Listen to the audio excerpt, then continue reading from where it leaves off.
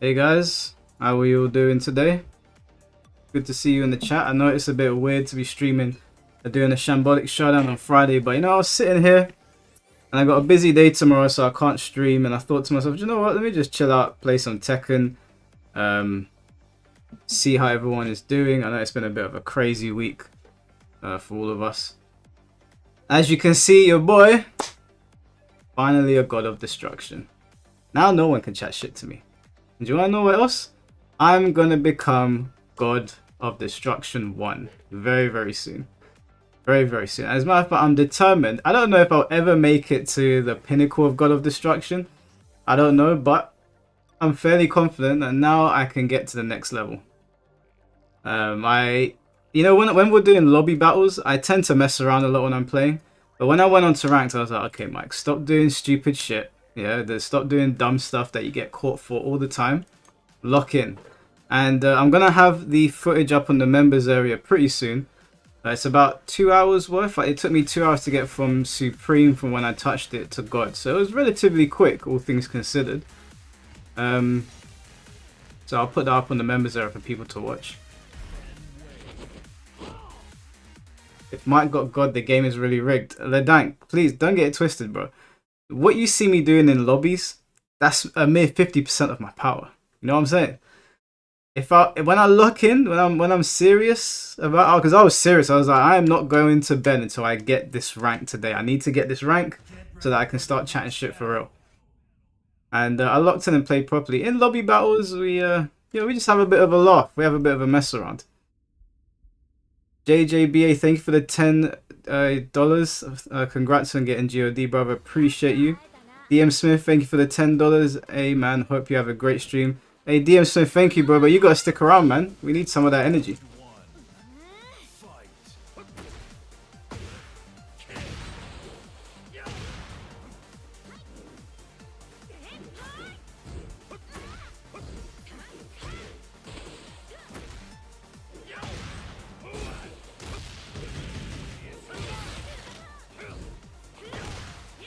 Mike, you have my respect for reaching God. I appreciate that, man. Thank you.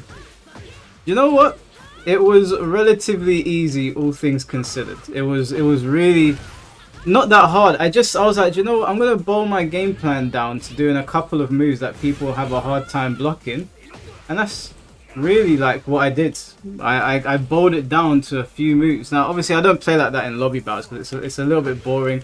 Maybe I'll lock in a little bit more now that more people are coming to the stream and playing. Whoop. Yeah, my fight pad has gone funny, so if you see me dropping combos a lot, it's because the up part of my Hori fight pad has I don't know, it's acting weird. What's going on, Mr. Mosk? How you doing, bro? Good to see you. You know what I mean? Tomorrow I'm gonna be busy, so I thought I'd stream today. We'll just sit down and have a chit chat. I know it's been very pressing times for a lot of people for a lot of different reasons, so I thought we'd just chill out.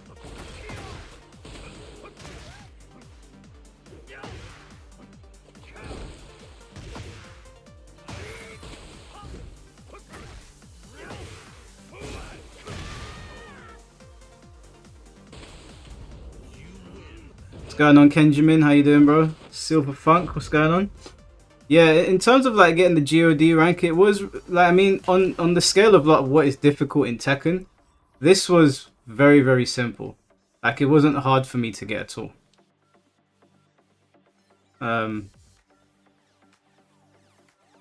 Wait, I'll play in just a second. Let me just see who's in the chat real quick.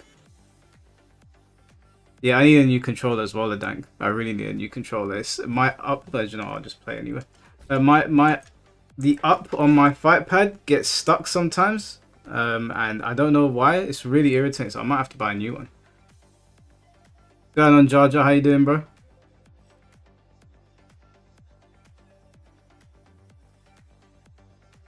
I'm telling you, if you just... The way Tekken 8 is meant to be played is that they've put very, very, very powerful, stupid moves in the game. Even though you've got a moveset of 100 moves. And if you just focus on those moves and you're somewhat aware of your opponent's attacks just through way of playing, because I don't really go into practice mode, you'll get God of Destruction. You just gotta be semi-decent at sidestepping, patient. No, I want to say patient, but not really in Tekken 8. And you just focus on a couple of powerful moves. What's going on, Ezra? How you doing, bro?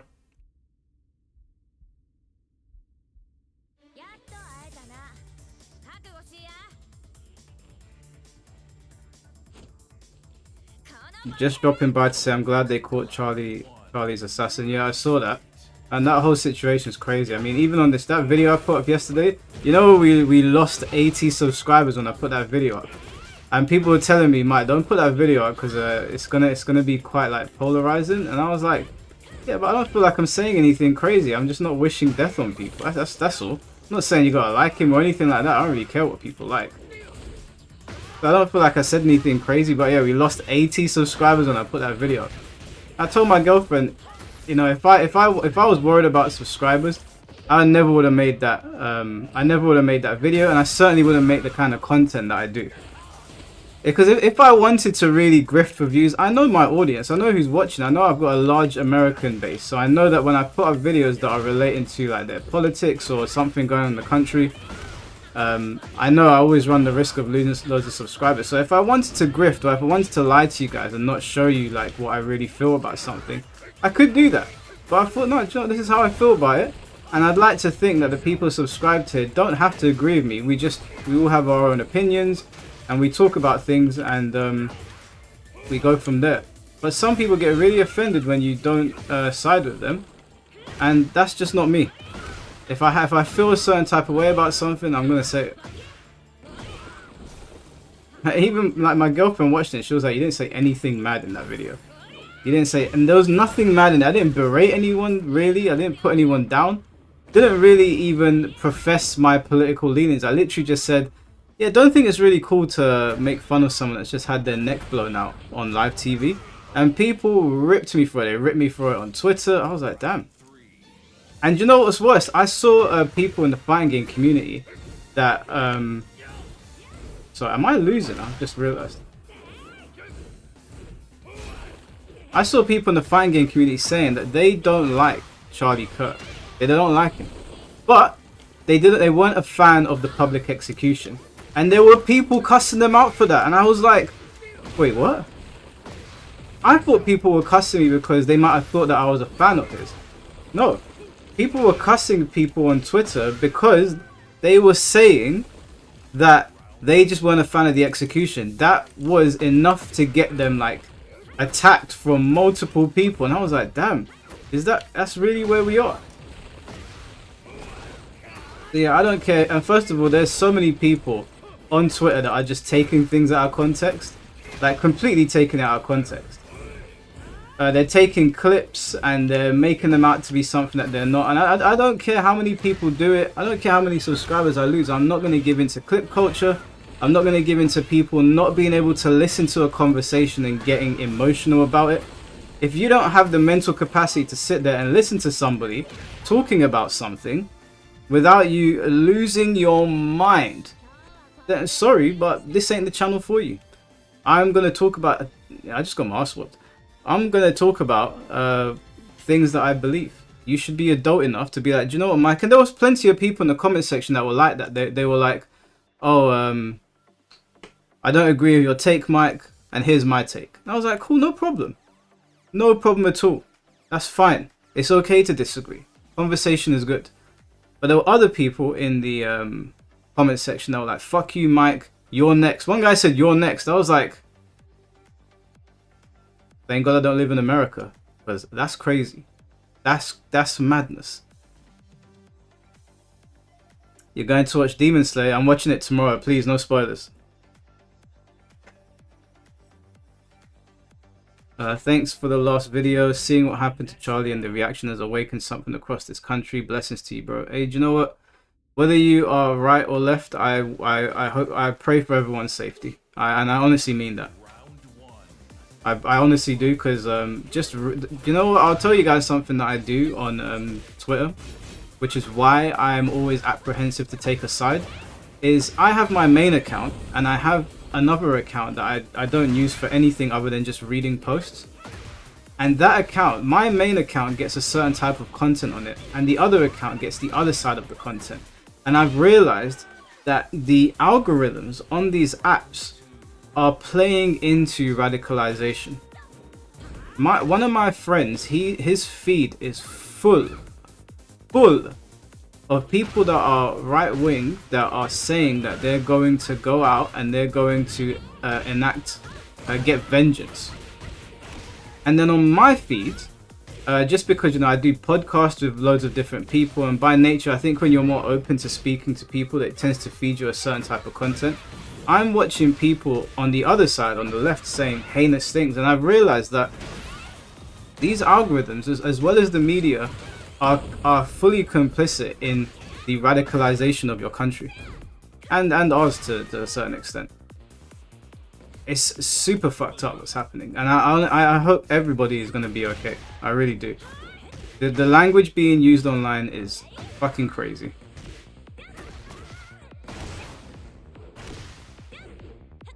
My feed, when I had Twitter, had race wars, and I don't know why. I only use Twitter for sports and memes, bro. It's like Twitter is the same as Instagram. It's just that Instagram feeds you Instagram models. It doesn't matter what you look at.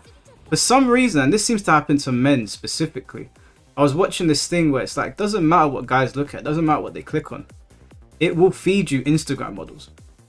Right now, my feed is mostly made up of me looking at like TCG stuff, like because I'm collecting cards now and stuff. I've gotten back into collecting cards, and even though like every now and then one will pop up and I'm like, I ain't asked for this. I ain't asked for this. Imagine, yeah, my girlfriend's sitting there and someone pops up and like, how do I explain this now? I was not looking at this. All of my searches, because me and the boys are collecting cards, has been looking for card shops to go and visit in the UK, or looking for good deals or whatever, or anime, or like places to go out and eat. And then randomly some chick pops up and I'm like, who are you? And then on Twitter, it doesn't matter what you do. And I've tried it. I have tried to curate my feed so that I was only getting posts about stuff in the FGC. Didn't matter. Didn't matter. And I think the reason for that is because Elon Musk pops up on your feed regardless. Like, you can't keep him off. And obviously he's always talking about politics. And I guess if you interact with the post or you click on it, then suddenly the algorithm reroutes you. I suspect that might be a reason. It's happening so much on Instagram, I actually stopped using it. My girlfriend thought that I was ignoring her memes. The reason I stopped using Instagram is because I got sick of it. I was like, every time I click on this shit, you can block Elon. Okay, oh, okay. You know, I didn't even. I've never used the block button on Twitter, so I even forgot.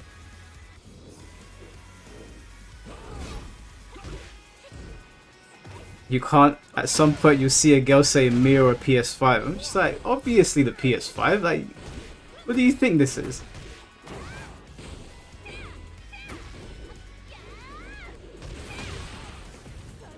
Yeah, man, Twitter's been crazy.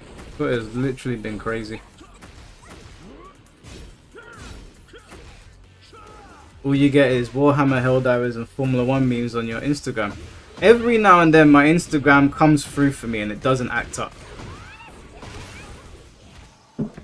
Every now and then my Instagram doesn't act up, but sometimes it just does its thing.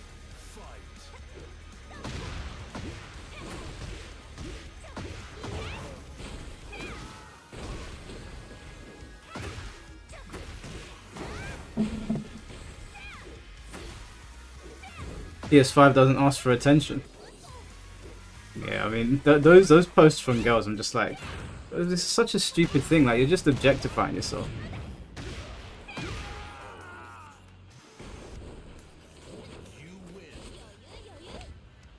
Alright. Oh man, I need to get a new pad. This pad's like buggered now.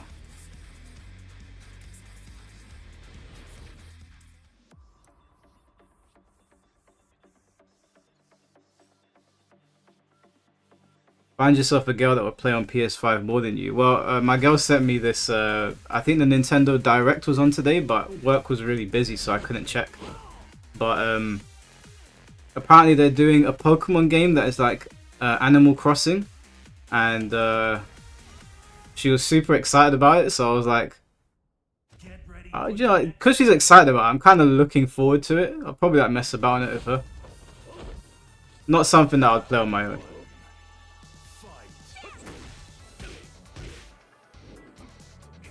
Guys, look at my Tekken prowess. It's never been that high before. I'm so gassed.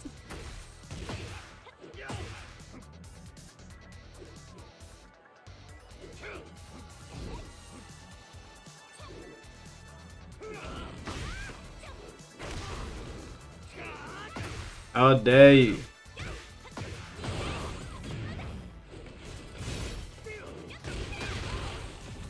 Should play it takes 2 split. Sorry, I need to pay attention to these matches. I'm getting cooked.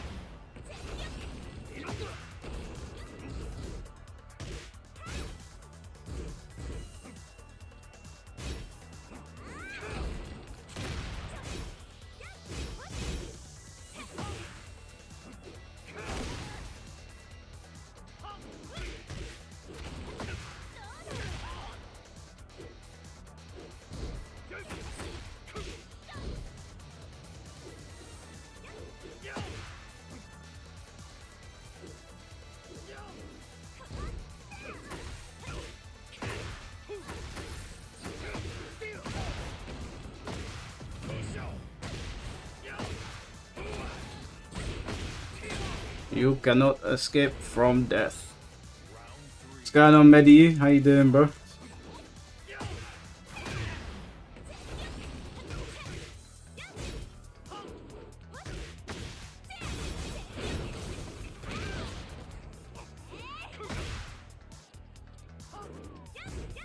That was my controller.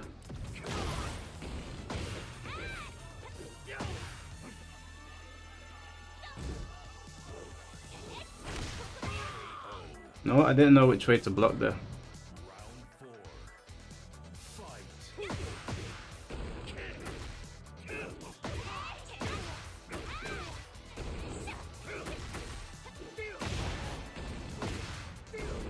That's the control. My control's buggered. So annoying.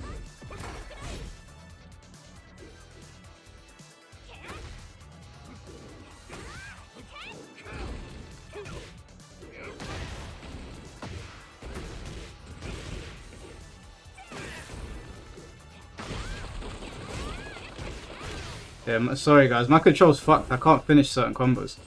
I need to buy a new Hori pad. For some reason, when I go for back 4, it's like, because the controller is, when one part gets fucked, because it's all stuck together there, it makes it so that I jump backwards. So yeah, I apologize. I won't be able to play. You know what's funny? I broke it just as I hit God of Destruction, because I was like, do you know what I'm going to do? Now that I've hit God of Destruction, I'm going to pick a new character, but I'll leave it up to the chat to choose which character I learn next. And then I don't know what happened. My controller just isn't working.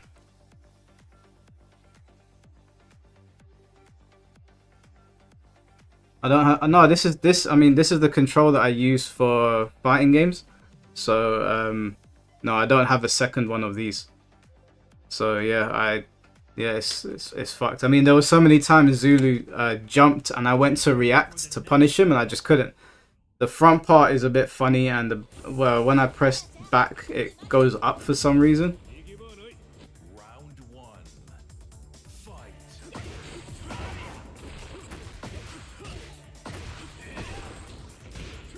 Victor is fun. Get out of here. Get out of here. They got a new wireless one that Jay did a review on. Oh, I haven't seen it yet. Was the review? Did he review it well? Is it worth playing or buying?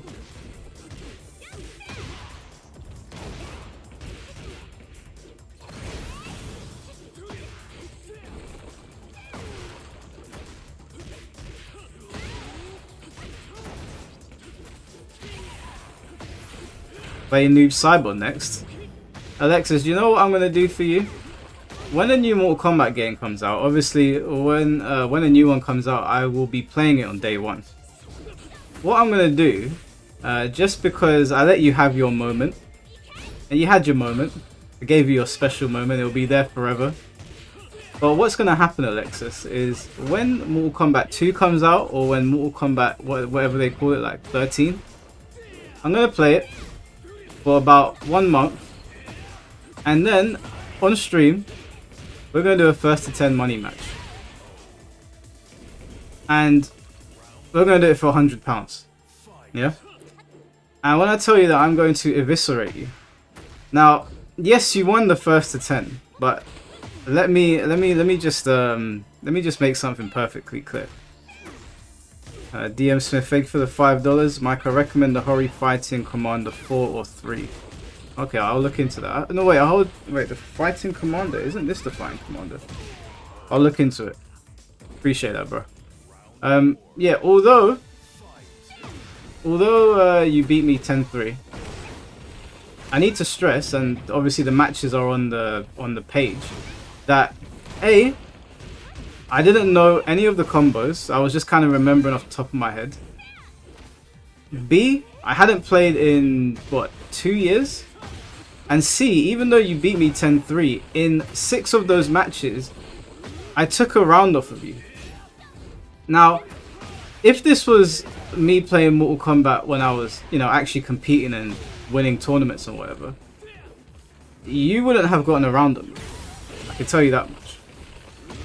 So what I'm gonna do, just because you have paraded me around like I'm some sort of pinata, is when the game comes out, and I'm saying it here in front of 100 people watching, after 1 month of the game being out, we're gonna play a first to 10 on stream. I'm gonna beat you within an inch of your life. You won't be getting any rounds with me, and even if you do, there'll be charity rounds, and I doubt you'll even get 3 games. The fact that I could even get 3 games on you, on a game that I haven't played, a game that I only played for 1 month, bear in mind, when it came out I played Mortal Kombat for 1 month. 1 month! And the game has been out since 2023. Alexis has played it consistently ever since. I played the game for 1 month, and I still got 3 games on her, and in 6 of those games, I took a round off of her, and in 3 of them, it came down to the wire. So it could have, you know, it could have gotten to like at least 10-6. You know, if I understood how to finish combos. Because I want you guys to go back and watch those matches.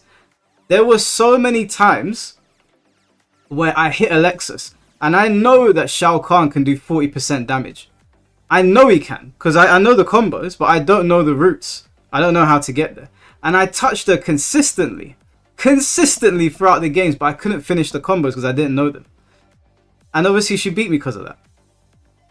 Now, again, I'm going to stress. I have 1 month playtime on Mortal Kombat 1 since 2023. 1 month. Alexis has over 2 years now.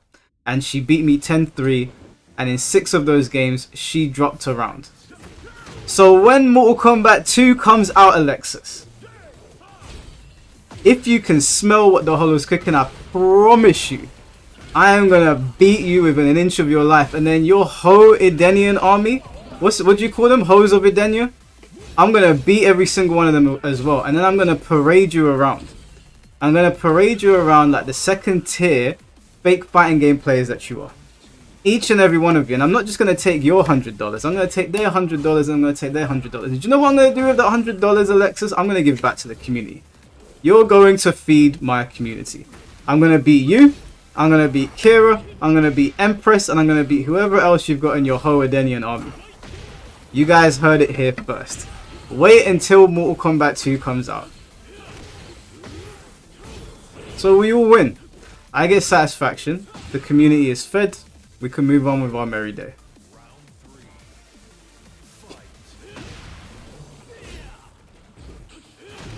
Yeah, these hands are rated E for everyone. Urban Boy, you can clip that. Mr. Mars, thank you for the $20, bro. Someone sent me a crazy meme on the left. It said vegan milk and the ingredients were rule of text. The right side said normal milk and ingredients, where some Instagram model in Calvin Klein underwear. Then I delete it. Wait, hold on, wait. Oh, sorry, my brain is fried. Did I read that wrong? 1 second, hold on. Someone sent me a crazy meme on the left. It said vegan milk, and the ingredients were wall of text. The right side said normal milk, and ingredients were some Instagram model in Calvin Klein underwear. Oh, right, okay, sorry. Oh my god, that fried my brain, bro. Punctuation. Yeah, bro. Instagram is cooked, man. It doesn't matter what we do, and it specifically targets guys. Did you know? Apparently, I didn't know this, but if someone DMs you something, apparently, I don't know if this is true. This is what I was told. If someone DMs you something, even if you don't open the DM, the fact that the DM was sent over to you, it will apparently feed into your algorithm. Now, I've got about 30 unread messages on Instagram.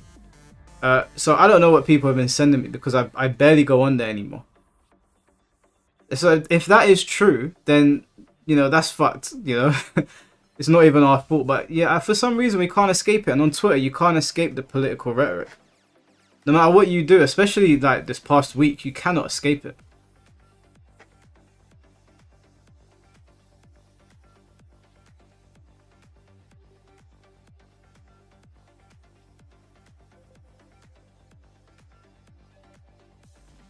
I now want Alexis to win. No, do you know what? Give all of your energy to Alexis. She's going to need it.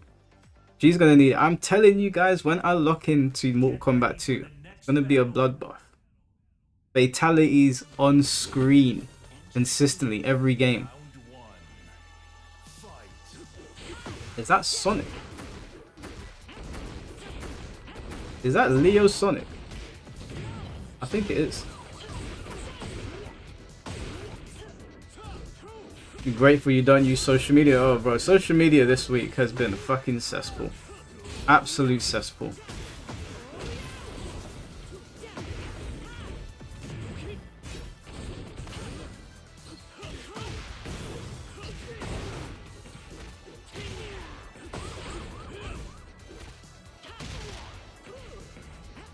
When is it not, bro? Yeah, when is it not? That's true. That's true. Oh, there's so much stuff that has been going on. So much stuff.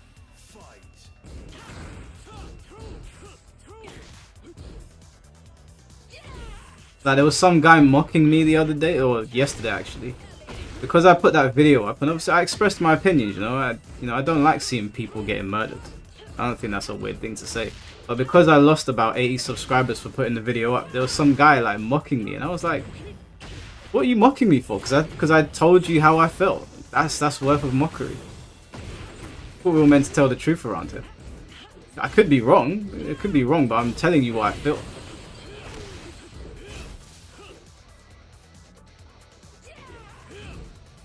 You really lost subs for that? Yeah, dude. I lose subs all the time. Like, we gain and we lose. It's fine. Like, I'm not here to stroke anyone's ego. This channel is completely opinion based, which is why I let all sorts of people to come onto the podcast. I let anyone come on, and I always get messages going, "Why did you platform this guy?" And I'm just like, "Oh, shut up, bro. What are you not understanding by now? It's open discourse. You don't have to like the person that you're talking to. It's open discourse. Otherwise, it defeats the purpose." So, yeah, we it's probably still. Let me check. I haven't checked. I haven't looked since a couple of hours ago. Damn. Okay, 90 subscribers. Yeah, people got really pissed off. People got really pissed off with that video. So we were about, yeah, we were on like, I can't remember what the number was, but yeah, it's around 90 subscribers now. But I don't think that you should. I don't think that you should just make content to gain subscriptions. I think the fun part of content creation is putting your opinion out there and seeing what the reaction is. Like, that's part of the fun, right? It's part of the adventure. Lying is not adventurous. Telling the truth is, because you know what's gonna happen when you're lying, because you're curating your opinion to make sure that your audience is completely happy. But if you tell the truth, you have no idea what's about to happen, and to me, I find that to be a bit more exciting. So, not a video I wanted to make, you know. I don't really want to talk about someone getting executed, but I felt like it was necessary considering the conversations in the fighting game community, and considering the fact that you know, Smash players have been talking about executing technicals and other people they don't like, and it felt pretty fitting. Hey, what's going on? Is it Average Noir? Am I saying that right? To be fair, the subs you lost weren't going to last long anyway if that's who they are. Yeah, dude. I mean, the last time I lost a lot of subscribers was when I put up my take on Ayane in Ninja Gaiden. Like, I saw people, like, drawing, like, sexual content of her. And obviously, Ayane is, like, 16. So I just basically said, you know, I find this a little bit weird. It's not for me. I'm not kink shaming anyone. Like, I don't even know. That's not a kink. That it is what it is. It's a fictional character. I just don't personally like it. That's just me. And yeah, we were hemorrhaging subscribers when I said that. I was like, damn, that really pissed people off that much. Fair enough. It's not a problem. Yeah, telling the truth is an adventure.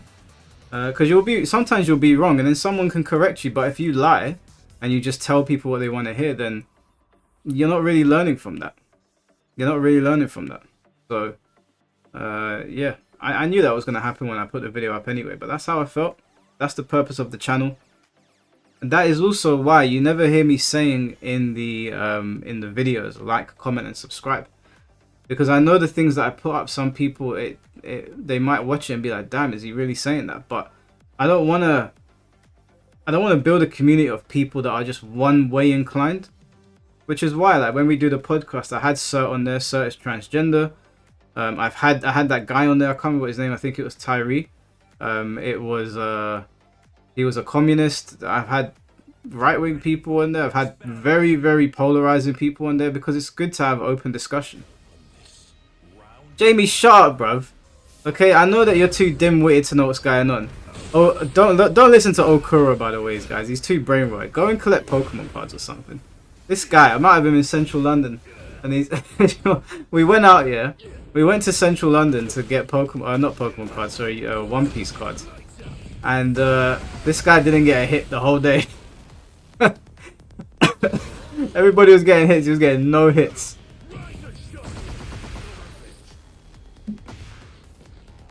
Tyree and Solomon were wild last stream. Yeah, they were wild, but do you know what?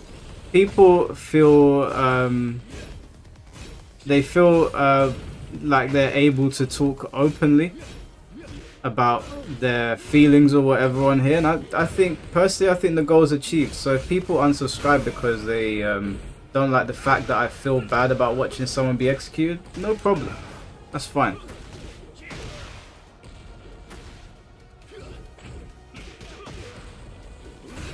I think people don't like being told how to feel about someone who they deem as a really shitty person. Well, the thing is, Who Is Cats, is that it's an opinion based channel. And if people have a hard time listening to opposing opinions, then it's not the channel for them. It's really that simple. I'm not gonna foster an echo chamber over here. Alexis, you're gonna have to rewind. We've moved on. Solomon had Messats crashing out in chat. Yeah, bro. Messats. I was reading it. I was trying to focus on the conversation, but Messats I was cracking up.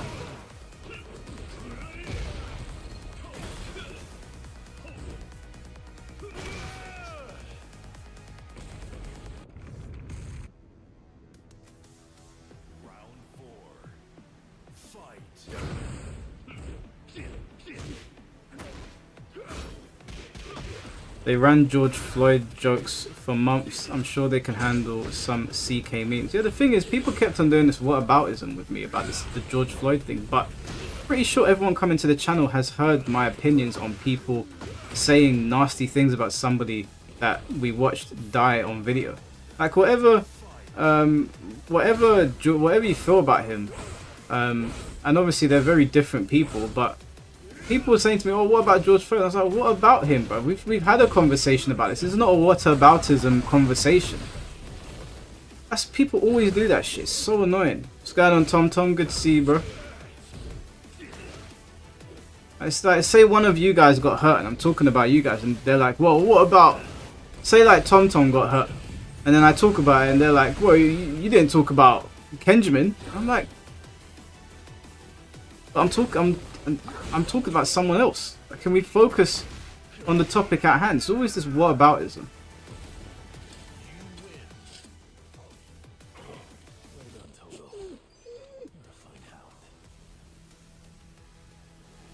Besides, it's not memes that I was talking about.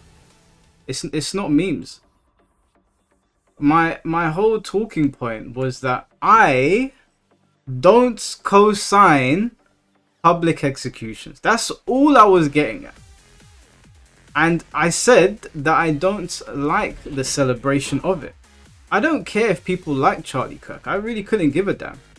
I'm just telling you how I feel. And everybody else is entitled to say how they feel. Memes and all that. Memes are memes. I've seen the memes online. I just scroll past them like that. I scrolled past the George Floyd memes. You don't see anywhere on my social media of me sharing George Floyd memes. I didn't find them funny. But just because I don't find them funny doesn't mean other people are not allowed to. So people lumping me in with the, oh, well, they were doing George Floyd memes. Okay, that's none of my business. I didn't do George Floyd memes.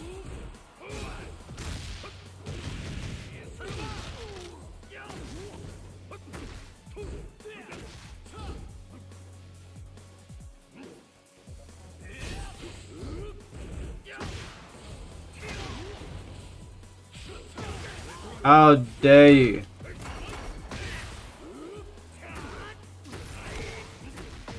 Come on, controller, don't fail me now.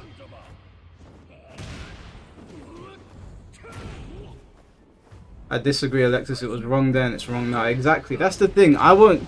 They did something bad, and something bad is happening now. It's not, oh, you guys did that, so we're gonna do this. I'm sorry. I know why people do that. I understand the human psyche. I get why people are like, well, I'm gonna do it back to you, sort of thing.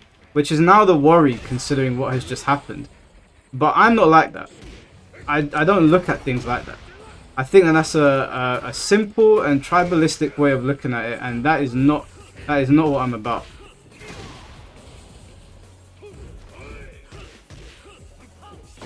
Damn it.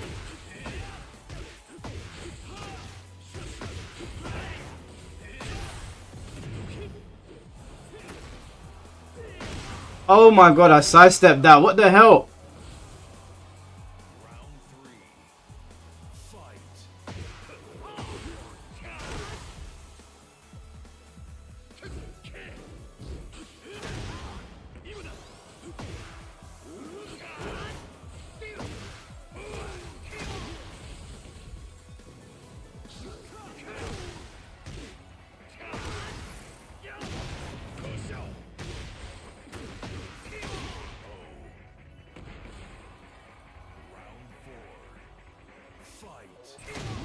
Get out of here.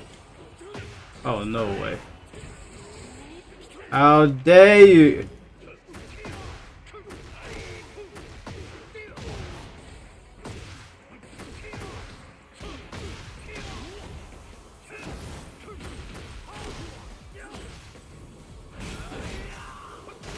Get out of here, George. What are we playing at here? Huh? I'm got a destruction now, son. Yeah? I'm the boss in these parts now, yeah? Anyway, GG's, bro. Your setups are still the same disgusting stuff you've been doing. Yeah, well, I'm in lobby battles, innit? I'm gonna mess around in lobby battles. In ranked, I'm locked in. Here, I'm talking to you lot. I'm not even paying attention to the matches. But to go back on topic, you know how many people have wished death on me since I put that video up, or said nasty shit to me? Or have some guy was literally telling me just now, shut the fuck up, Michael. I'm gonna drag you out or whatever. It's fine. Like all these people that are saying stuff about me, all of the stuff that happened with Planted Medusa and all those guys, I'm not gonna do it back to them. That's not how I operate. I do things that I want to do. You're not gonna influence me to do something because you've been a shitty person. That's up to you. But this whole like, oh, they did it, so we're gonna do it. I'm sorry, I'm not 15 years old.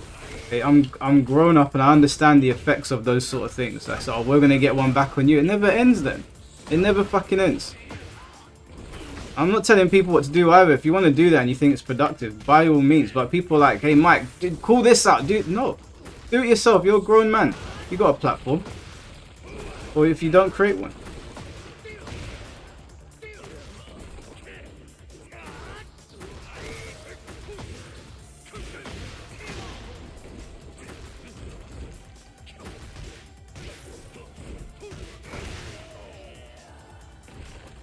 Daniel, thank you for the $4.99. They caught him faster than releasing Epstein files. Yeah, that's a whole other kettle of fish, boy.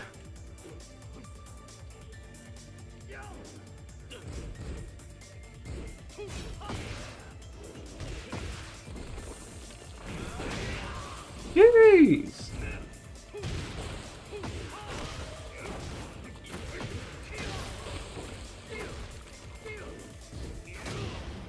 Didn't his dad turn him in? I said that. I heard that his dad was the one that turned him in.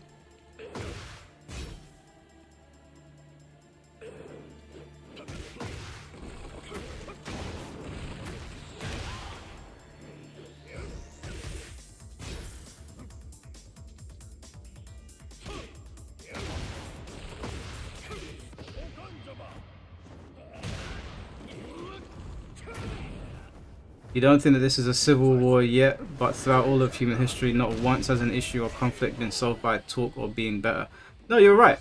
Which is why I'm very worried for my friends over in America, any family that I've got there. I don't want civil war to break. I don't want people on the left to be shot. I don't want people on the right to be shot. Black, white, Asian, whatever. I don't want violence. Like, I made that very clear in my video. It's not about taking a political stance for me. I don't want people to get hurt. Like, people are more than their politics. That's all it is. But these people on social media, these fucking unhinged psychos, are on there berating people because they're saying, hey, you know, I didn't like his politics, but maybe he didn't have to get shot in the head in front of his daughter. What did you say? I expected better out of you. I'm like, well, what? Are you mad? Man's still got a little girl. Like, come on, man. Like, have a bit of humility.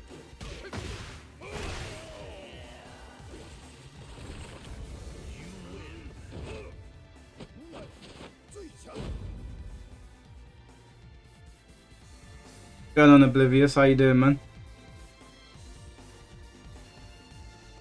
Like his wife, I saw a video, a picture of his wife crying her eyes out, and I heard that when the gunshot went off, his daughter was running towards him, and I was just like, some of my friends are parents now, and I'm like, and some of them really don't like him, but even they were like, shit's fucked. And every single black person that is talking on it is being called an Uncle Tom, or like they're shucking and jiving. And one of these people better not show up to the stream, because if they do, I've already had to put 2 people in their place today with them clipping things out of context. We'll watch the whole thing that they're referring to, and I'll tell them piece by piece why they're wrong. It's not really about defending Charlie, because, you know, he's a random guy that I don't know. It's about lying. We live in a society where people just lie, constantly lying to push an agenda.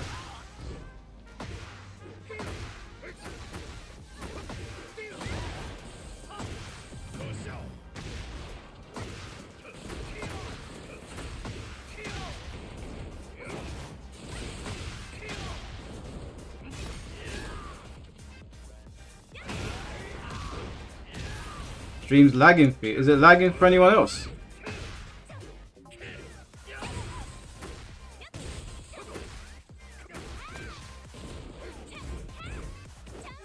Oh, is that not safe? Unsafe.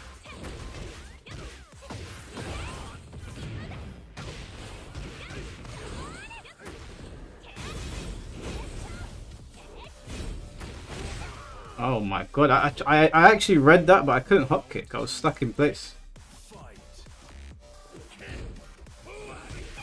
No, you dumb blood. She went under a mid.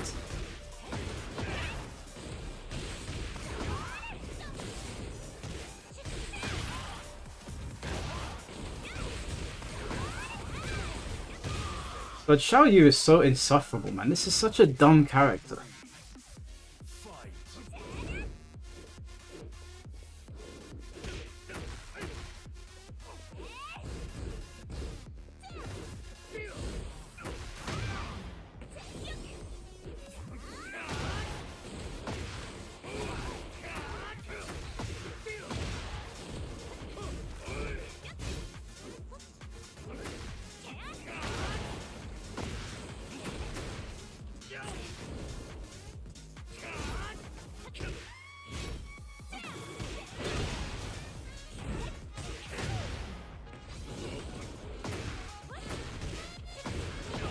Feng is way worse. You know, in the right hands, Feng might you know, no, Ling shall use worse.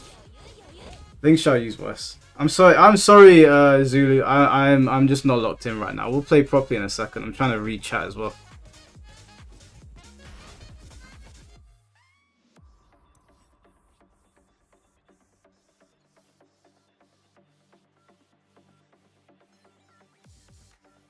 Oh, what's going on, Messats? How you doing, bro? Didn't see you here. Daniel, thank you for the 199. His dad doing better work than Rampage Jackson. Yeah, that situation has been swept under the rug now, isn't it?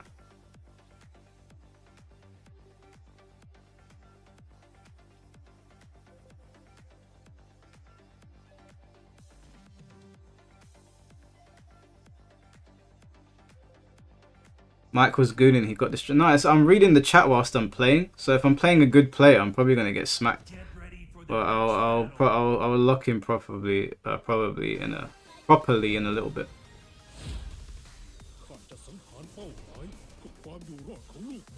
I wouldn't say my friends are extremists, but I definitely think they struggle to separate his talking points from the fact that he's a father as well, and now his children don't have one. Is crazy. Yeah, but people have lost all sense of humanity. They really have. There's people on TikTok that are saying like F his kids, F his wife, all this stuff, and I'm just like, you just gotta look sideways and be like, but damn.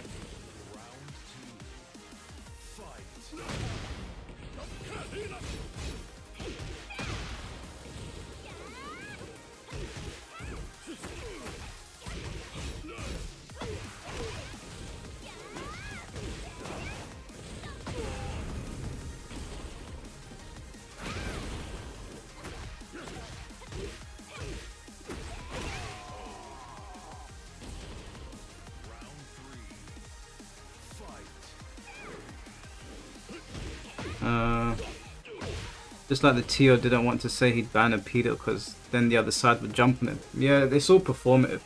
They call me performative, but that is literally being performative, or like it's playing for a side.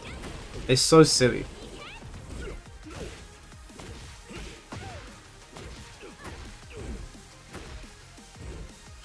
Forget all the noise for a second. Horrible situation for the kids. Do you for real think that racist, misogynistic, anti-trans, gay, Muslim talking points to rile people up are just views?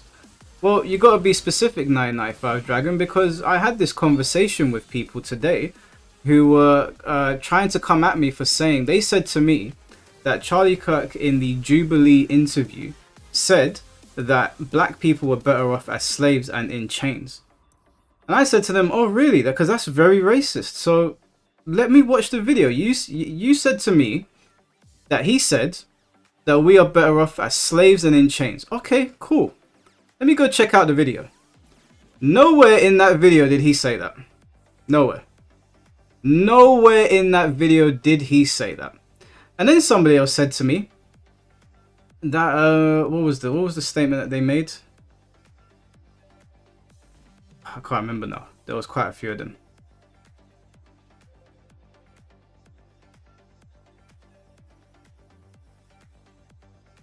He said the Civil Rights Act was a mistake and that crime was lower then. Those were his specific words, were they? Were those his specific words? And if they were his specific words, can you give me the timestamp? I'll check it right now.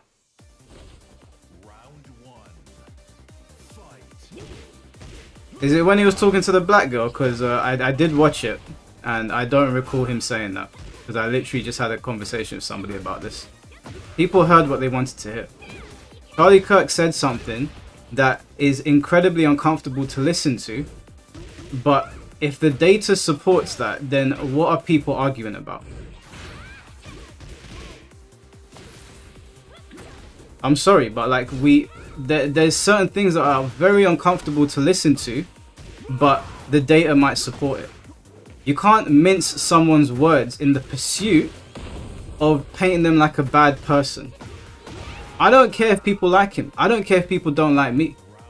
That's not my point. My point is that people are lying because they don't like a particular talking point.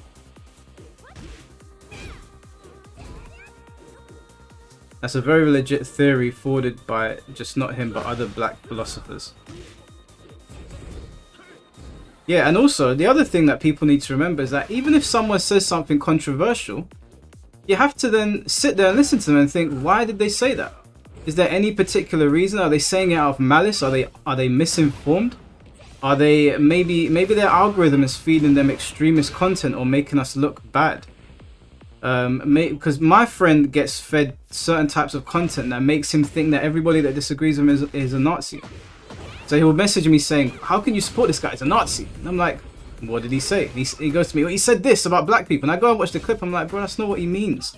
And there's a 1 hour conversation around it.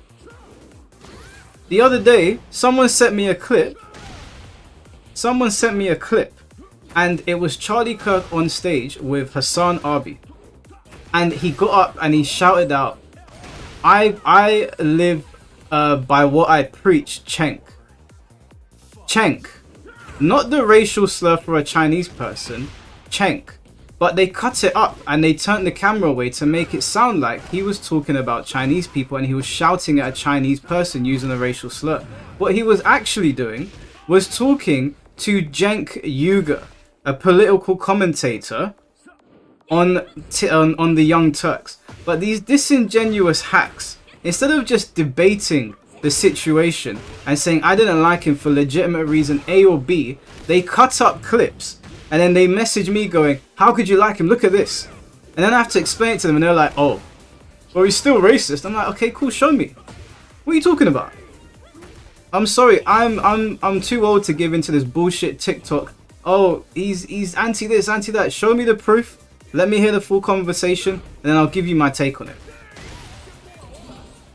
If you're too busy in your day to listen to something in its entirety, then in my opinion, you don't have to do this, you don't have to listen to me, but in my opinion, you should park your opinion at the door and not comment on it. That's how I feel about it. But if you want to espouse nonsense, I'm not talking about you specifically, 1995 Dragon, but if you're just going to repeat things and then not have the substance to back it up, and then I go and look at it, I'm going to look at you sideways and be like, you're a disingenuous person.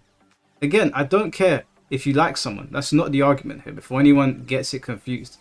The argument is about lying.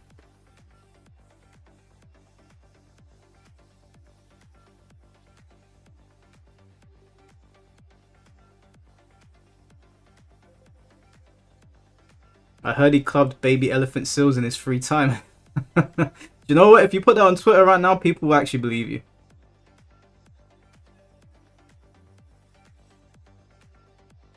The thing is, 1995 Dragon, is that it doesn't illustrate your point because you're not giving me any context. Did I miss a comment here?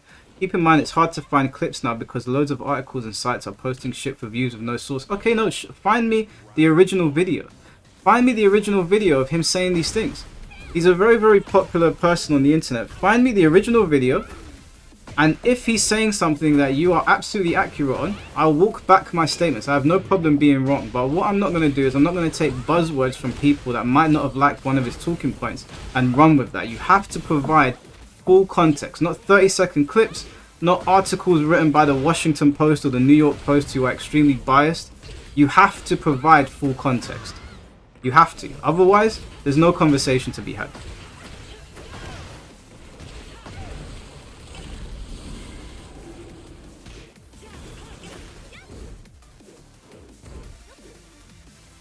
I've seen the debate of the black girl. He did not say that. He did not say that. Those were not his words. I literally had a conversation with somebody today and we went through the clip. It is the last 9 minutes of the debate with the black girl in Jubilee. Those words did not come out of his mouth. He asked a question around that subject. He was asking a question about why we have less money today and why we have less fathers in the home. That is a statistical reality. It's an unfortunate one. It's obviously one that I don't want to come to fruition because those are my people. I don't want to see black people suffering. I don't want black people to be in the dumps. I don't like sign onto social media and seeing us kill each other or being in communities where we have nothing. I don't like seeing those things. But there's no point in lying about it. He asked a question based on what is happening today to us. That's all it is. You can't twist a man's words because it's uncomfortable to listen to.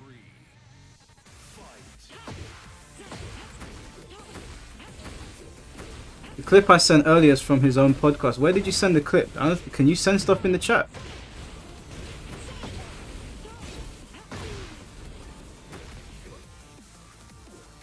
What about him talking about the Second Amendment and gun violence? What about it? What's your question?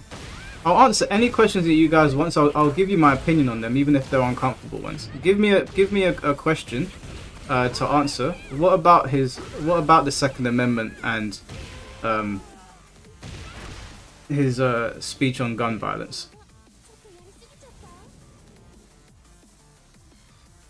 Twitter link. You send it on Twitter. Okay, hold on one sec.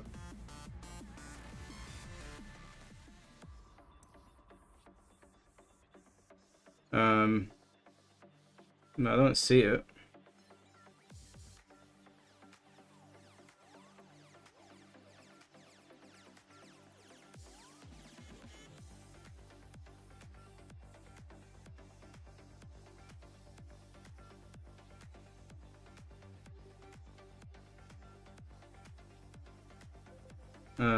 Yeah, sorry, I don't see it on Twitter.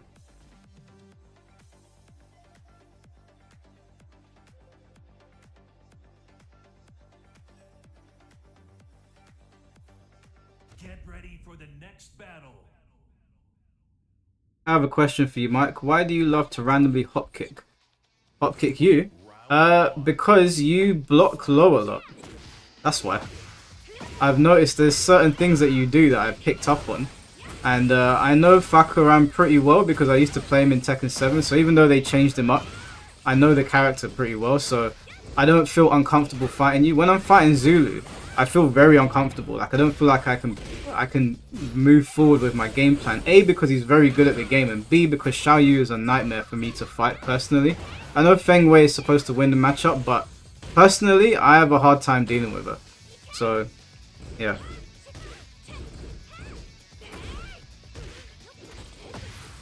Why you even answer what about questions? I'll answer questions from the community, bro. I'd have no problem. I have no problem answering people's concerns or whatever, or like giving my stance on it. Just, you know, someone might ask silly questions, or they might ask something that I find obvious, but I like to think most of the people that we have around here are asking genuinely, and they just don't know. They're not trying to be a prick. So, yeah, I don't mind answering questions, even if I find the question to be a little bit silly. So that's why I said, like, if someone has a question, like, I don't know who it was, someone asked about gun violence, but they didn't actually ask a question.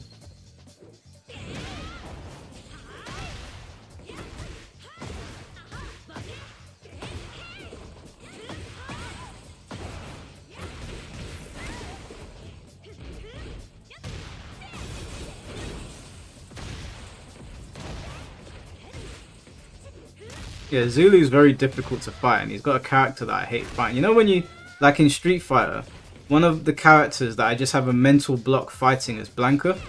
You'll see me fighting like a Chun-Li, and I'll play perfectly fine, very confidently, and then I'll come up against Blanca and I'll just freeze. I'll just freeze. I'm like, I don't know what to do. I'll get past it eventually. You sent it to me on Twitter, yeah? Alright, hold on one sec.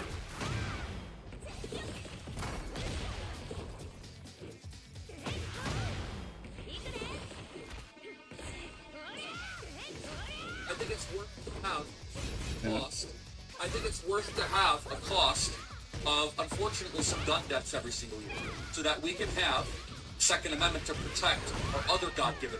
Okay, I've seen this. This is an 8-second clip. It's an 8. Okay, all right. You want to talk about that? Let's talk about that. That's an 8-second clip from a much longer conversation, but I've seen that, so I can give you my full opinion on it.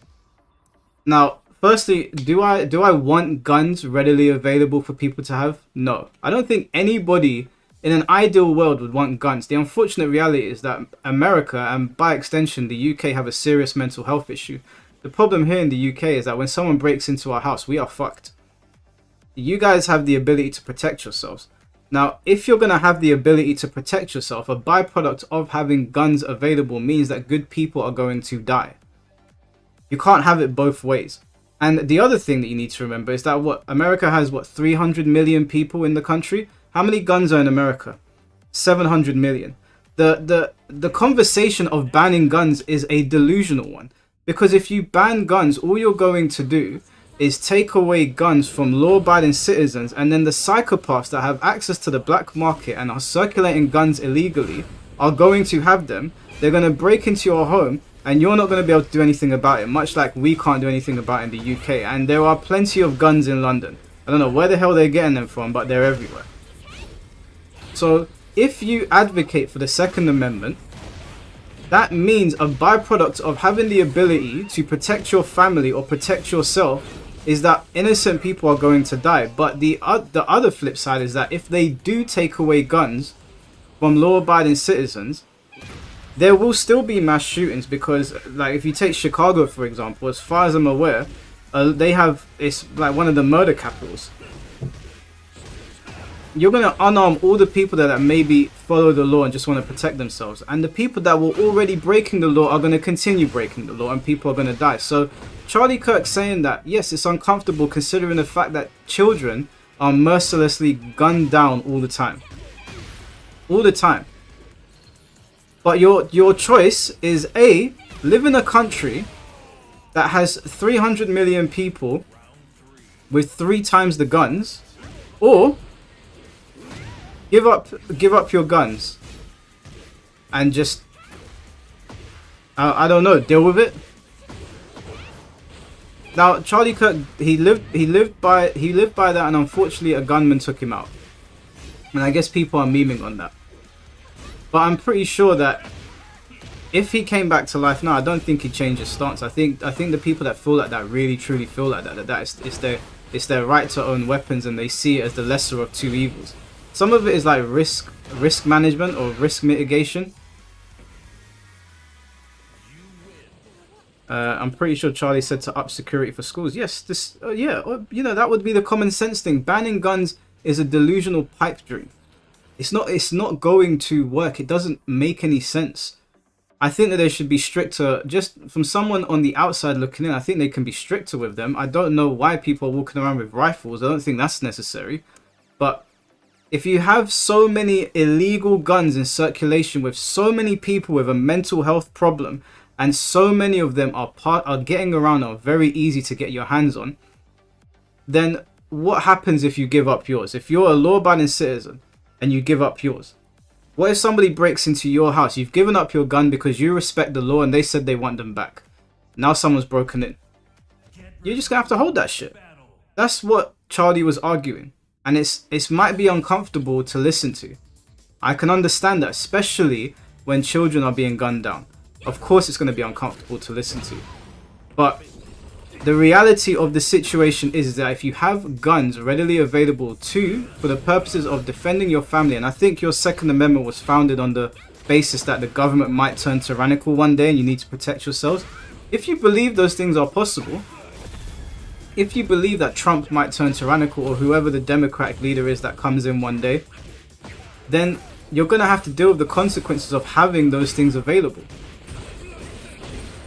I don't understand why that is not even that's not like a disgusting take to have. That is the reality of the situation. So I hope that answers your question. That is not a case of like being nasty or taking a stance. That's the country you live in.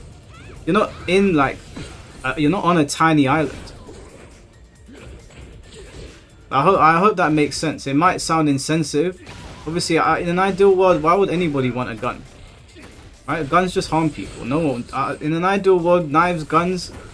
I would love alternatives. Can we not just shoot each other with water when we get each other pissed off? You know, shit like that. In an ideal world, but we don't live in those worlds.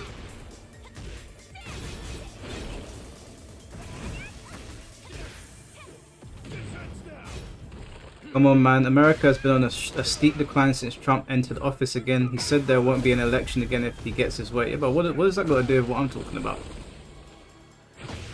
I'm not here defending Trump, okay? This has nothing to do with Trump. We're just talking about guns.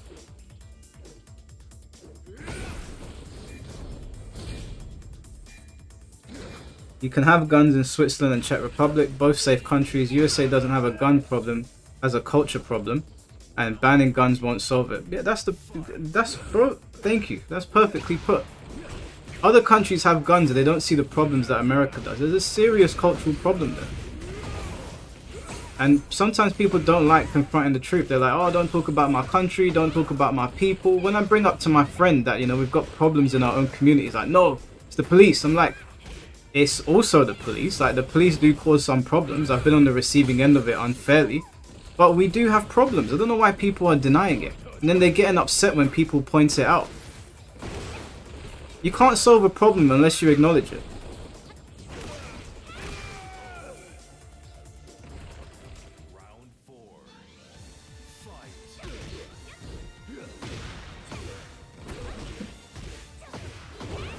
Australia also has a fraction of the US population on a fraction of the land, so it's much easier to keep everything controlled and regulated. Yeah, I had someone bring up Australia to me as well, and I was like, yeah, that's Australia, mate. It's not America. The situation, the culture, the climate, the politics, everything is vastly different. What's going on, MLA Gaming? How you doing, bro?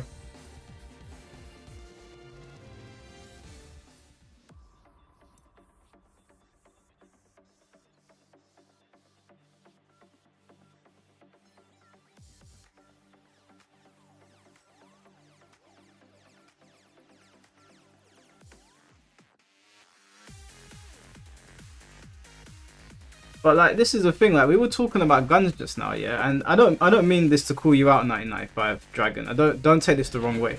But we were talking about guns just now. Someone asked me a question about guns and Charlie's comments on it, and you started talking about Trump, and I was like, we're not talking about Trump. And this is why conversations go nowhere on Twitter, because one person will say I like waffles, and then the other person will say, why are you insulting Coca-Cola? And you're like, I wasn't even talking about it. We have to stay on topic if we're going to make any headway in a topic.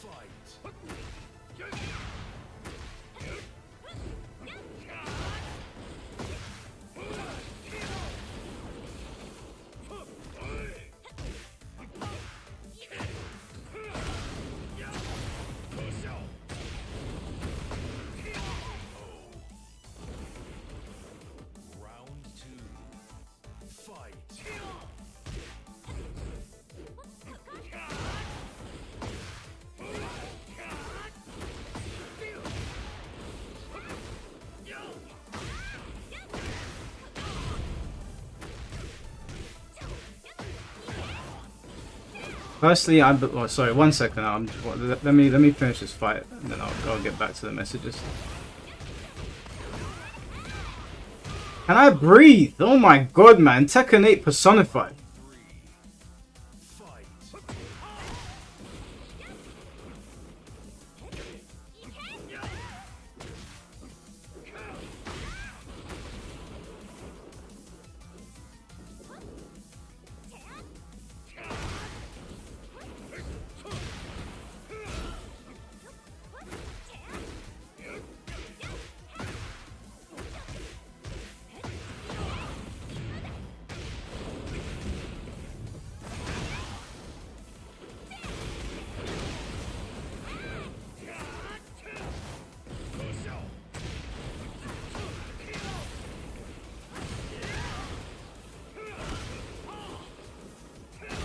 Enough of that foolishness.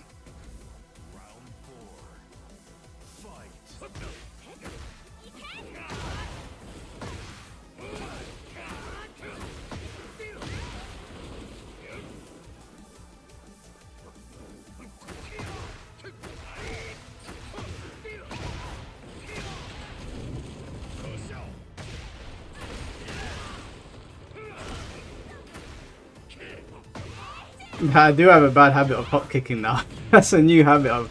Actually, it's not a new habit. I've been doing it for ages. Oh, come on. What, you don't realign when I need you to?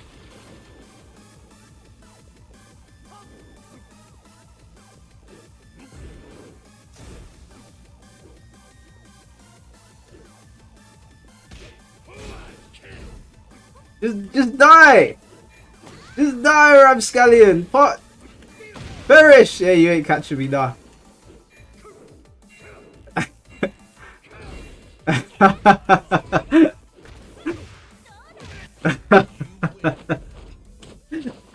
I was like, you come anywhere near me, I started hop kicking.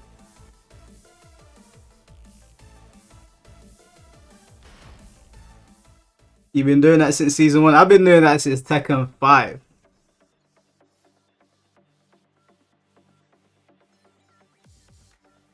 Let me go back. Sorry, I missed your comment. Where's 1995 Dragon?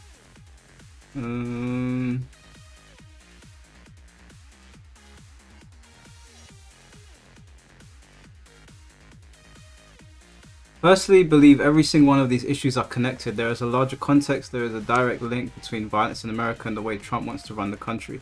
Yeah, well, firstly, I would disagree with that assessment. As if we're talking about it holistically, our favorite word, I disagree with that assessment. But the main thing is that if I'm talking about, if you've asked me a question about guns, and you randomly bring up Trump, it's hard to have a conversation because we need to stay on topic and then naturally progress into another topic. But you started with, come on, man, Trump this, Trump that. I was like, well, we weren't talking about Trump.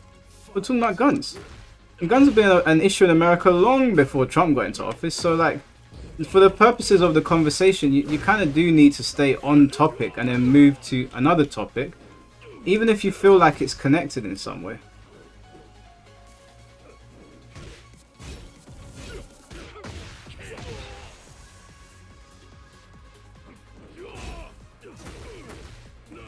No.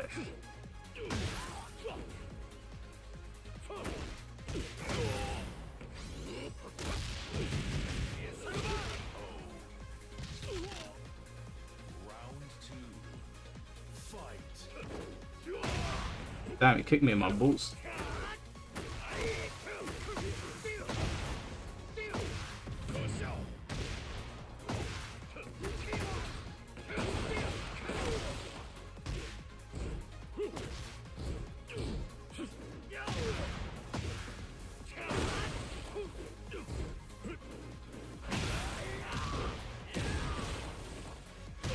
That was season 1, you would have been dead. How do you stay awake so late for your podcast? I couldn't even tell you, bro.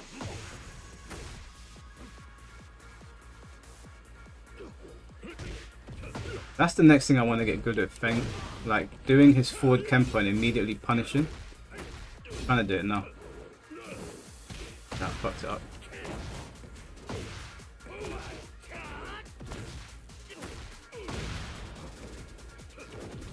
Yeah, that's so cool. And I never do it. Damn. Alright, let's lock in. You see, if you do forward kempo and press the button straight away, you can get an actual punish.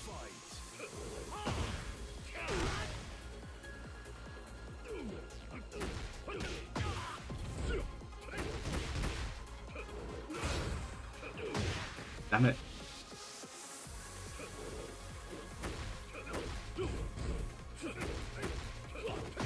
Not working. But I'm gonna die. Alright, let me just kill him.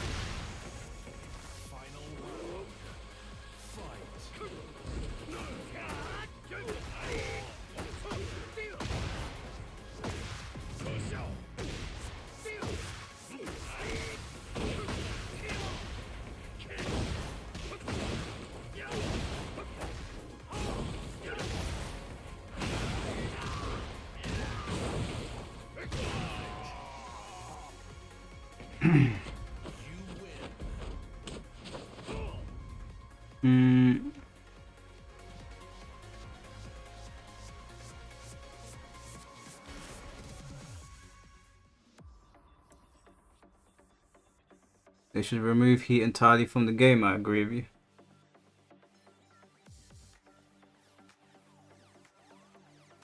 Wait, what do I always do? What did Storm say?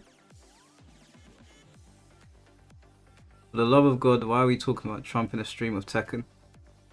Because we're having general conversation, bro. We're having, oh shit, wait. Oh, thank God. I almost missed it. I almost missed it. We're having general conversation. Like, well, we've got Tekken in the background, but we have general conversation. So whatever the topics are of the week, we sit and we talk about them.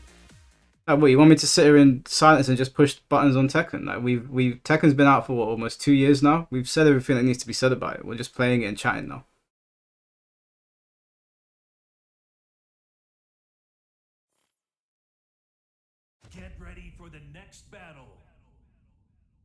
Alright, Misats, yeah? You come for your revenge.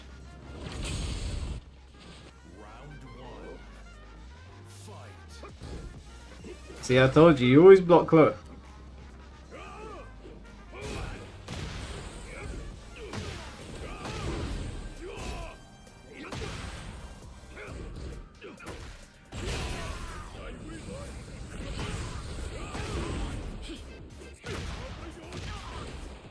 Alright, mate. Calm down. Nah.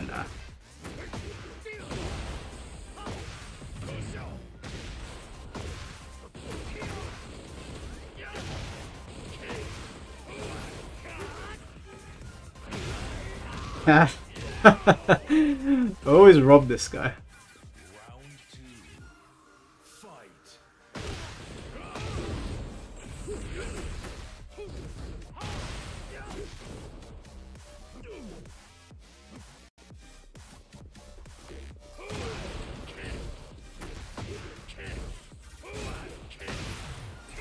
Come on, Misats. Come on, fight back, fight back.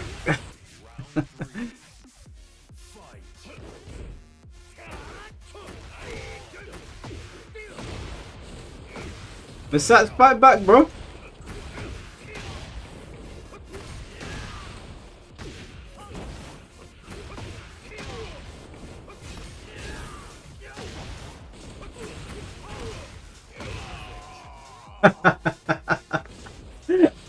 You know what's happening here? Misats is a good player, but I've beaten him so many times that there's a mental block now. Now he's playing badly. I get it. Because I do this as well. There's certain players that I know that I could probably beat, but there's a mental block. When I'm playing them, I don't play myself. I feel like that's what's happening with Misats. I play so random. Tekken 8, bro. Tekken 8. Also, do you know what, yeah? Mentally, you might be looking at the God of Destruction thing and you're thinking, do you know what? I rebuke it. I rebuke it. I don't want to deal with that shit. It might all be psychological. Get ready for the next battle. We'll be doing another podcast covering the aftermath of this assassination. How will it bleed into the FGC? There's no plans to do one like that. If something happens FGC related, then yeah. But right now, it's, you know, I do try to keep them like related to games. So, and oh my god, fucking cameraman went crazy there. Oh, controller drop. So yeah, if something happens in the FGC related to it or gaming, then maybe. But right now, I'm just gonna watch the situation play out on social media.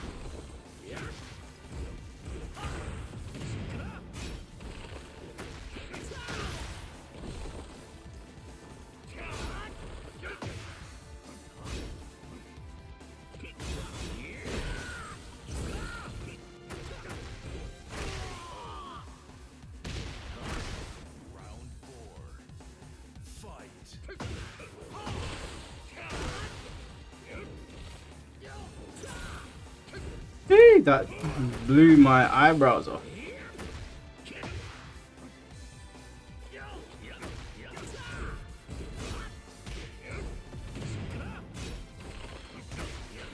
Excuse me?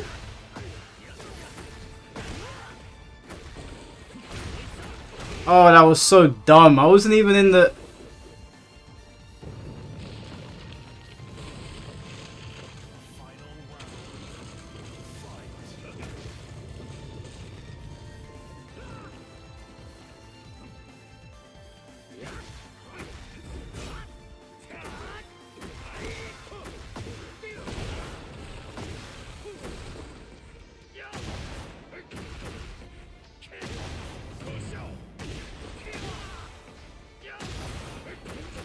Stand up. Trusty hop kick. Never fails.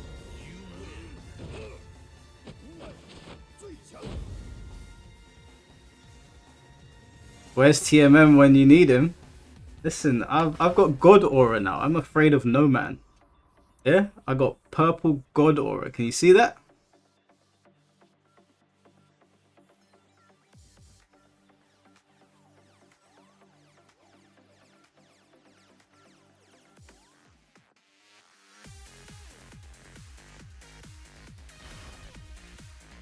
Do you think Heat makes this game bad? Yes. What's my rank in Tekken 8? Storm, are you okay? What do you mean, what is my rank in Tekken 8? What game do you think we're playing right now? Can't you see my rank right there?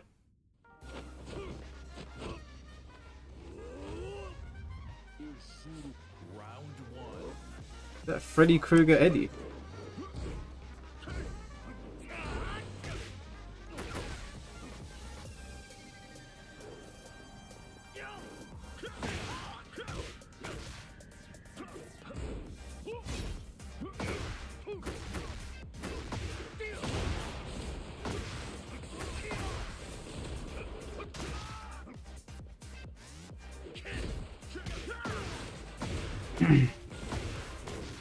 One on one against fighting GM? Nah, man. I'm good. Let me relish in my... Dude, this is a red bar connection.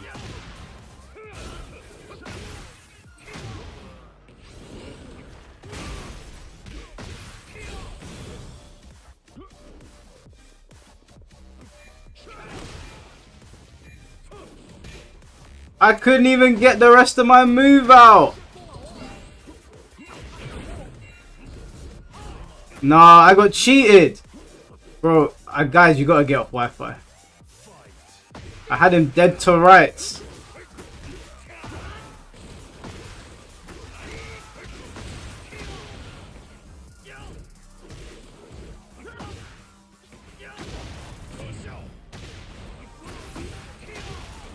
Your daughter's birthday. Happy birthday, man.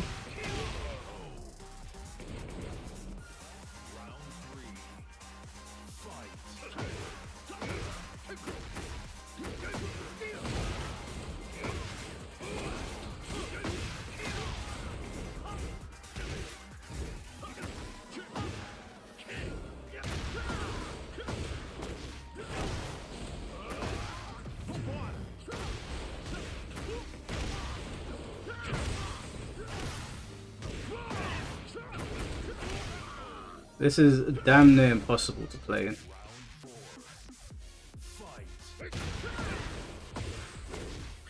Yeah, wish your daughter a happy birthday from all of us, bro.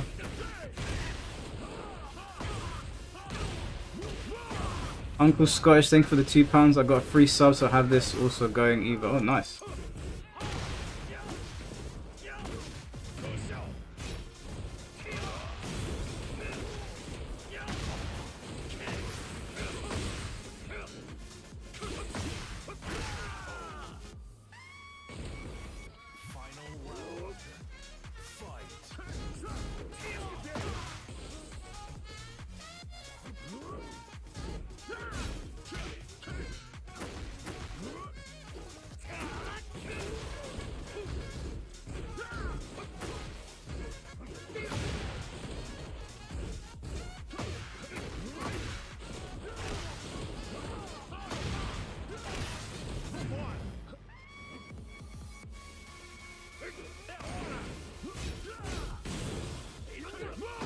What in God's name just happened?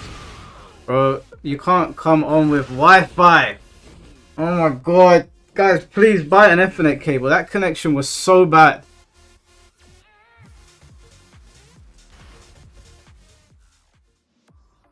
Who's a PDF? What?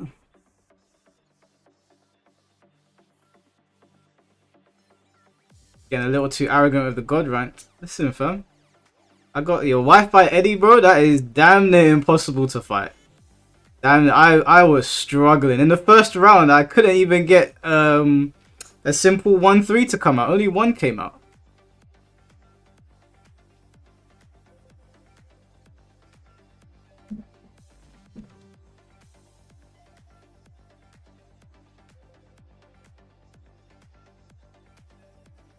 But yeah, thank you, Uncle Scottish, for the £2. Appreciate you, bro. I guess you could say that playing him was a nightmare. Yeah, bro, it was that was rough. That was rough.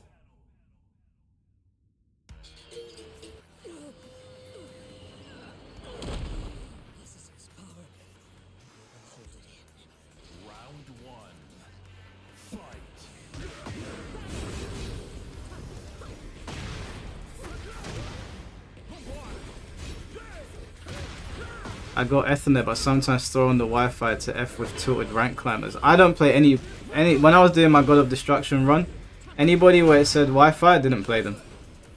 I only played people with a wide connection. I don't know why someone would accept. I mean, I'll do it. I'll do it in the lobbies. I don't mind, but in ranked, there's no way.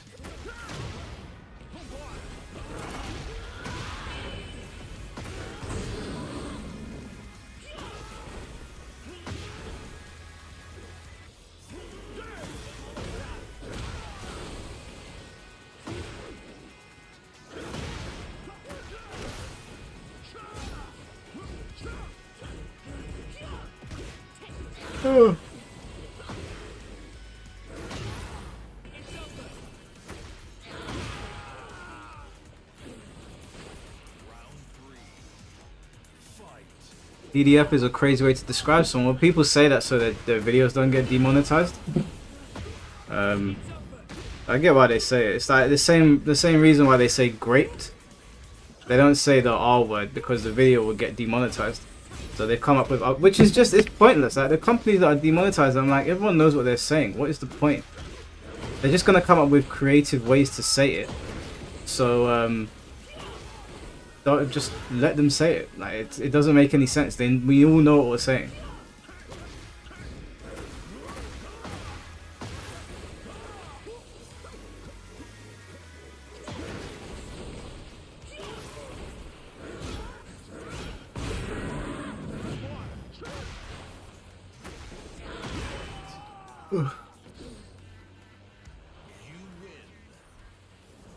Hold on a minute. Am I the oldest person in here? How old are you, Uncle Scottish? Uncle Scottish is a sick name.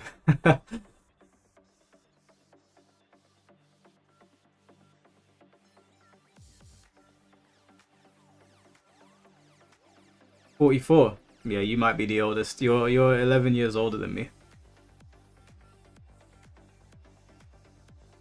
What I don't understand is what YouTube is doing with restricted mode. Like, can people unrestricted speak without self-censoring or what? Bro, I don't know. And YouTube's also got this other feature that's just come out. And it's only on some of my videos. And it's really annoying. I don't know if you've seen it, but it says hype next to it. So your videos have a hype bar now.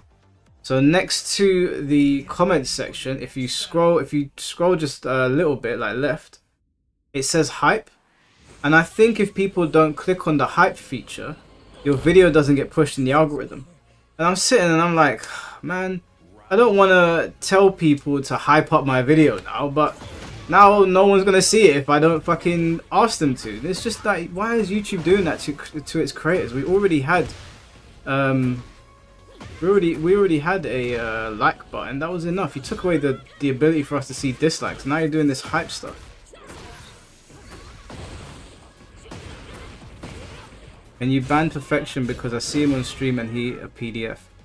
I told you before, bro, I haven't looked into that yet. I would need to look into it. I'd need to talk to him or find out what's going on, and I haven't had time. I haven't had, there's so many things that I haven't been able to get around to doing. There's so much going on every single day. And tomorrow I am with my girl pretty much all day. We're gonna go watch Demon Slayer. I can't wait.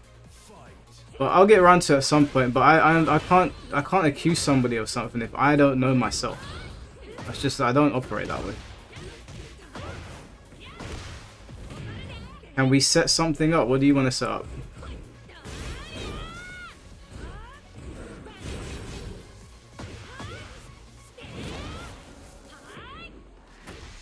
Is the new season of Demon Slayer out? No, the movie's out. Infinity Castle. My family's gone to watch it today, but I'm going tomorrow with my missus, and I just can't wait. Can't wait. I love Demon Slayer, man. I love it. And do you know what? I got gaslit by my friend and anime fans. Because when Demon Slayer came out, I said that Demon Slayer is a masterpiece. And at the time, I don't know if I used that like word hyperbolically, in a hyperbolic manner. But now I genuinely believe that Demon Slayer is a masterpiece. And I got gaslit by the anime fans. And I don't even know why I listen to them, because now when I listen to their reasoning, I find it silly. So I'm gonna retract my retraction, and I'm gonna say Demon Slayer is a masterful anime. Masterful. It's absolutely brilliant. I have loved every single second of it. And you know what? You know why people cringe at me saying it's a masterpiece? They cringe at me saying it's a masterpiece because it's a very simple anime.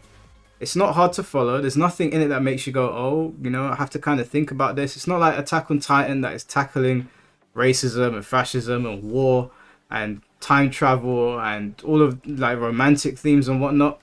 It's a very simple anime. But what it does it absolutely masterfully. Absolutely to a T, brilliantly. It doesn't drag training arcs. So in the first season when Tanjiro was training, thank you Our106, appreciate you, bro. When Tanjiro was training, there was no dragging of the feet. We didn't have to sit there for 50 episodes of filler waiting for him to learn how to be a demon slayer. They got to the point and they showed us the parts that were necessary. The first season, absolutely loved it. Opening by Lisa, fantastic. Animation, incredible. Like, just top of the line. Characters, funny, lovable, easily recognizable, very easy to translate into a fighting game. Second season and the Mugen Train, the best. Entertainment District, chef's kiss. Season 2 is absolutely just, they nailed it. It was funny, it was intense, it was suspenseful, the animation was great, the villains were awesome. Tanjiro's escalation into becoming a stronger fighter was good. The outcome of it was good. There were real consequences. Season 3 again, really strong season. Absolutely loved it. Hashira training arc is probably my least favorite, but it's by no means bad. Especially because the way it ended was so like, oh my god. Like, I have got to see the next part. The music in Demon Slayer is so good. So good. There's 4 seasons. There's the first season, there's Demon Slayer, then you watch Mugen Train, the movie. Then you watch Entertainment District. Then you watch Swordsmith Village, right? And then you watch Hashira Training Arc. And then Infinity Castle's coming out.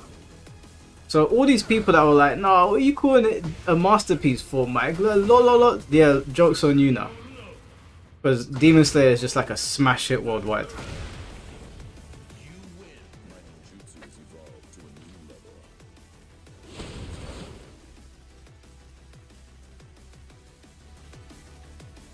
Jesus, Mike is yapping right now. What do you want me to do? It's a stream. You want me to sit here in silence?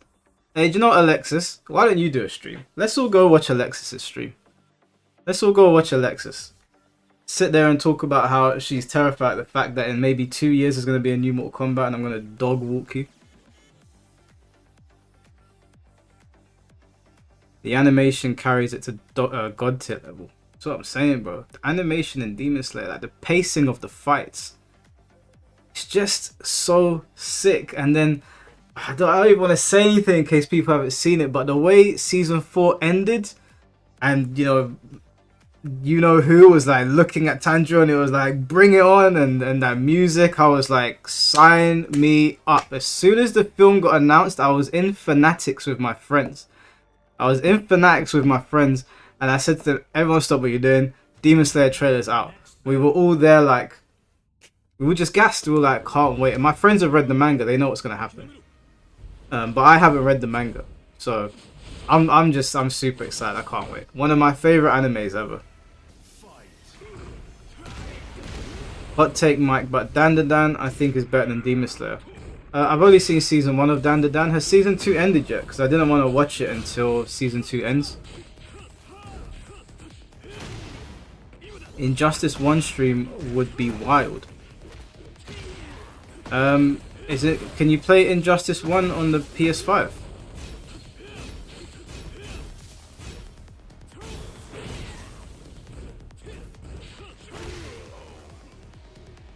You're going by yourself to see Demon Slayer.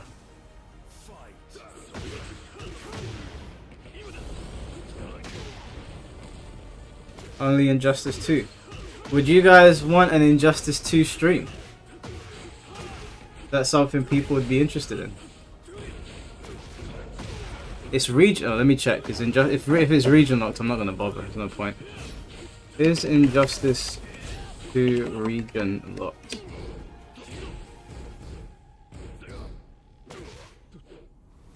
It's not. Wait. Yeah, it's not.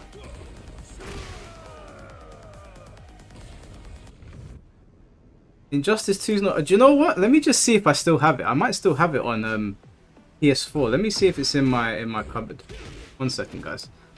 I'm gotta close the old camera there. You know, your boy might be wearing boxes. You know what I'm saying?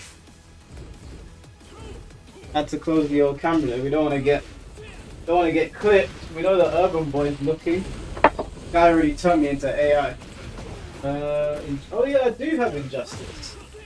I do have Injustice.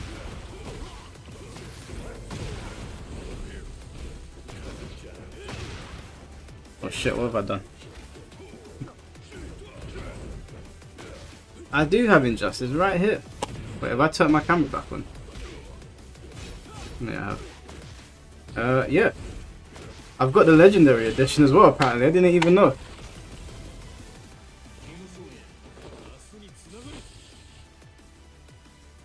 So,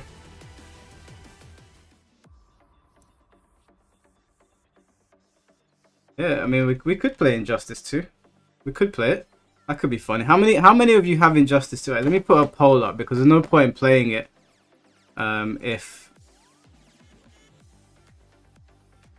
if no one has it.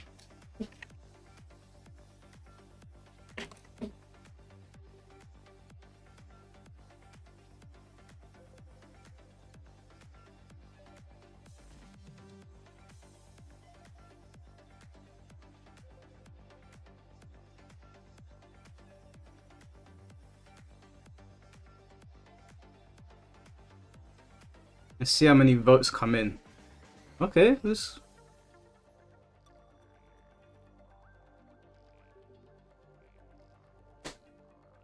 %62%. Yeah, okay, there's quite a few people that have it.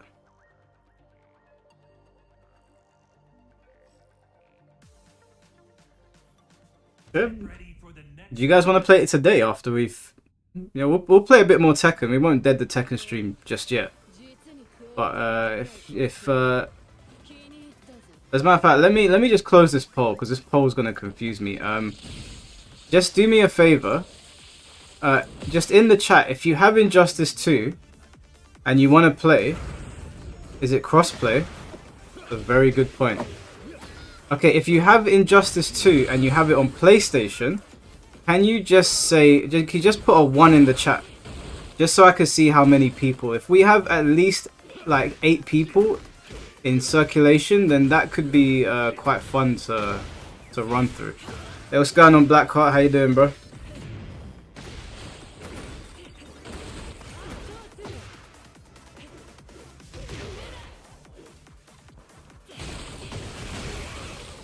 One, 2, 3, 4, 5, 6, 7. Okay, there's quite a few people. All right, well, let's keep playing Tekken for a little bit, and I'll install it. Why not? Why not? Let me change the header of this.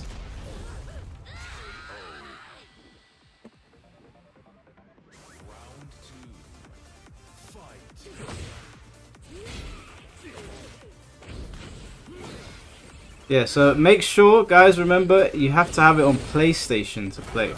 Not PC, PlayStation. Although I don't know why you would buy an NRS game on PC at this point.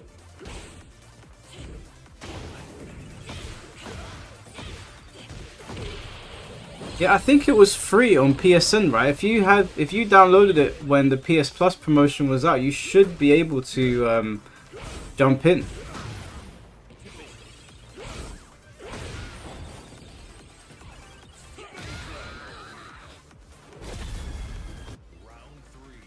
Do you at least have Injustice 1 for another time? Do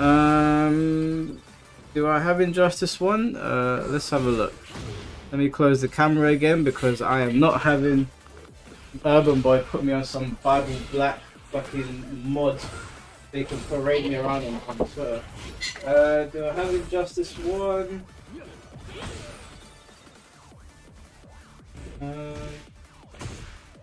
There's a PS3 game, right? Where's my PS3 games? I don't think my PS3 games are down here. I think I'd need to go up to the other cupboard and check. I can't bother right now. I'll have a look later on.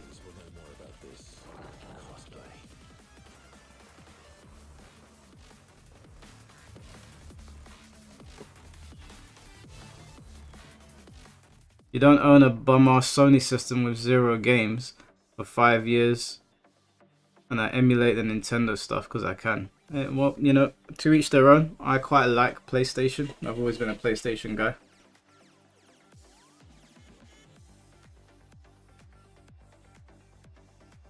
It's not on PS Plus Premium. Oh, okay.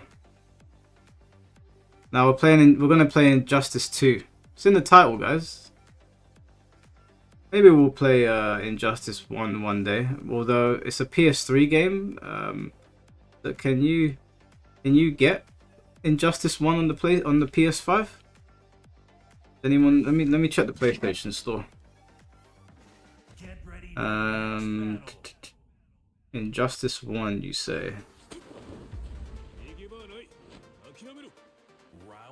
Injustice. Okay. Why is?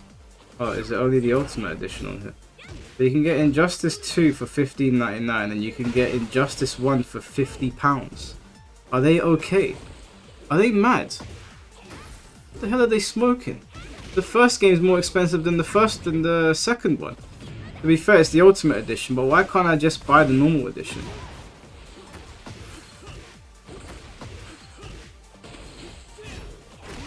That's so mad. You can only get the Ultimate Edition. That's so ridiculous.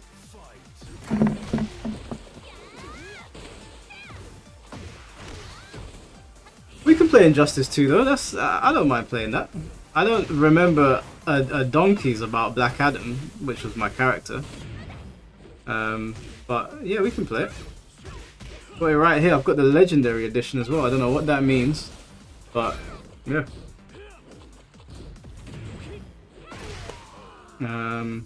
There's no code in here either. I wonder when I got this. I must have just picked it up randomly. 38 gigabyte. That's not as bad as Mortal Kombat. Okay. Bit of Injustice. Why not?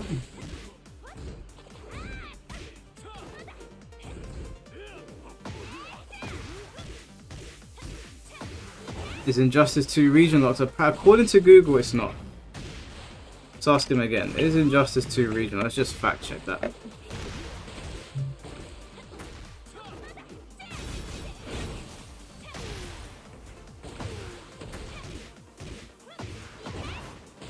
No, apparently it's not region locked. Test Your Might is saying it's not region locked.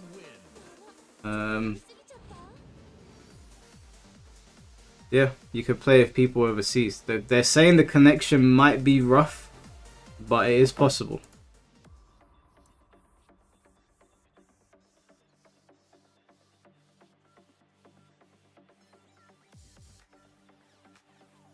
Also, I saw some of you asking me about the intermittent fasting that I was doing, and how the fast was going.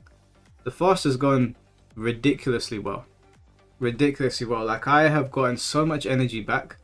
I actually tried on a top that I haven't worn since 2012, and for the first time since then, it actually fit me, and I was like, damn, was I getting fat?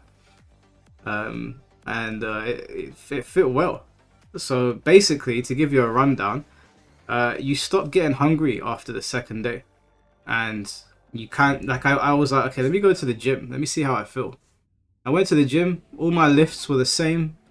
I even went heavier on the pec deck, and yeah, I felt good. And now, because my body's reset, I've eaten obviously now, but I have been doing 24-hour fasts every day, and I feel very energetic. Like I eat at 5 o'clock, and I make sure to stop consuming things by like 5:30, 5:45, maybe 6 o'clock if I want to have a tea. And I've been doing that, and I felt great. Like, I looked in the mirror, I was like, I can see my abs again. They're still coming through, but like when I tense, I can see them again. I feel energetic. I feel like we pump ourselves full of unnecessary calories all the time. Like, you don't need. The fuck? Oh, you don't need to dump that much food into your body. It's unnecessary. So yeah, I'm eating in like a 1 hour window every day, and then I fast until 5 o'clock.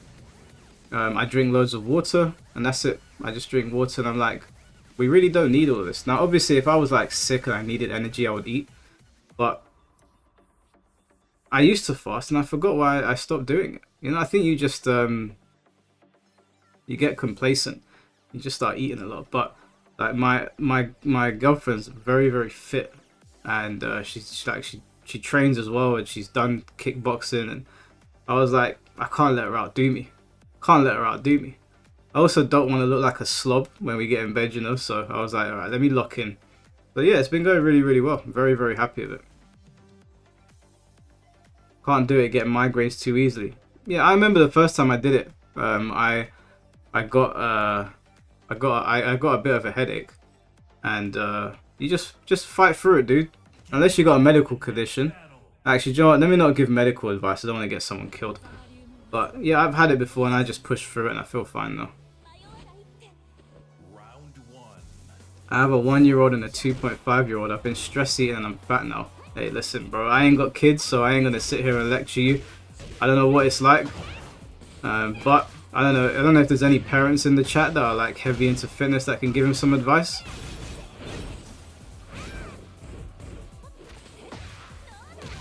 My friend says fasting has been amazing for him. What's going on, Omen Hachi? How you doing, bro? Yeah, fasting is great, man. It's great, honestly. I started doing the fast, and my mate was like, "What? Are you Muslim now?" And I was like, "No, idiot. Christians can fast as well. It's not for religious reasons. I'm just doing it because to try and get a bit more healthy."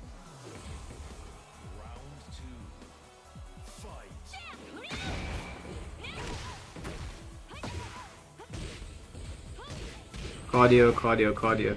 Yeah, I do a bit of cardio. I bought a walking pad. I've got it behind me so I can get my steps up. Admittedly, I have not been doing that. I've not been getting my steps in. I've been lifting heavy, but I haven't been getting my steps in, which I should be.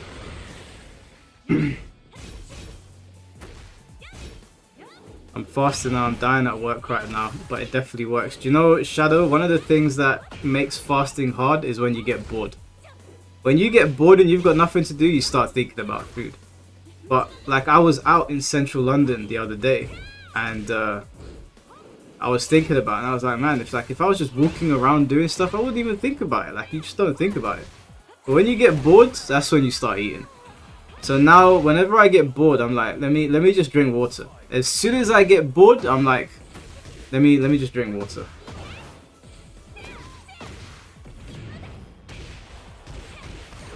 Let me close this down.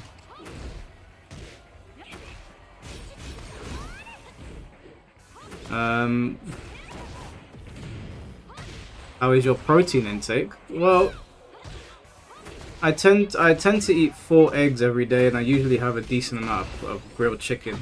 So I don't really count calories or like do any of the macros or protein intake. I'm just like, I've had 4 eggs.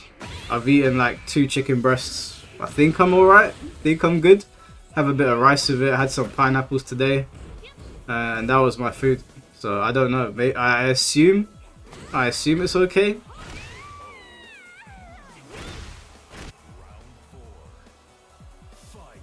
Mike, you can't walk like Gigas, all buff, no movement, get your steps in.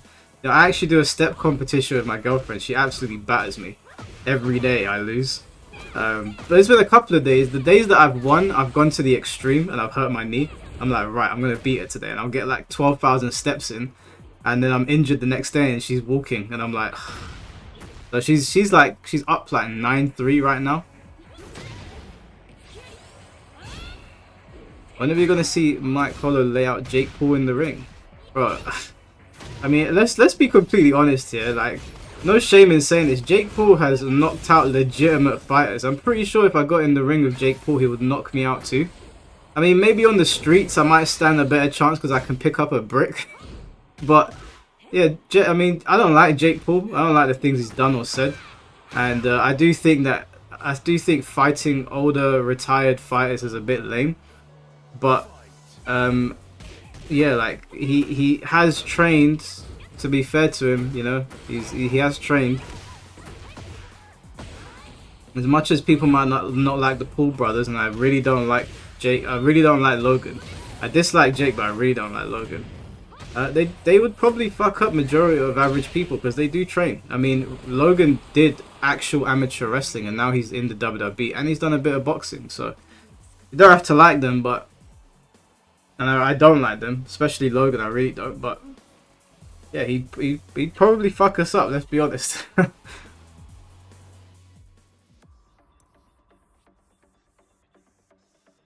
Oh, is it me? What's going on with Tom's Wi-Fi? He's another Wi-Fi warrior, bro.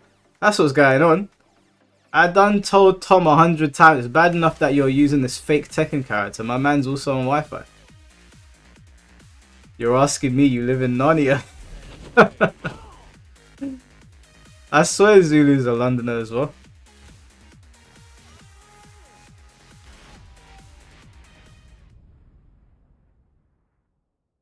You guys see Corey Kenshin finally came back to YouTube and addressed all of the stuff going on? Well, some of the stuff going on. So his comment section is crazy. He uploads and it breaks the internet every time. You can't even see how many views he's got for like the first hour because the view counter is going crazy. It can't keep up.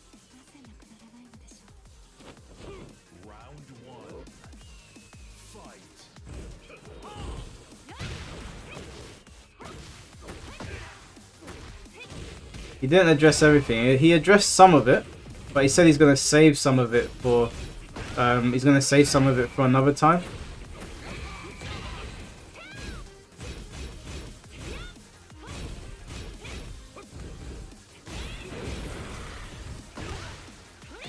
I can't fight this character. She gets away with murder on me. I can't fight her for shit.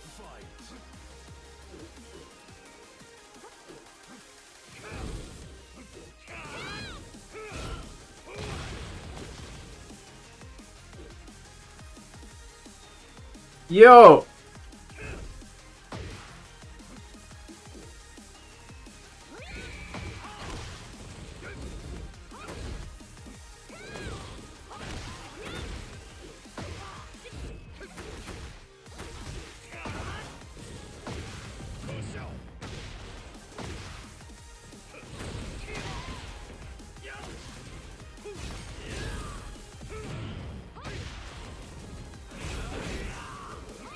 Oh, I knew he was gonna can that fucking stupid move.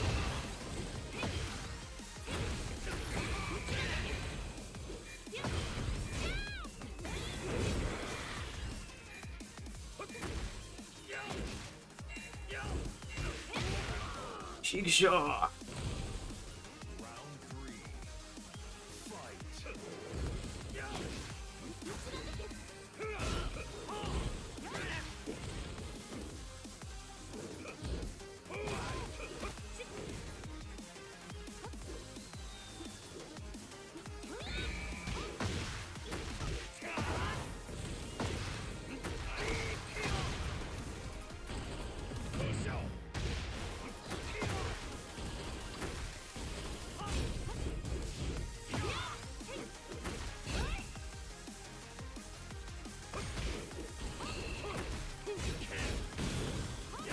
Again! I fucking hate Kankan.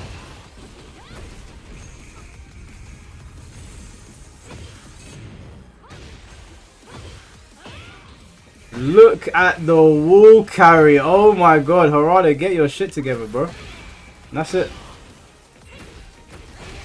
Yeah, I can't. Tom, respectfully, you and Zulu with your stupid characters, they gotta do something about John. They gotta do something. You know, if you block Kankan, can you punish it? Because I'm having a real hard time punishing it. Do you have to duck it to punish it? Because I tried to punish it and nothing happened. How good is John now? She's top tier, bro. She's right at the top. You gotta low block it, bro. Do you know how stupid that is? For what Kankan gives you, you should just be able to launch it. It is such a stupid move. Anyway, every game has its dumb characters.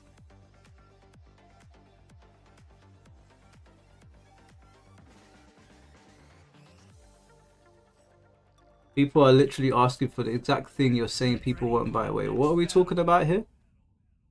I missed the conversation.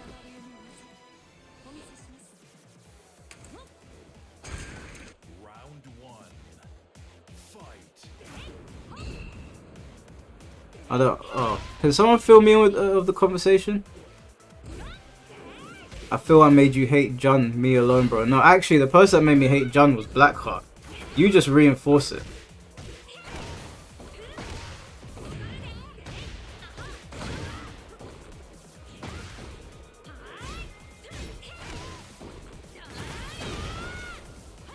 Why are you complaining about legacy moves as a legacy player, Mike? Because some legacy moves are stupid? But do you think because I've played old Tekken that everything was hunky-dory?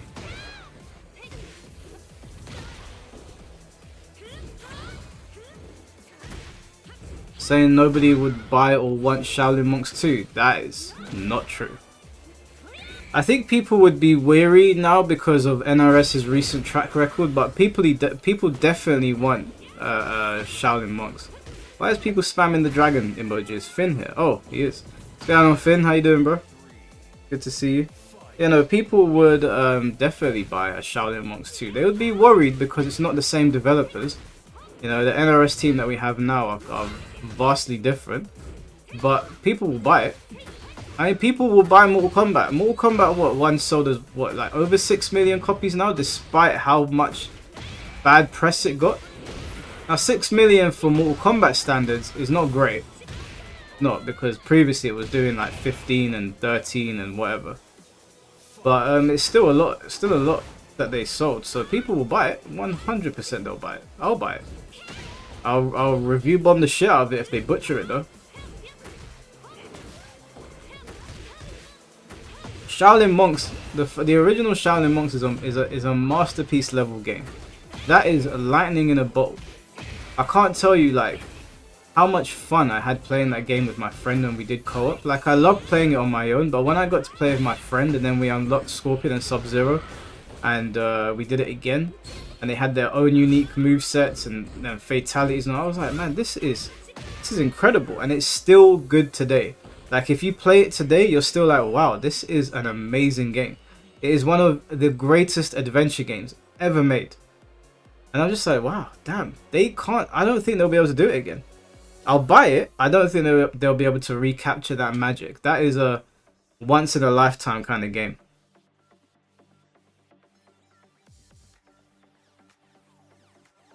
Alright, guys, we're coming up to, well, we've done 2 hours on Tekken. You guys let me know when you're ready for some injustice.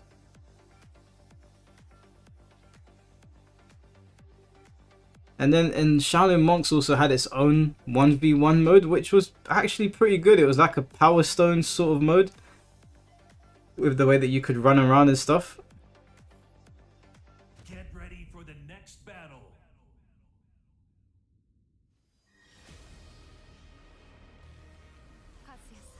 Unless they completely stop the fighting games, Mortal Kombat will never transcend their fan base. Well, that's just like objectively false. XY still, that is objectively false. I mean, if you need any proof about Mortal Kombat transcending the fan base, you only need to go and look at Mortal Kombat sales, its impact on pop culture, and the fact that the movies are viewed by people out of the fan bases. People that are going to watch Street Fighter, for example, those are probably going to be Street Fighter fans, dragging their girlfriends to go watch it with them. But MK is the biggest fighting game franchise in the world. You don't have to like MK1. They did the franchise dirty with that game, but it is 100% the biggest fighting game in the world, and it's really not even close. It's not the nostalgia that sells it. Mortal Kombat has got legendary characters, very recognizable characters. There might be some aspects of it where nostalgia sells, but you could make that same argument for Street Fighter, for Tekken, for a lot of fighting games, especially because a lot of these fighting games come from a much older generation. But Mortal Kombat has got a lot of gimmicks in it that people absolutely love. Being able to dismember your opponent after you've just beaten them is never going to get old. Never going to get old. Recognizable characters from the first 3 games. No, that's again, that's just not true. That's just that's verifiably false. A non-fighting SF game would be nuts. Well, they tried that with Ken and it didn't go down very well.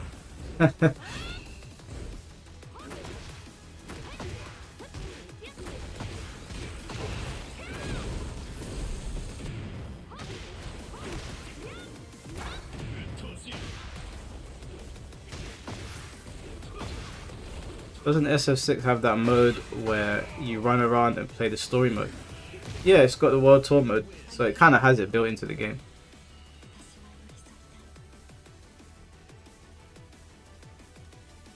But off topic, what's everyone's thoughts on Raichu finally getting some recognition in Pokemon ZA? I'm tuned out of Pokemon, bro. I'm completely tuned out of it, so I couldn't tell you.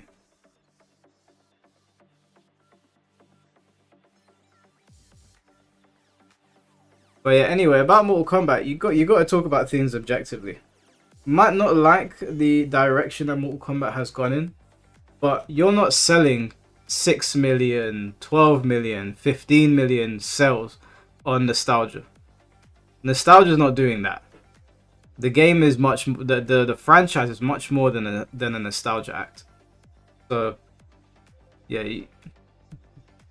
you got, I mean, the MK Legacy Collection, you could say that is being sold on nostalgia. That is 100% being catered to those old players. A lot of the old players are going to pick it up. I don't think it will sell as much as a new Mortal Kombat game because it's from a different era. So that is a nostalgia act. But what the hell is this costume? Round 1. Fight. Bussy Magic. Oh my god, what a name.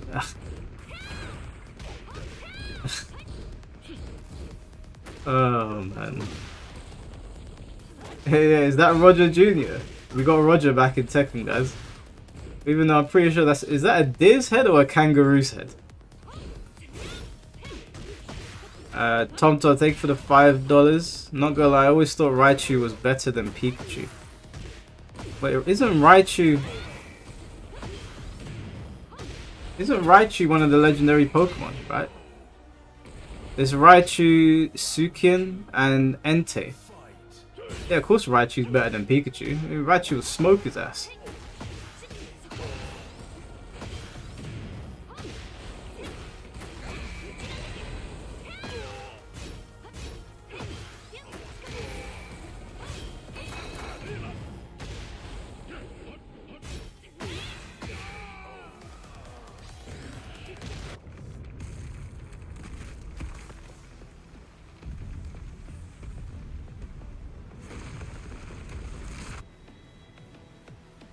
Yeah, no collection. No collection is going to outsell a mainline series. That's just not going to happen. The MK collection will probably sell pretty well. Mortal Kombat, I expect that it's probably going to sell better than all the other collections. But, yeah, I even though I don't like MK1, you can't just discount MK's legacy, its reputation, its standing in pop culture. It is undoubtedly, other than Smash Brothers. I don't know if we count Smash Brothers, but other than Smash Brothers, no other fighting game has sold more than Mortal Kombat, and collectively, MK is still the biggest. If you put all the Smash games together and all the MK games, MK is still the biggest one.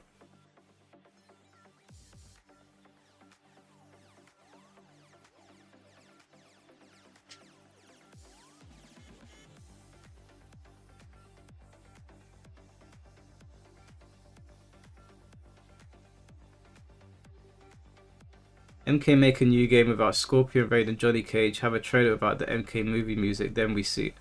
Why would they do that? That's like saying Street Fighter should make a game about Ryu, Ken, and Chun-Li, and don't have any of the iconic Street Fighter music in it, and then we'll see. People are going to go, hey, where's Ryu and Ken? That's like making a Tekken game and not having any Mishimas present, take Paul Phoenix out, no Eddie Gordo for the whole entirety of the game. It's like, yeah, well, the iconic characters push the game. Like, oh damn, we can't even spectate. Like, why would someone go to watch?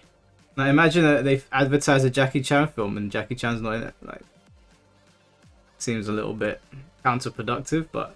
Or they're like, yeah, we're gonna do an Injustice game, but Superman, Batman, and Wonder Woman are not gonna be in this game. And then someone says, yeah, let's see how well it does. Probably not well. Just took out your 3 most iconic characters. That's not a good argument.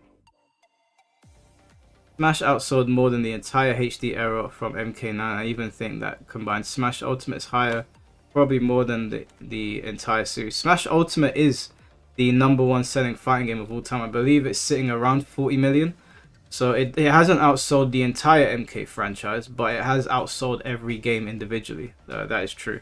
The only reason Smash isn't the biggest fighting game franchise in the world is that they simply don't have as many games as MK does. If they did, Smash would obviously be #1. Then why are you saying it's not nostalgia when all the others do the same? Because none of it is nostalgia. That's like, okay, let me try to explain it to you like this. That is like having, that's Devil May Cry, no Dante. That's like doing Bayonetta, but no Bayonetta. They changed the name. That's like, I don't know. I guess Yakuza's not a good example anymore because the story finished with Kiryu. But for a time, it was like doing a Kiryu game with no Kiryu. It's like, okay. What else is there?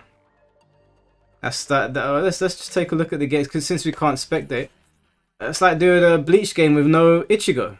It's like doing a Helldivers with no Helldivers. That's like doing a Demon Slayer game with no Tanjiro. That's like doing Dragon Ball without Goku and Vegeta. It's like doing One Piece without Luffy. It's like doing Resident Evil without the Residents. It's like doing JoJo's without Jotaro. It's like doing Dead or Alive without... Forgot her name. We'll say Ryu Hayabusa. What is it? Hitomi or Kitsumi? You can't just take the main characters out and be like, see, like, no, these are the driving forces behind it. It's like doing Rush Hour without Jackie Chan or Chris Tucker.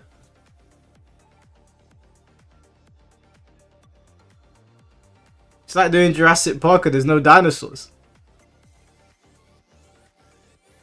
For a franchise as old as MK, it is nostalgia. Also, why they keep selling the classic costumes? Okay, I feel like I've made the point, so we don't need to go over this again. Fast and Furious with no cars.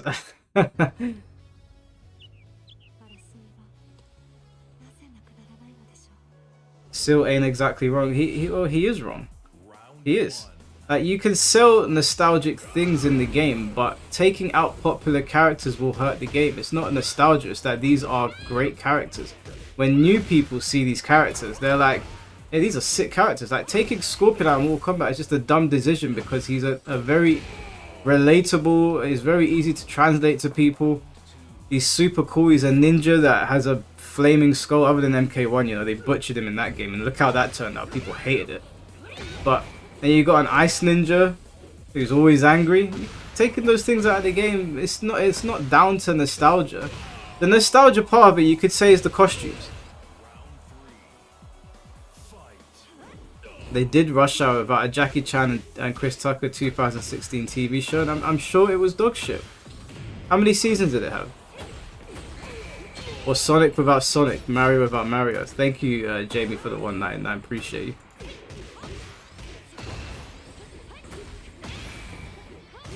Yeah, all people buy old games. Like, there are all kinds of people that buy games for all sorts of reasons, right?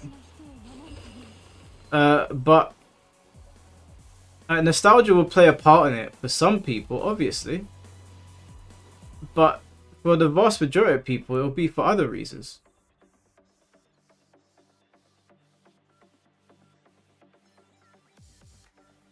Everyone complained that there's no Hanzo Hasashi. Oh, yeah, everyone complained about there's no Hanzo Hasashi, not because they grew up with him. That's not the only factor. People complain that there's no Hanzo Hasashi because Hanzo Hasashi has one of the best stories in Mortal Kombat. He's one of the most likable characters in the whole game, and he's just fucking cool. Like, old Scorpion is super cool. The new one is a little bitch. I mean, let's just be honest. Sorry, Alexis, I don't mean to hurt your feelings, but the new Scorpion sucks. He sucks in comparison to what we had. It's not because of nostalgia, it's because that is a very well written character. He is put across very, very well. The new one isn't. The new one's lame. Lame as hell. Mega lame.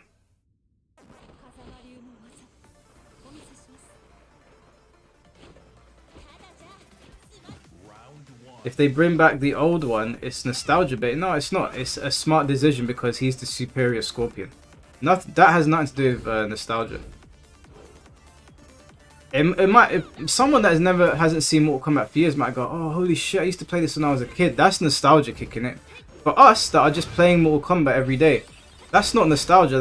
This is our Scorpion because this Scorpion had the best story. Now, it's not to say that you can't bring in new characters and replace them. You 100% can, but Mortal Kombat did an absolutely terrible job of that. So why would you not just go back to what worked previously because it was good? Nostalgia is not the only factor there. There's multiple factors at play. MKX worked. Yeah, MKX did work. They introduced a lot of new characters and it worked.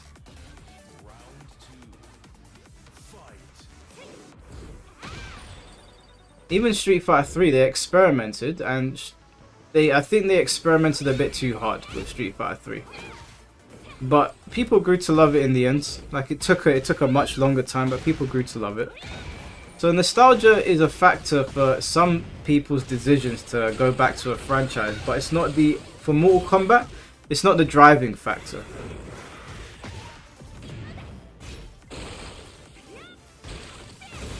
The MK title alone is nostalgia. Anybody else, that doesn't make any sense. The MK title alone is nostalgia. That sentence doesn't make any sense. The MK franchise is a lot of things for a lot of different reasons. It could be nostalgic to you. Mortal Kombat is not nostalgic to me because other than Mortal Kombat 1, I never stopped playing it. If I go and play MK Deadly Alliance, that particular game will be nostalgic because I used to play that when I was a kid. But if I play Mortal Kombat X, that's not nostalgic. That's very recent. There's nothing nostalgic about that. So the franchise is old, yes. But like, I'm not watching JoJo's Bizarre Adventure because I watched the OVA back in 1990 whenever. I'm watching it just because I've been following it for years and I love it. But someone might see JoJo's from back in the day and be like, oh wow, I used to watch that. And then they go to watch it because they used to love it. That's nostalgia kicking in. Those are two separate things. And yeah, it's totally subjective. You can't just say Mortal Kombat is nostalgia. That doesn't make any sense.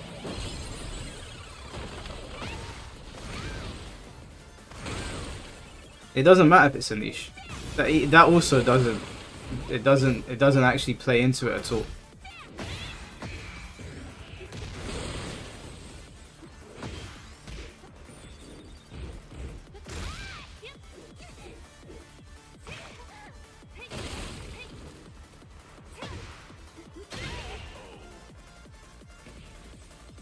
Right. Let's get into this, shall we? And then I will install Injustice.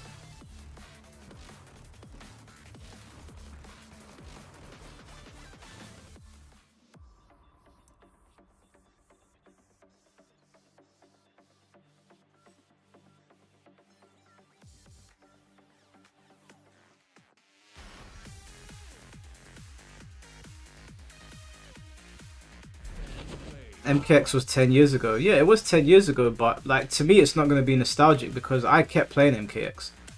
I played MK11 when it came out. I didn't like it. I went back to MKX and I played it for a long time. So for me it's not nostalgic. Get ready for the next battle.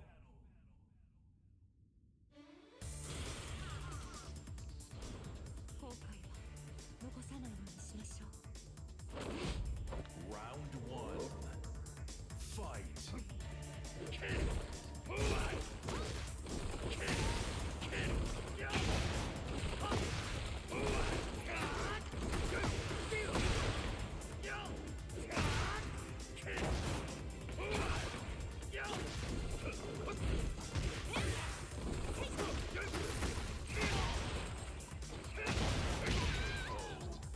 Mr. Jamie, thank you for the 199. MK as a whole is relevant more than it's nostalgic. Yep. Very relevant in pop culture.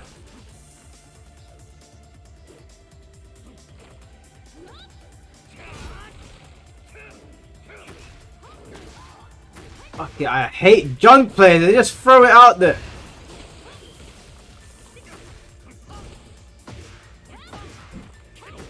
Again, this motherfucker. Like, I can't believe it.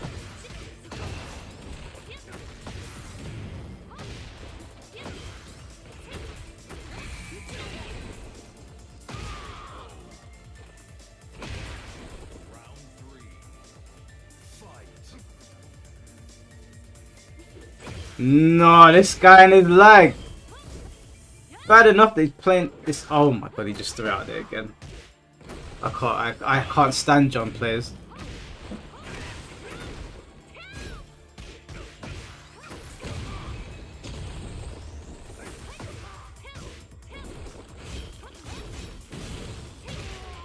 It's Can-Cans is one of the stupidest moves. It is literally carrying this character as well. Bro, the lag spiking is killing me. Like I can't move.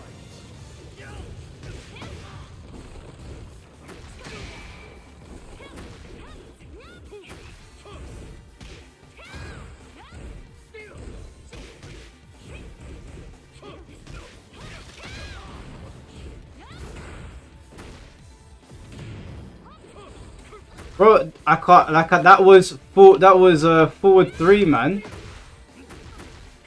Hey, educated, bro. Get some good internet. This is absolutely shambolic.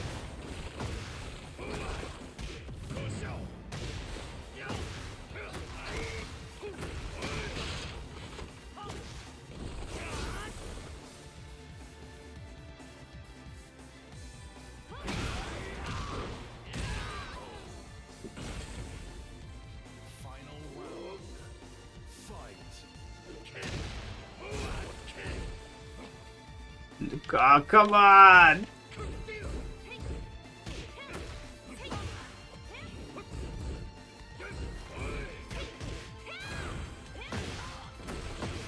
I didn't even jump there. I don't know what I pressed.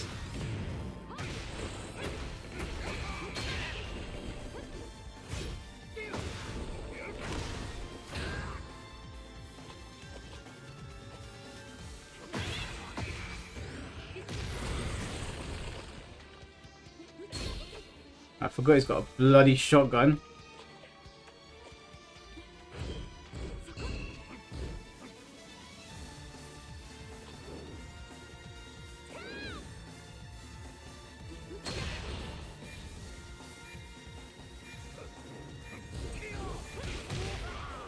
It's just so, bro, like, you need to get good internet. It's bad enough that you're playing this character.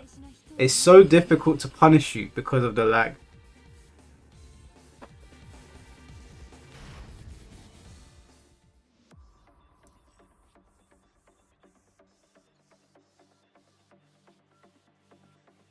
They ain't making adventure games about Fujin.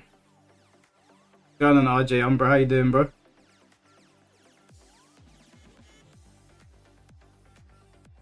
If I could, I would. Fair enough. Yeah, that was a struggle, bro. You did the forward flip kicks that you threw it out in the neutral, and I was like, yeah, I'm gonna punish him. I couldn't. I tried, and nothing came out, and I was like, oh, there it goes. That's it.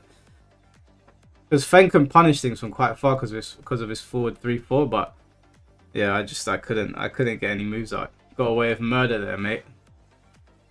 Who do you think should retire Cena? Ideally, it would be The Rock, but I don't think The Rock is gonna ever wrestle again. Get ready for the next battle. This game has too many input drops, or is it just me? It's you and your shit internet, mate. Yeah? Getting away with murder. Should have killed you there. Hopefully Tsunade takes you out. The Rock is the pebble now. Nah, you know what, yeah, I saw The Rock recently in another post. He still looks really big. He doesn't look anywhere near as big. He dropped 60 pounds, but he looks much more healthy. But he's not skinny like people were making out. Those pictures, that top that he was wearing was extremely baggy. I saw him after that. He's still jacked to shit.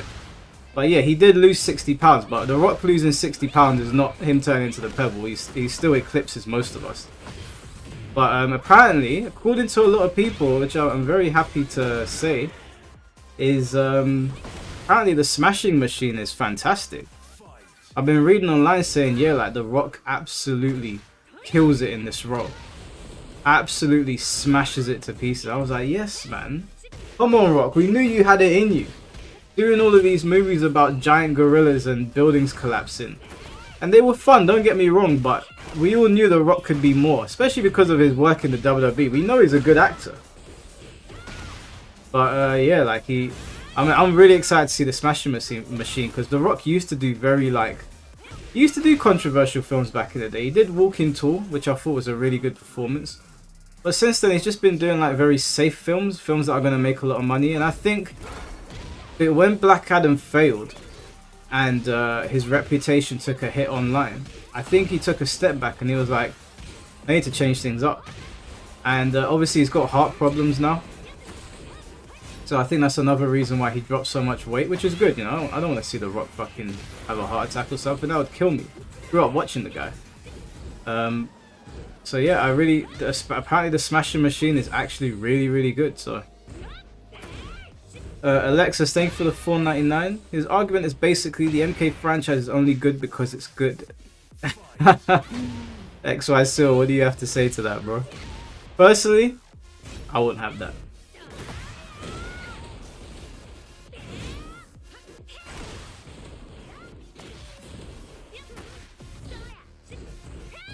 Why did people switch up on The Rock? I love the guy even after everything that's happened with him, and I always love The Rock.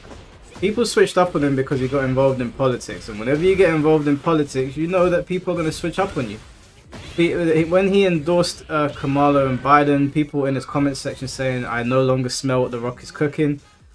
I mean, for me, like, The Rock is more than his political stances. Like, I appreciate all the gym inspiration, the memories that I have from the WWE, and him just like coming across as a genuinely like nice person. I don't know what he is like on a movie set. Maybe they'd say differently, but that's how I always perceived him. And they switched up on him because he was promoting his shit a bit too much, right? Like, I don't have a problem with it. You want to market your stuff, whatever, but I think it got to a point where he didn't seem authentic anymore. He seemed like a walking billboard. Every single time someone would talk about something, he would promote something. Whatever it was, he was promoting something, and people got tired of it, and they were like, yo, bro, can you not promote something? Like, for once, can we just have a genuine like video from you where you're not promoting tequila or whatever? And I hear it, of course I hear it, but on one hand I'm like, he's a businessman, he's promoting his shit, it's not bothering me, I don't care. But I understood where they were coming from, and then I think this wasn't a big deal to me, but people really lost their shit over this, and I was like, do you know what? Yeah, I thought about it, and I was like, this is a dumb mistake that I might make. Because I thought about it, I was like, am I going to get onto The Rock for this, or is this something that I would do? He basically went to In-N-Out, the burger place you guys have in America. And he said in a post a couple of years ago he had never tried it before. But then he did a post a couple of years later saying, I'm at In-N-Out for the first time, I've never tried it before. And I saw that and I was like, did he forget he had In-N-Out? Because I have forgotten that I've gone to certain restaurants and eaten there. And I could imagine my dumb self going, hey guys, this is my first time eating here. Someone's like, no it's not. And when I saw people getting onto him for that, I was like, is it that deep? But then also, he could have been lying. He could have just been lying and promoting shit, which is, you know, it's not a massive deal, I guess, but I think it tied into his fitness thing as well. I think there was something related to fitness. I think someone accused him of taking steroids, and look, I love The Rock, but you're touching 60 and you're built like Samoan Superman. I don't believe he's natural. If he is, then my apologies. I just don't believe it. But I don't hate him for that. I don't hate him for that at all, because to be The Rock's size, even if you're on the juice, you've got to be super consistent.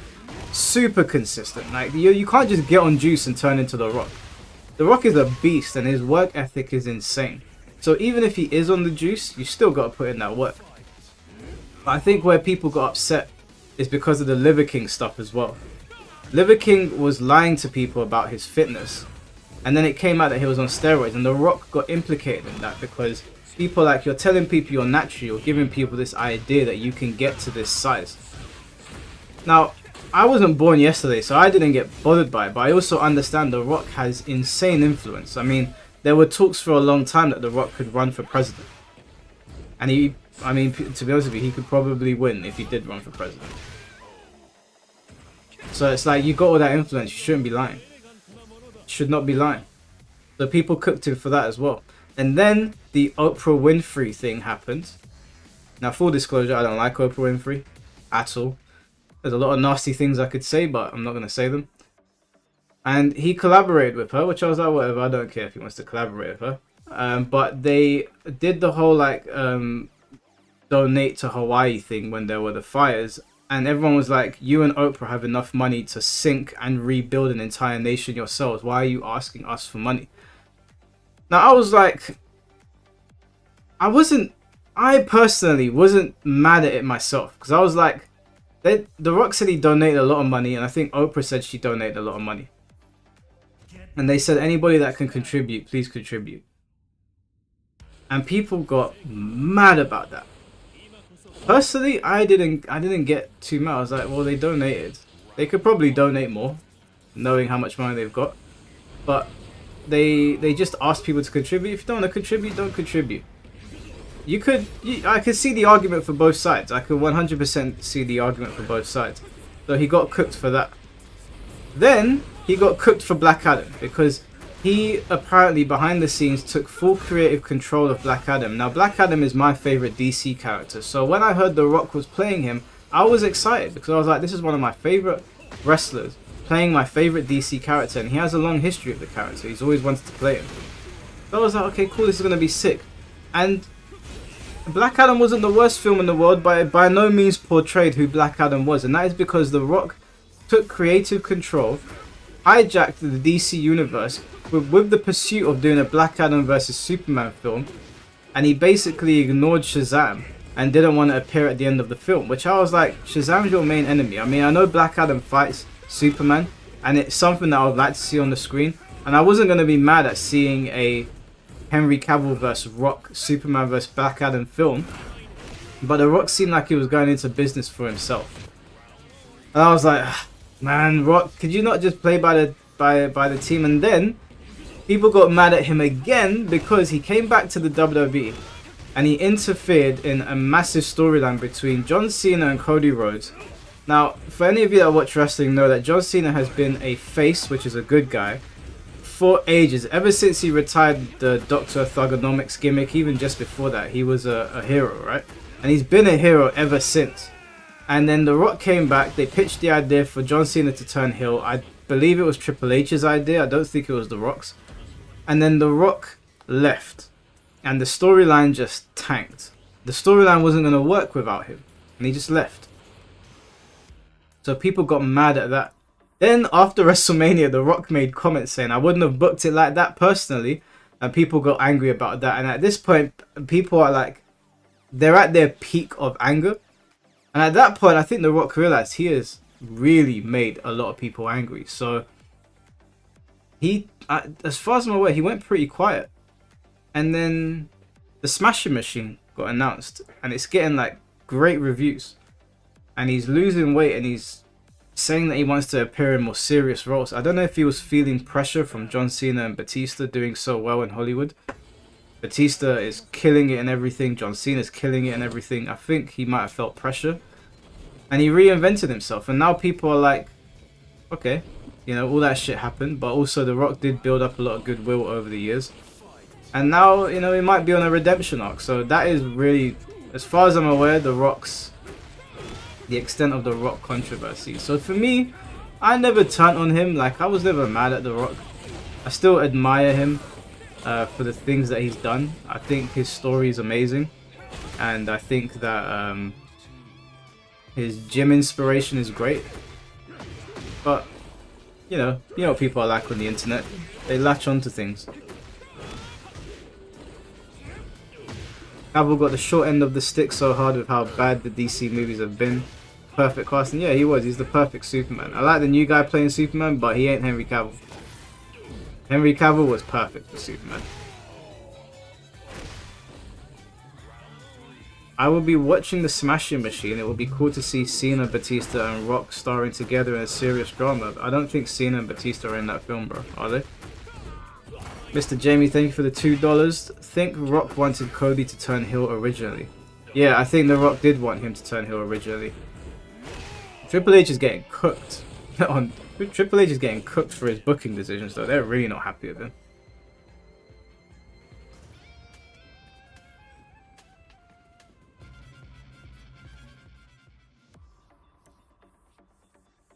Nobody outside of the fan base is talking about it apart from MK9. That's actually false because my dad brought up Mortal Kombat to me today.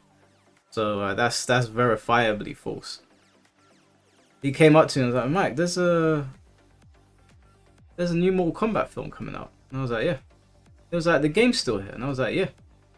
Games are still about. So people talk about Mortal Kombat, bro. Make no mistake whatsoever. TKO had a part to play too, right? Yeah, TKO, as much as Vince McMahon did some disgusting things, you have to recognize that Vince McMahon really did love the wrestling business, and this is not me defending him, I'm just telling you what is happening. He did not price families out of coming to events. He kept ticket prices relatively low so people could come to wrestling events, but TKO, all they care about is ads. The ticket prices for WWE events are through the roof. They are extortionate. I will not be going to one until they bring those things down because I'm not paying. It's like paying for a fucking mortgage. And WrestleMania is now going to be in Saudi Arabia. And I was just like, it just feels like the soul of WWE is just gone. Just one big marketing campaign now. I don't feel invested anymore. You know, the last real time that I felt invested was when they were doing Cody Rhodes' story. I'm not gonna lie, when I heard some details of Vince's diabolical activities, I couldn't believe my ears. I could. You watched Vince McMahon through the 90s, I was like, that guy, for as great of a businessman as he was, you know, I'm not gonna take that away from him because it's objective truth. He was a fucking wild guy. If you watch Vince McMahon on WWE television, you start to get the idea that he's not really playing a character. Mr. McMahon and Vince McMahon are the same person. Where a lot of people were playing a character on TV or they had a gimmick, whenever I'd watch Vince, I was like, I don't know if this is a character. And Yeah, when I read the not the manifesto, the documents that came out about what he did to that girl, Jeanette or whatever her name is. I don't get me wrong. If you read the whole thing, there's a lot of things in there that you raise your eyebrows at with Jeanette. But what he did with her and other employees and the whole thing with Ashley, man, like, you can only use the word diabolical. I read it and I was like, oh my god. Oh my god.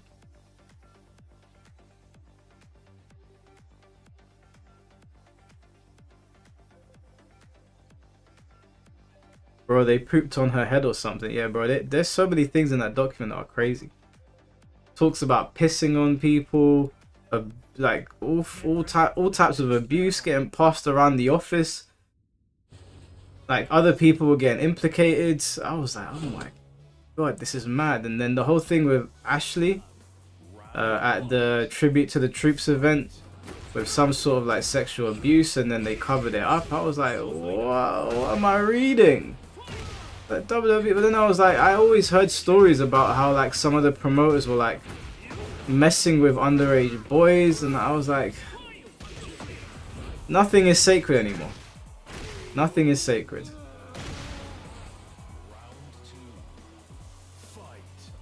Oh yeah, dude, the document is online. It's like 72 pages long. I read the entire thing back to front. It is absolutely one of the most insane things I've ever read.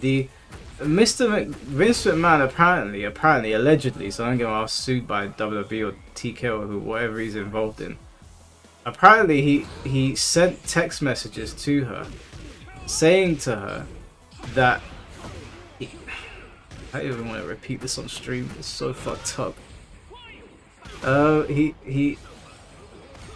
think he had a fetish of very big black wrestlers doing things to the woman in front of her, we'll just say.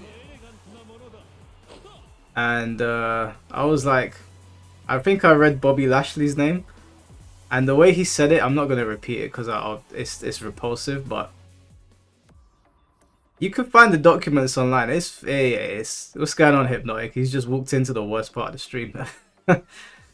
Yeah, listen, Vince McMahon was, for what he did for the wrestling world, absolutely incredible. Absolutely incredible. And I know why a lot of those wrestlers still go to his birthday parties. I know why they still keep in contact with him. They've got a father-son relationship with him, and they've got a deeper relationship with him than any of us will ever be able to imagine, whether we agree with what he did or not. And I don't think anybody agrees with what he did, just to be clear. But Vince was a crazy guy. And you know what? In his Netflix documentary, even though a lot of it is censored and they don't go into all of the details, he even admits he's a pretty eccentric guy.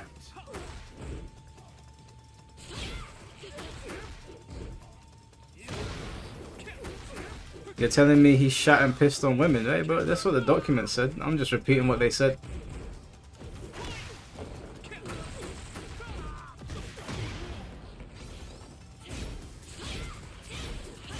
Eccentric is an understatement, yeah, man. Listen, Vince was, and that was a crazy time as well. You remember, like, wrestling used to be on a territory system, and Vince McMahon's father, Vince McMahon Sr., told Vince that you must not disrespect the territory system. This is our territory over here, that's their territory over there. Kind of like, this is our block, that's their block. Don't go over to their blocks, it's disrespect.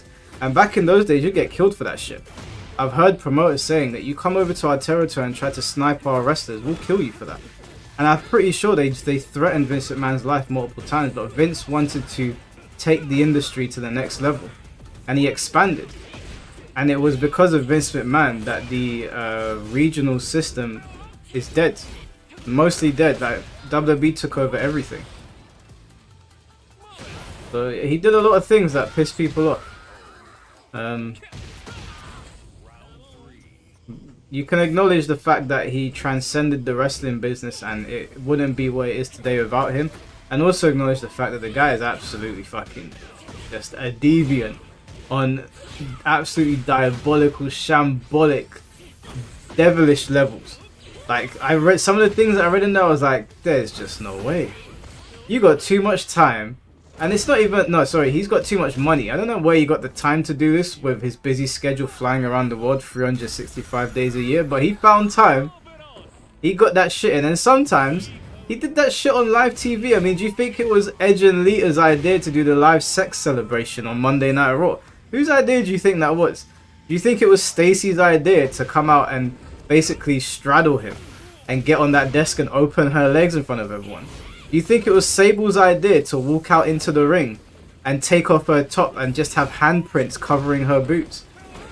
Bro, Vince McMahon pitched an idea to his daughter Stephanie where Stephanie was pregnant and they were going to do a storyline where he was the father of her child.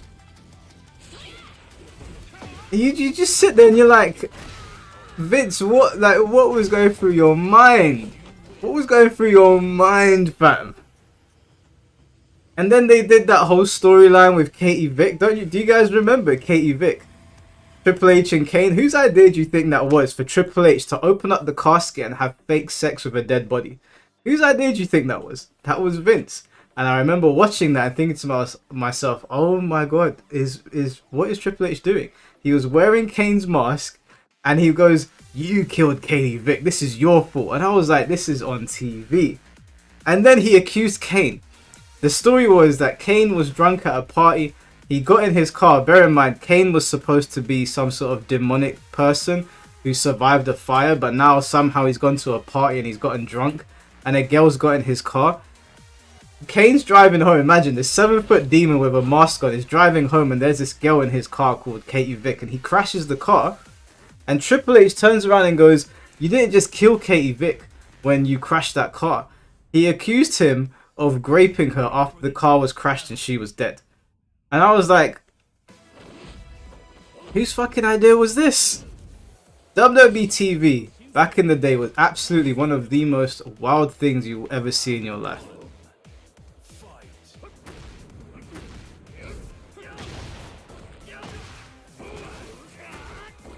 There's so many stories from like WWE back in the day that we could talk about that are just absolutely diabolical on so many levels.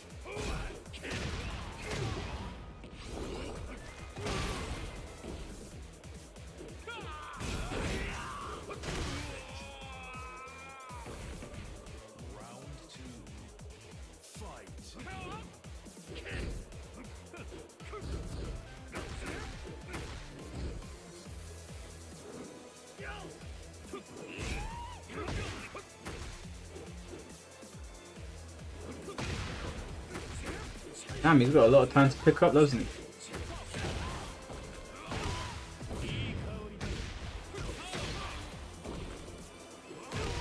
Please! Let me live!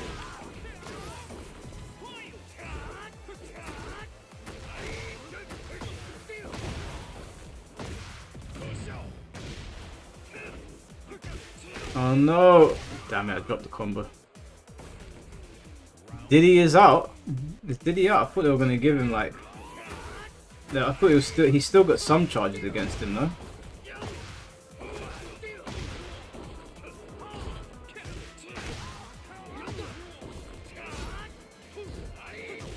Good duck. Yeah, do you think it was the girls' ideas to do bra and panties matches? That was Vince. It was like, you better get out there and entertain that crowd. And do you guys remember when he said to Trish in the ring, you get down and you bark like a dog. You bark. I was like, Vince, what are you doing? He's got this woman walking around the ring barking.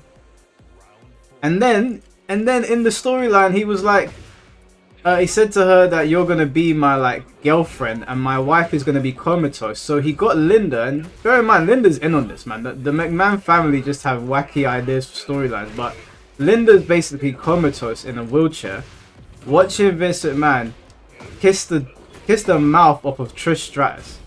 Vince was just living out his fantasy. All of these Playboy models, he was just doing whatever. It was a wild time.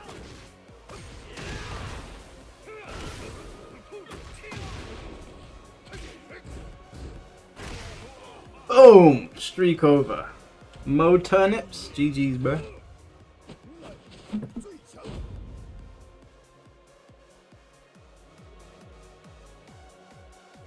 You guys say random hop kick merchant, and you're partially right, but if they're working, why would I stop doing it? Like punching someone in the face and it works, and then you're like, nah, I'm not gonna punch you in the face anymore. What more freaky moments happened in the WWE? Well, I mean, Goldust, that whole character's gimmick was created by Vince, as I think it was like humiliation for Dustin Rhodes. But Dustin made it work. Goldust was a great gimmick, but dude, like they were doing a lot of gay stuff in the ring, like every week, and yeah, some of it was a bit wild. I was like, Get ready for the next battle. okay. Fair. He killed himself on live TV. Do anyone remember that? He got in the car and the car exploded and he played dead, and the only reason that he had to give up the act is because Vince McMahon that same week murdered his whole family. Yeah, WWE, they were running some wild stories back in the day.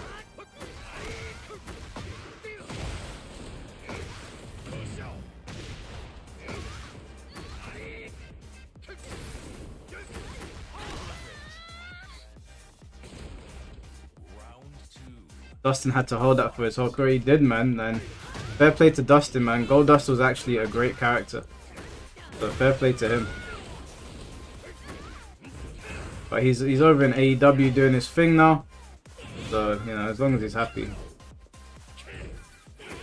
Fucking can-cans!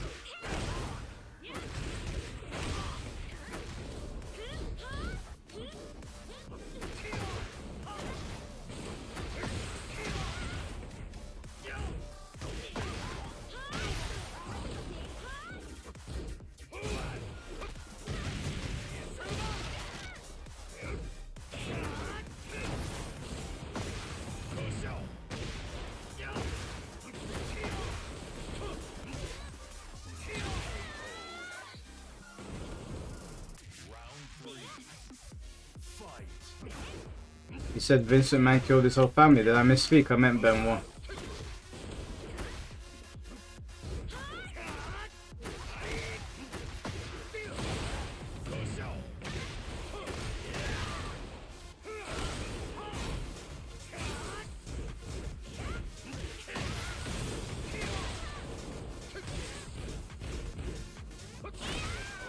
GG's DNA.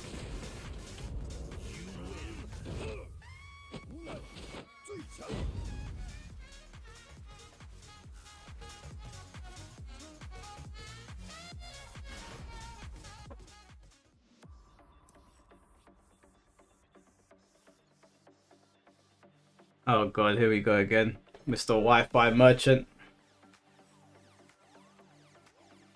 Make all of Feng's mids launch punishable. Alexis just a serial hater.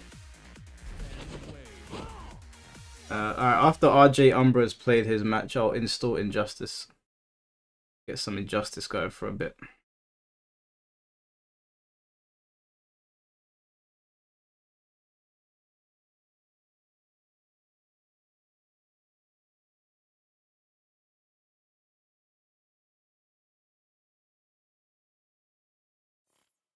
You remember when Mae Young gave birth to a slimy hand because she was having sex with Mark Henry when he was a sexual chocolate? Why wouldn't you have it installing now in the background? Because Tekken 8 is on disc and Injustice is on disc.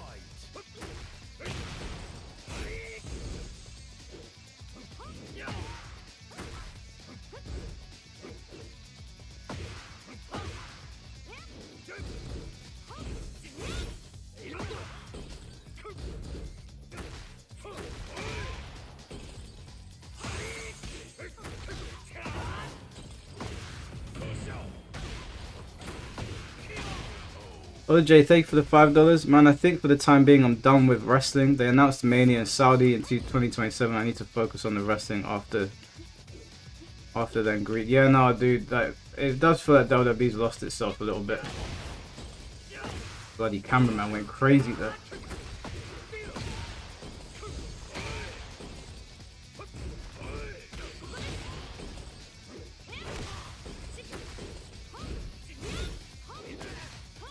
My man threw it out.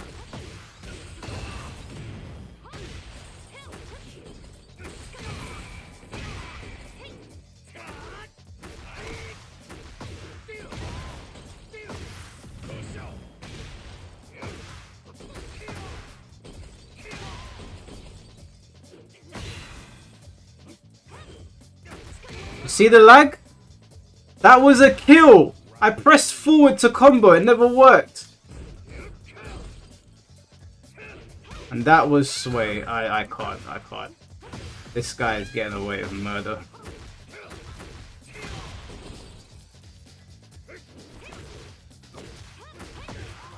There's button lag, bruv. I pressed forward after the shoulder, obviously, because it's a combo and it never came out. He should have died.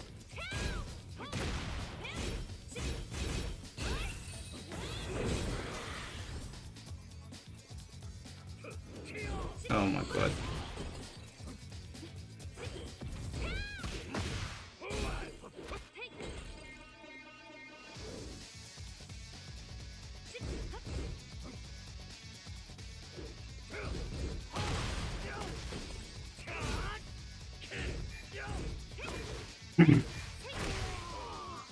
It wasn't a random TO, it's because he was standing up off the ground.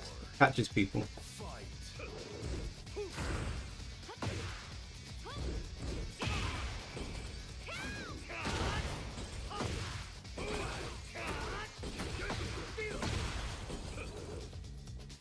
Me bomba!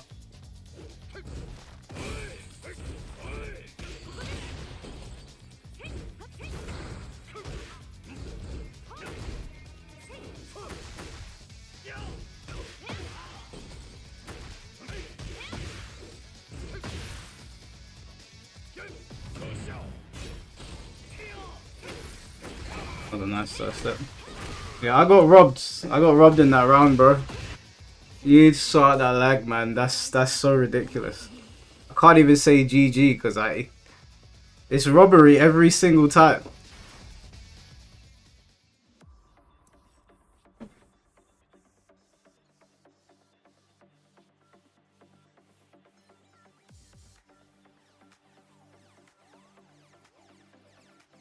It's not, well, it is your fault because you're on Wi-Fi, but what can I say? You need better internet. I killed you, you were dead. All I had to do was press forward, it never picked it up. It was a good, no, it wasn't a good game though. The lag stopped me from finishing my combo. I can't say it was a good game. The game cheated me out of a round.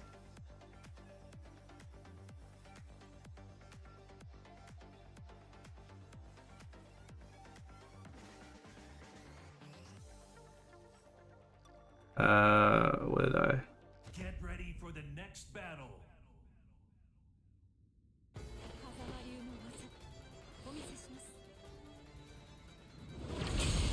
Round one. Fight. Is that meant to be Wesker?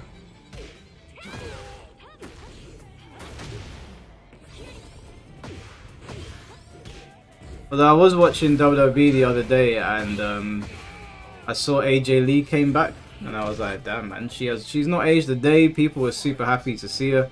She's fucking ripped. Abs are just popping up. So I'll probably watch her match. Brock Lesnar's back as well. So I mean, there's stuff to look forward to. It's just, it does feel a bit soulless now. Everything feels like an advertisement or like it doesn't really lead anywhere. Have I ever played Siege? Or Rainbow Six? Yeah, I've played it. Pretty good. Played it a bit with my friends.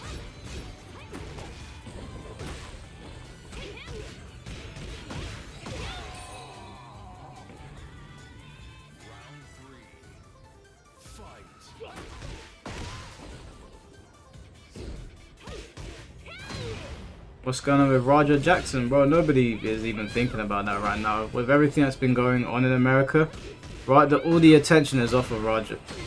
That boy's probably just chilling at home. He's like, right, you know, there was 2 crazy situations that happened. The heat is off of him. You win.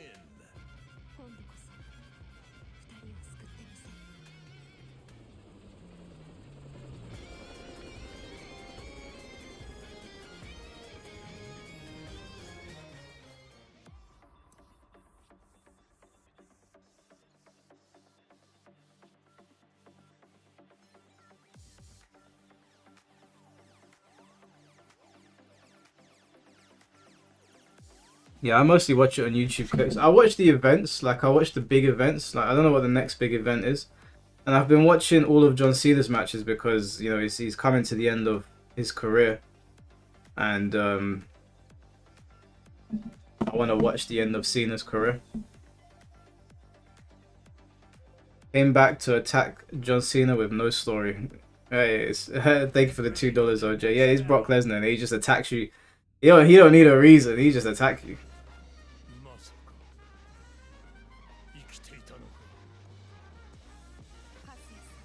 We're gonna be playing Injustice after this fight, I think. Is this RJ Umber in here?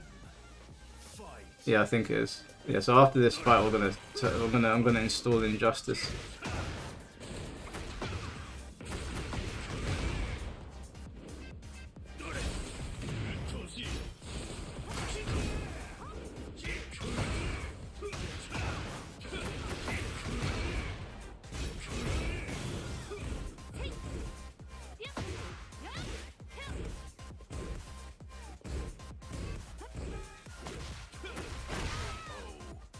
Sucks they didn't have Cena turn babyface during his rematch with Cody. Could have been similar to how Rock and Hogan went down.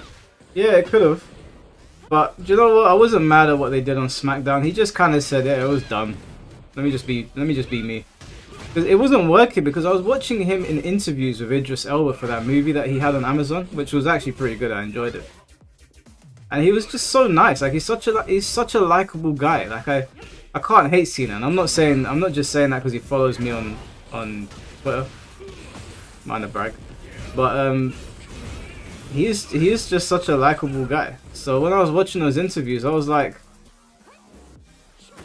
I can't hate him, man. Like even when he cussed out that kid, I said, yeah, fuck that kid, man. Don't see they said fuck that kid, get him out of here. And I was like, man, I shouldn't be rooting for the hill, but I was like, I can't chant against Cena. My guy, invited to the cookout.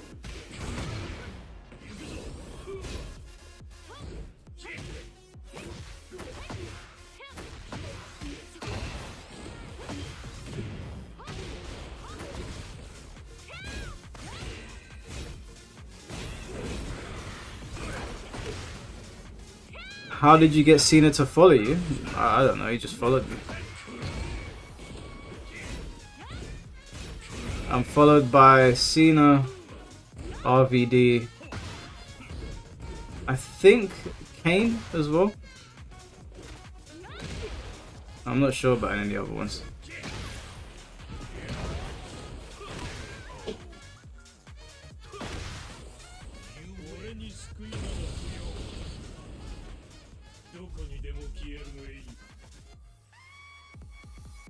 The lag is atrocious. Yeah, now you know how it feels, Tom.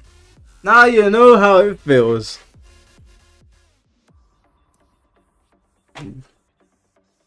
Do you feel cheated? Do you feel like you could have won? 'Cause I don't know about you. Alright, let's get this Injustice in here now then, shall we?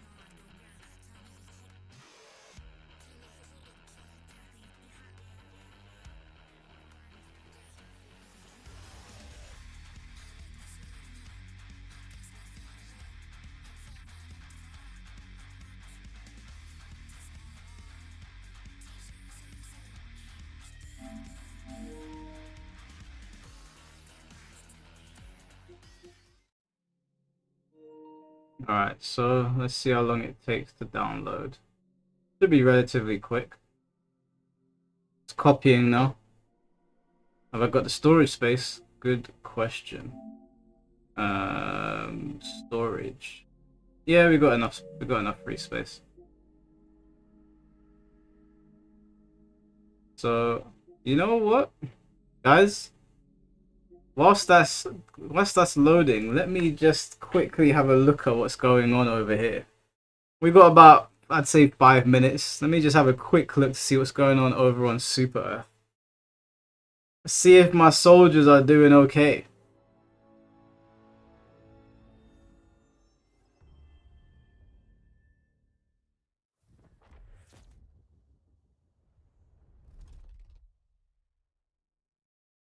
Mike, if you play Injustice 2 without giving me a match on Tekken 8, then I'm out of here. What are you is that a threat? I don't owe anybody a match. We were playing for what, 3 hours? Sorry, bro. I told these guys I'd switch over to Injustice.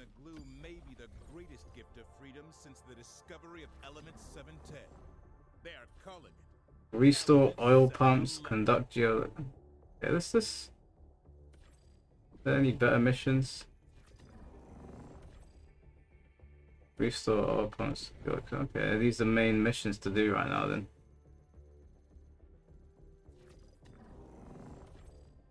Restore oil pumps. Yeah, okay.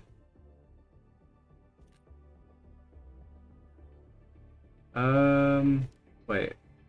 Oh, okay, I was doing another one. Yeah, we're waiting for Injustice 2 to copy. And then once it's copied, then we'll play. Let's see how much time it's got. We've got maybe like 5-10 minutes. Let's see, okay, it's on Super Helldive mode, so let's see, because I normally play this with one other person. But I'm on my own now, so danger, enemy presence. Alright, let's see, we're probably going to get cooked. And I'll switch over, but it's going to be embarrassing.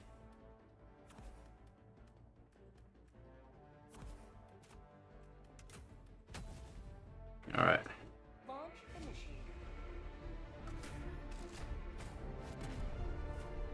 I just got gifted a new TV load. Today might be a lucky day. My dad's boss gave me a TV.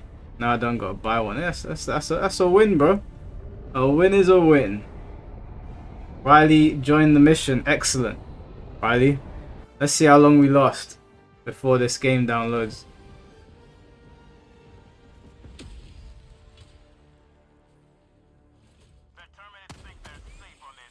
Bitch ass. Alright. We're right near the fuel pump. Yeah, if you guys haven't played Helldivers, this game is oh shit.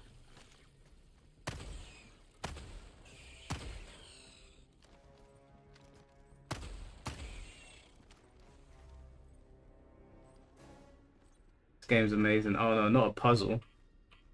Okay, not right.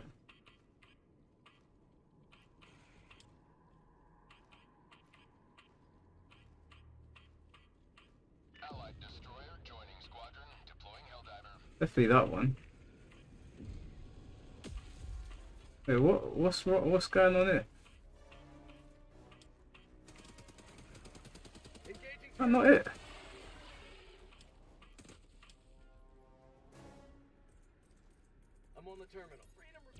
Oh, sorry, I'm going to the wrong one.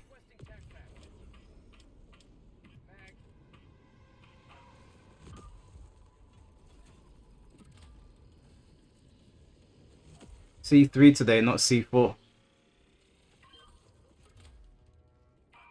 We need to get the pumps. Little pump action. Where are they? It's the pump, bro. Do your job. The oil.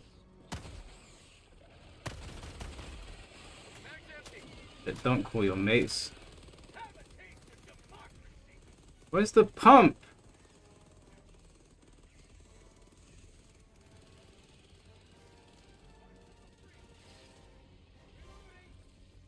Yeah, this, I'm not, is this Helldive mode? I'm pretty sure it is.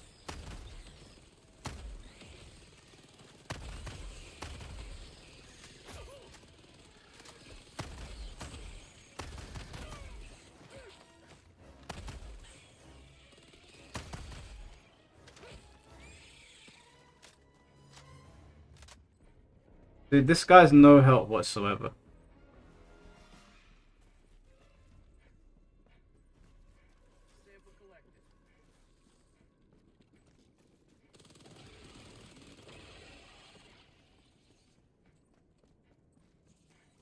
Turn all valves. Dude, I can't see the valve. Anyone see it?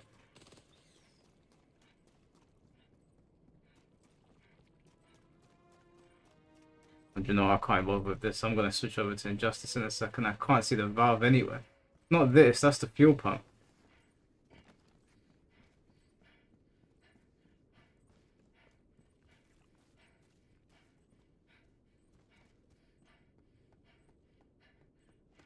Is the game worth it? Yeah, it is. Do you know what? Yeah, let me leave this mission because I think we're not playing on Helldive mode.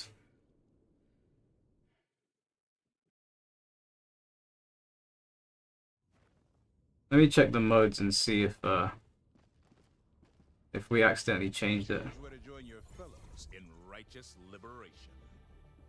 Because you guys, I want to show you guys the action in this game. Yeah, it's on challenging. So why is it? It must have been because I was playing with my missus. So okay, we've liberated all of this.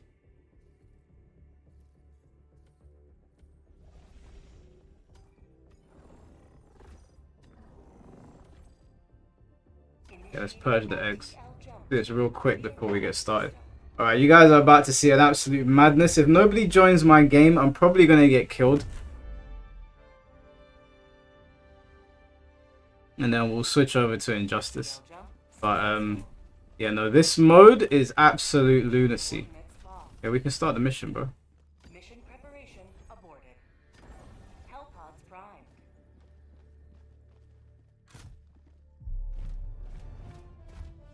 First of Yoteya Samurai Shampoo music. Yeah, I can't wait to play it. It looks really, really cool. Let's jump right into the war zone. And let me get my stamina boots on.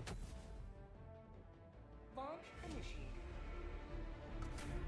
Alright guys, now what you're about to see is nothing short of cinema. If you've never seen Helldivers before, if you don't understand what all the fuss is about, you're about to see now. You didn't see before because it was on easy mode because I was playing with my girl. But now, on my own, I don't think I can survive this. I have to have at least one other person with me. Oh, Riley joined the mission. Is Riley someone in the stream?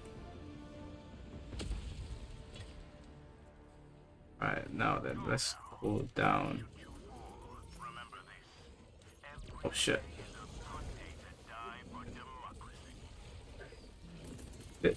Shit. Oh my god, they're everywhere.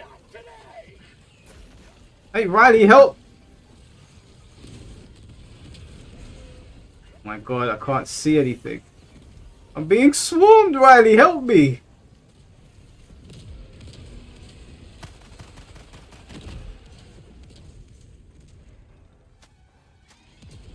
Right, I'm putting down the 380. We are about to spread a whole bunch of democracy. Goddamn birds. Yeah.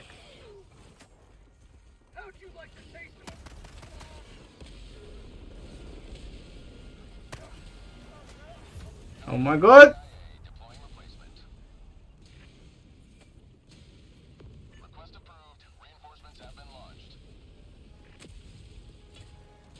We just gotta destroy the eggs. Why am I up here? Damn, my knees. Alright, we destroyed the nest, but I think the birds are still there. Let me put down a laser because I could see a bow titan. Whoa!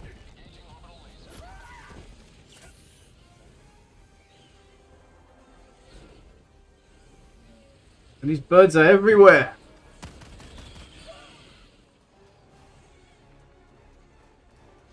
Where do we need to go? Alright, eggs are over here. Gonna drop a 500 kg on these bitches.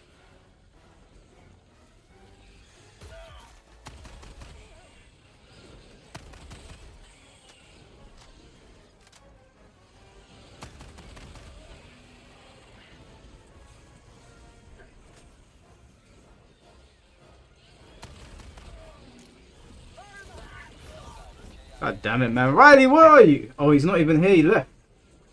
I'm on my own. I don't think you can do this shit on your own. But we're gonna try. Right, 500 kg.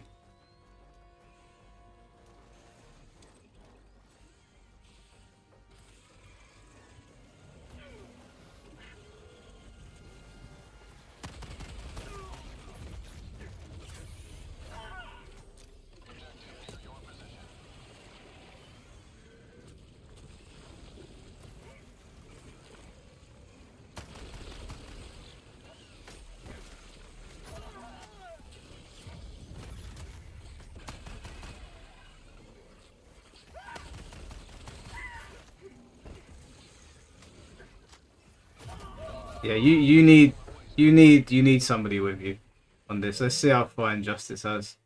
Oh, we can play it. Never mind.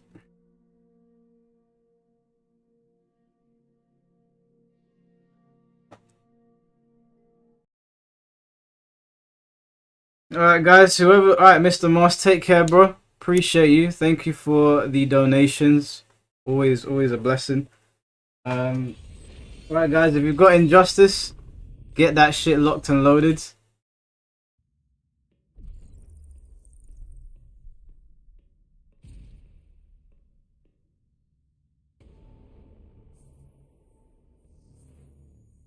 There is gear in your overflow because at least one character has a full inventory. Overflow space is limited, so make sure to manage your gear in the customized characters menu. Okay. So, okay, wait, how long does the game have to download?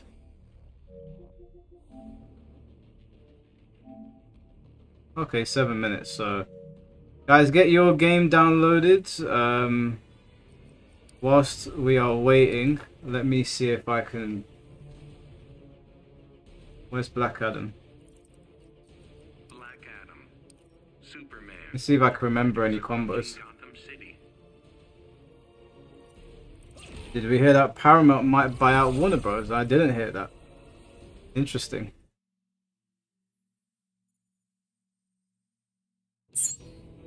Okay.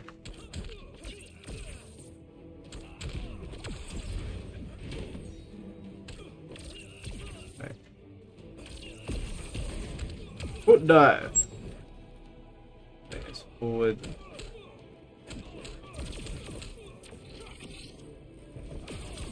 Okay.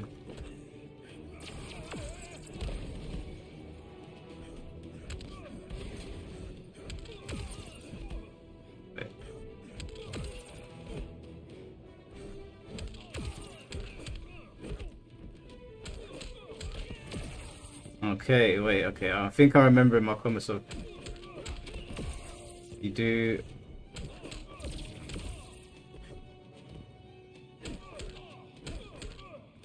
Let me wait for the trait to heal. Oh, that's not it.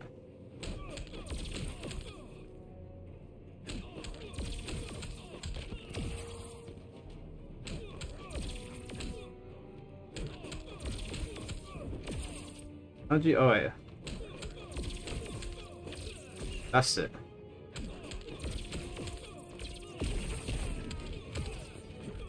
That's a decent amount of damage. I'll take that.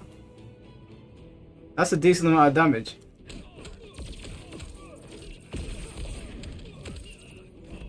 I'm sure you can combo after that.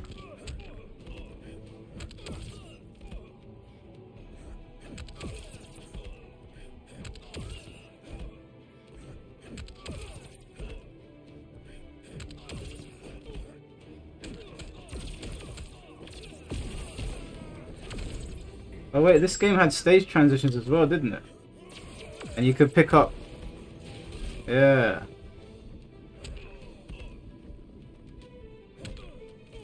Let me see this stage transition. Bang!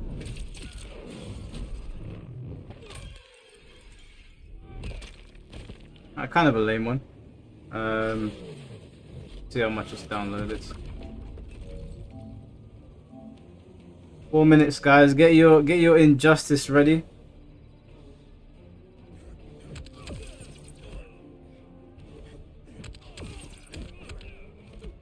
Turn on competitive mode.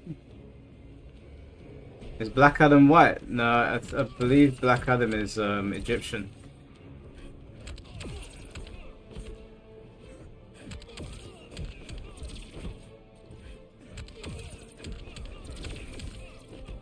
Damn it.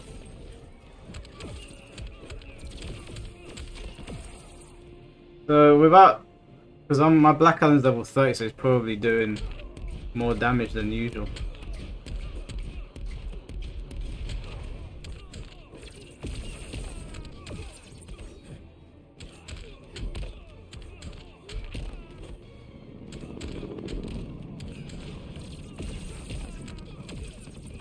Okay. Okay. And was that, and there was. Did he have?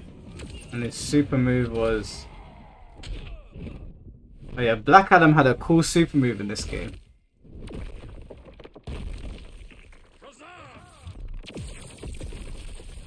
Yeah, that move was sick. Alright. We good to go? 3 minutes left now, apparently.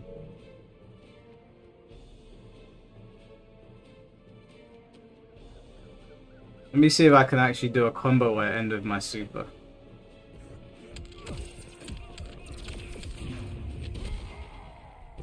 Okay, too slow.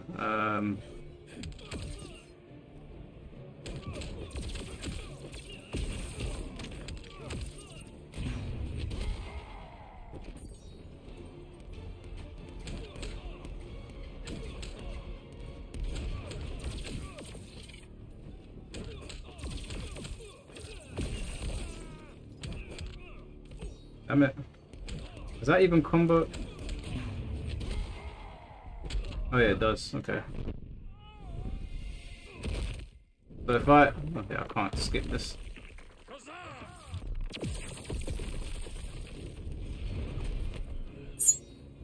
So you can do...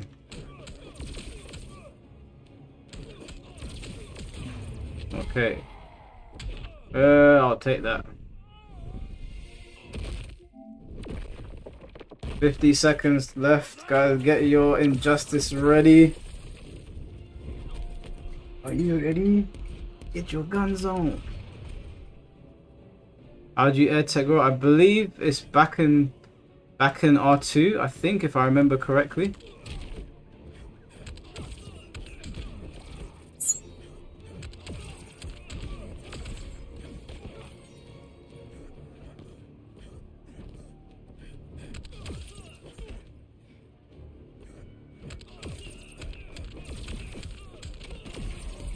Whee!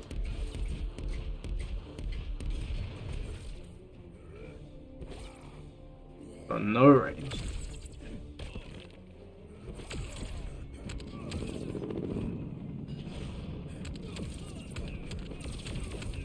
You do have quite a long time to combo.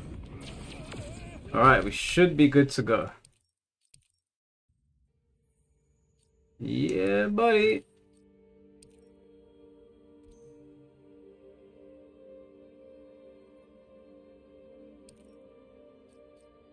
Player match. Private. We got King of the Hill. Competitive King of the Hill. Let's do that. Okay, so I guess I have to... Wait, do I have to invite people? Alright. Wait, who's playing here?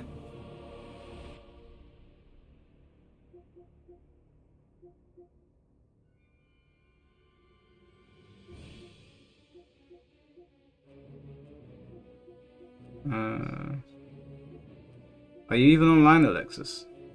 You're not even online.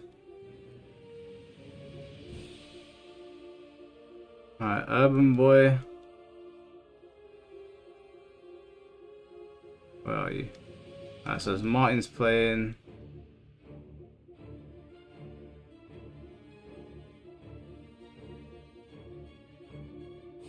Miss Sats, what's your name on here? People, give me names. Give me PSN names and I'll add you. I can only add 7 people though, so it's first come, first serve.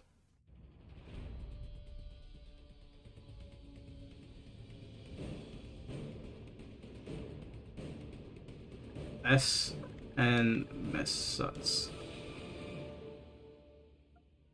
Oh, you're a friend. Why didn't you come up? Etika is your cousin. Damn, the more you know. Rest in peace, Etika, man. We lost a real one.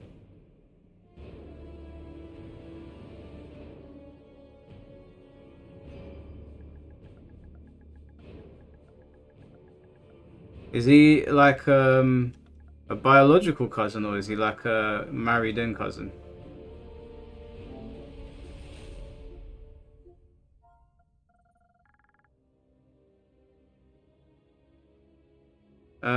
Lexia, what's your name on here again? Because you're appearing offline, so I can't invite you.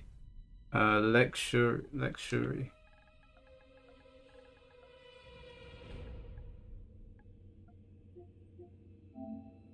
Okay, that's 4 people. Who's the 5th one? Sosa GH YBHY.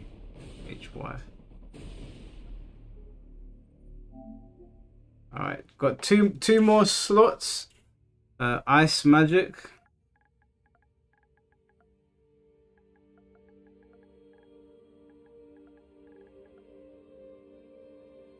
Oh, you're already a friend on him. One more slot, guys.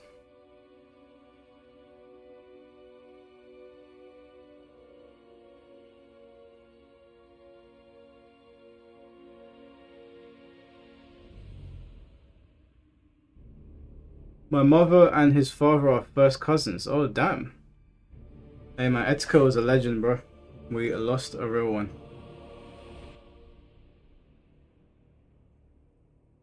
Urban Boy, what's your PSN? I don't think you came up.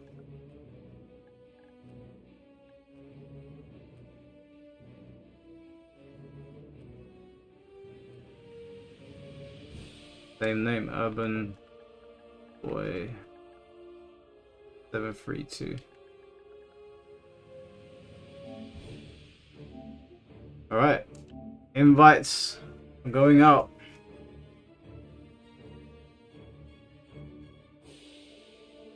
So we'll do a little bit of this.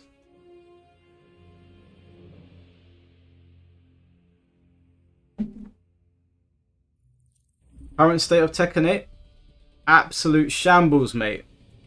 Absolute shambles.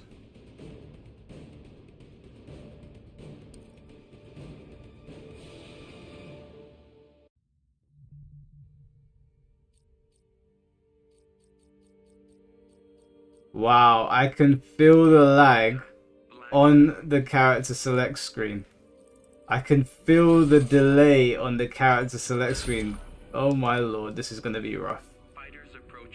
This is gonna be rough.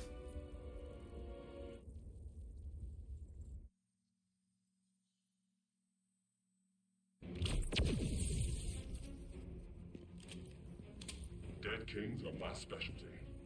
You're no match for a god. Dead gods are a natural progression. Begin.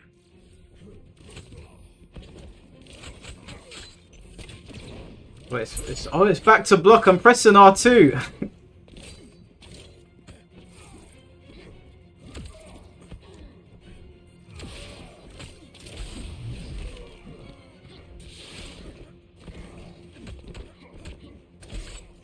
Forgotten the combo.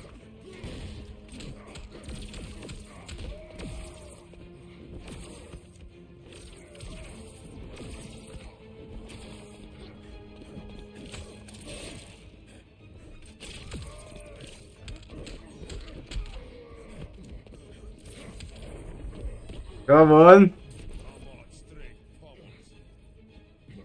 Well, it does. I forgot. It doesn't even say round 1 fight. You just go back into it.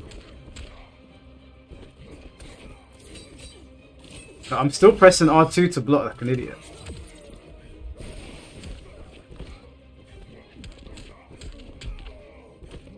How'd you combo after that?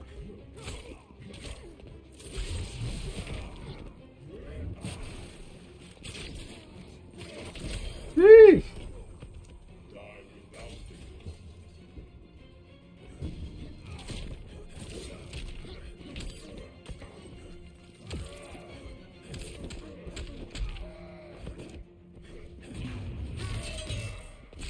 Oh hell no! Hey, the super moves in this game were they were actually pretty cool. Damn, man.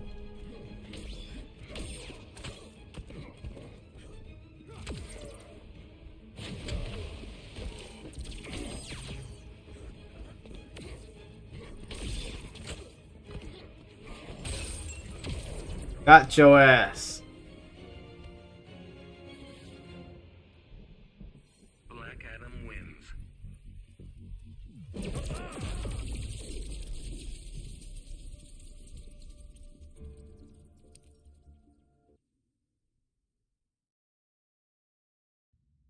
GG, Sam. Who we got next?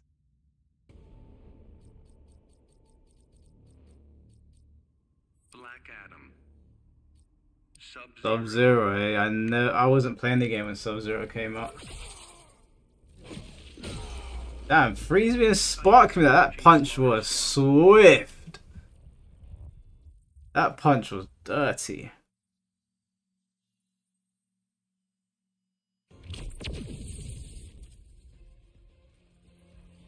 When do I return to Earthrealm? We shall see. You will make good on your promise. Was Sub-Zero strong in this game? Oh. Oh boy.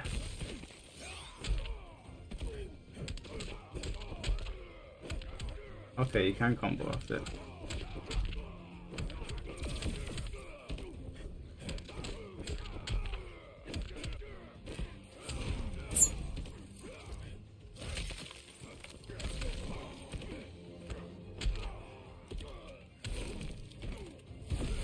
Oh yeah, I forgot he had that.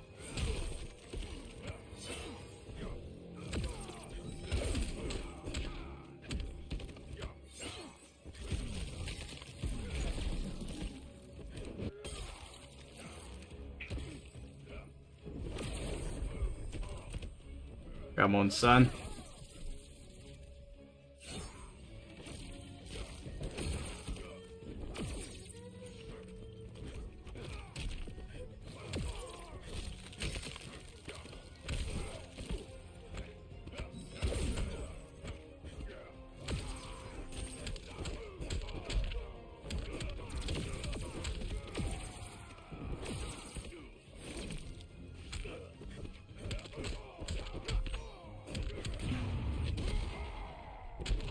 Come on!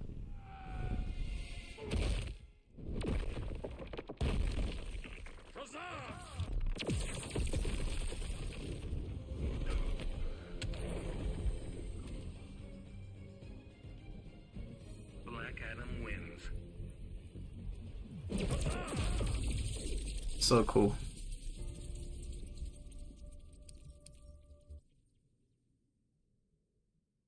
Now don't forget, yeah, this may not be Injustice 1, but in Injustice 1 I was top of the leaderboard with Black Adam. Once upon a time. So I will probably get cooked by someone good now. Black Adam. But oh no, not the Flash. Where should we go? Where has a cool stage transition? Fighters approaching. Is that so? Yeah, on Injustice 1 I got to top of the leaderboard.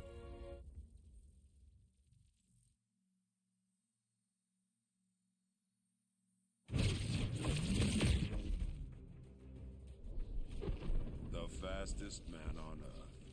I won't bow to the new regime. Then you've a sorry lack of ambition. Begin. You tell him.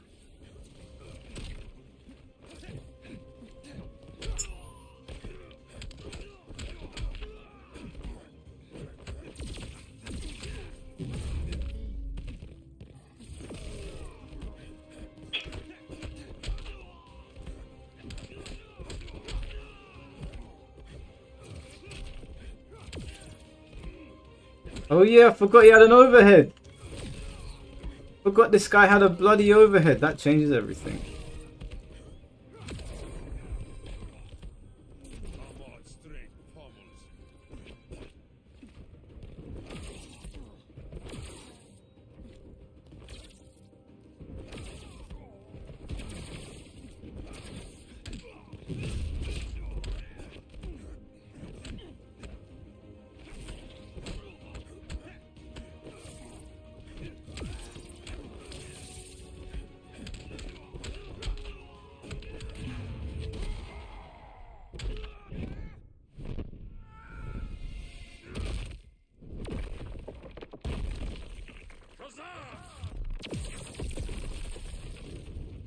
Oh, you're not dead. Black Adam wins. Gooseman, how you doing, bro?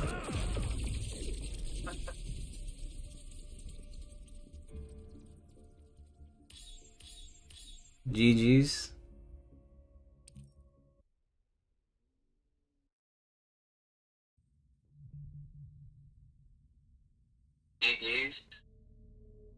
Bro, brother's got his mic on. Cyborg, Turn your mic off, bro. Black Adam, Oh, wait. Got Urban Boy in here.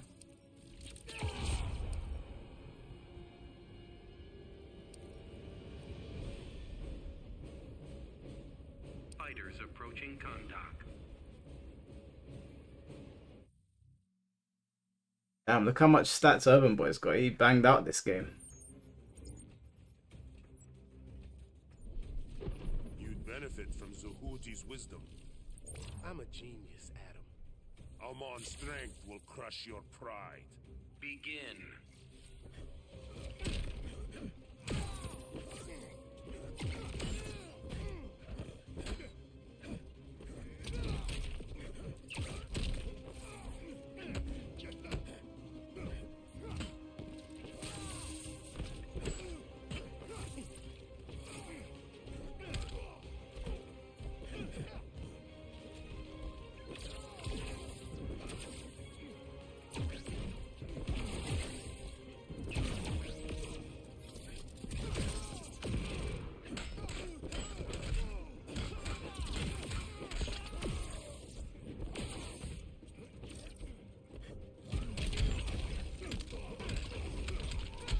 Oh!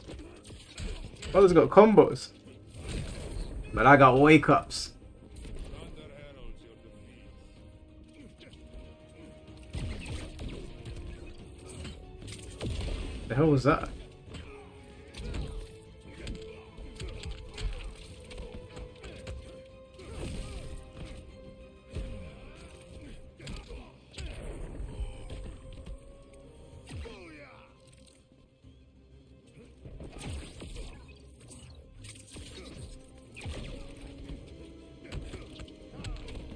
That's an overhead.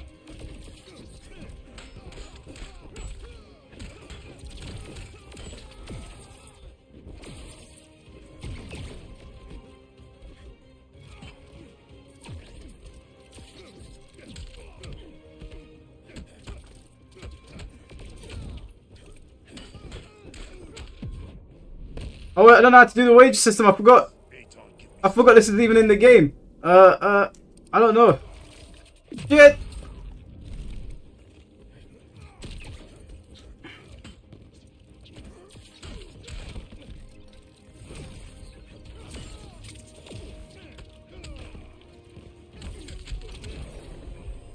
I didn't. How do you do wager?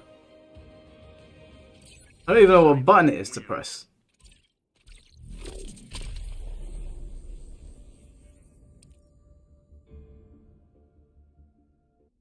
Cyborg is basically Spencer.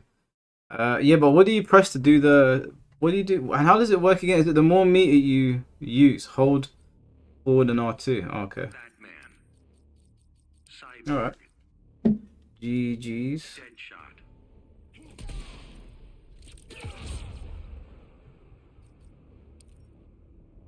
Fighters approaching Gorilla City. You just installed. Can you play? Let's see. Is there any space? Yeah. What's your PSN? Hello, robot. I'm a cyborg, hence the name. I'll sell you organs and your spare parts. Begin.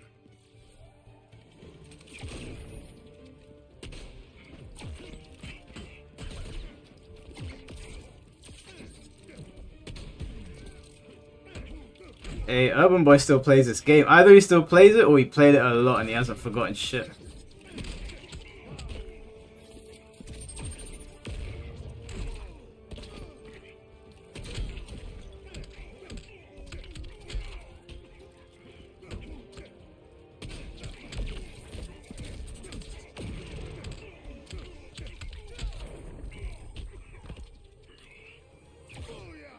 King Speedy UK. Okay, hold on. Oh, wait, let me do it after this match so people don't get interrupted.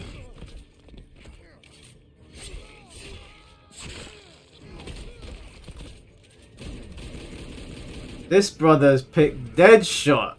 No respect. Urban Boy, get him out of there.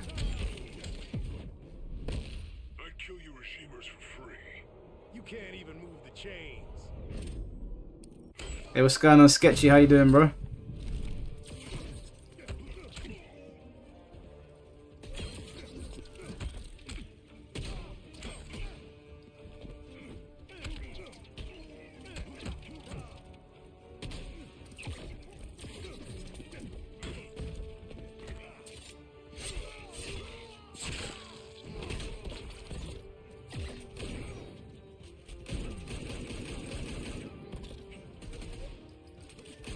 Look at it, look at this guy. They're playing quite possibly one of the most hated characters in NRS history.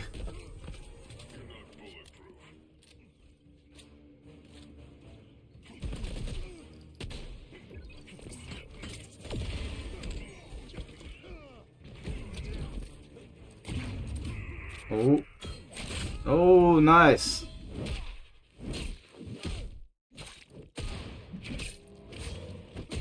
That is a cool super. Disrespect.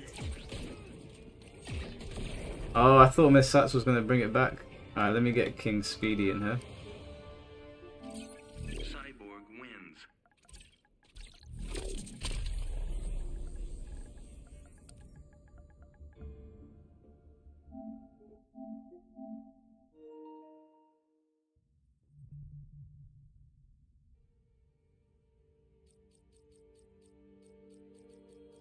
Black Manta, Cyborg.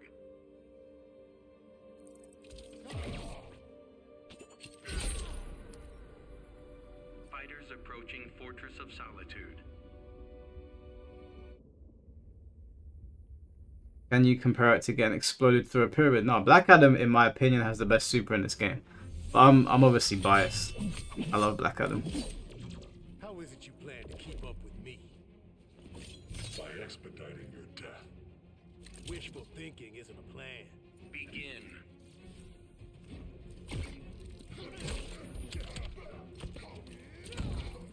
Sub-Zero's is your favorite. I don't remember Sub-Zero's, but I only played this game for a month as well. Like, I don't know why I never took to Injustice 2. I was never really into it. I played the shit out of Injustice 1, but this one I never really played too much. I think me and Foxy were the first two people in the UK to play it because we got invited by Warner Brothers to a closed off event, and it was the first time it was in the UK, and they called me and Foxy up to play on stage, and we did Black Adam vs Aquaman, and I played it for a bit after that, and then I just stopped. I was like, I'm not interested. Don't remember why. Might have been because of Soul Calibur. You can't fight physically.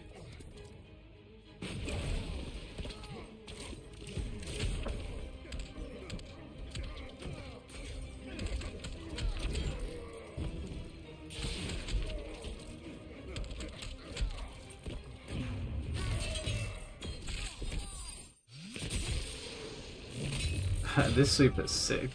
They traveled no distance, but so much distance as well.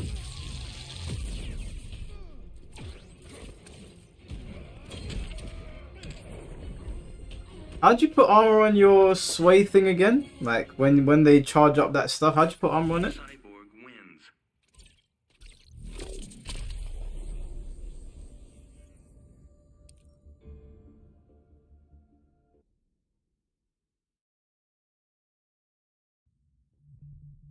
Oh, you just burn up. You just press R2 when you do it. Oh, it's just like other meter then. Okay. Okay. Cyborg. Sub-Zero.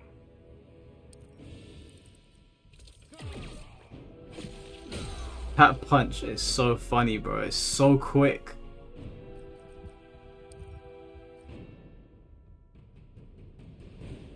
Fighters approaching Gorilla City.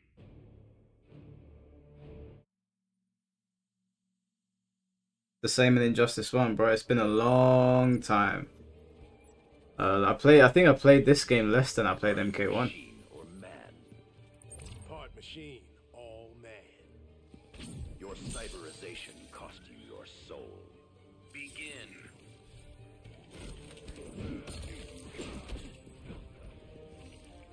So is this like the MK11 blueprint for Sub-Zero then?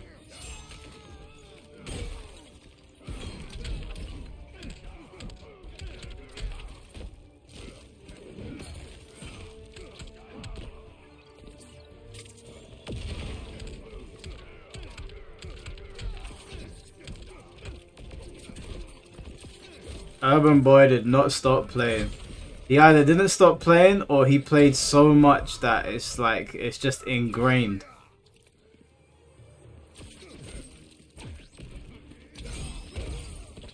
Oh yeah, it is MKX sub. Yeah, of course. Now I'm looking at him doing the moves. It is, yeah. Lol.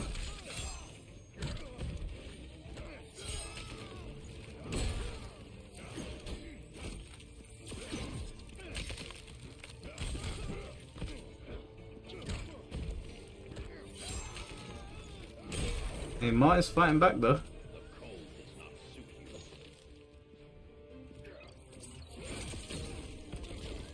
What the hell is that on the floor? Oh my god. Oh, we get to see it? Yeah. Jeez! Okay, that was very cool. I still prefer Black Adams, but that was very, very cool.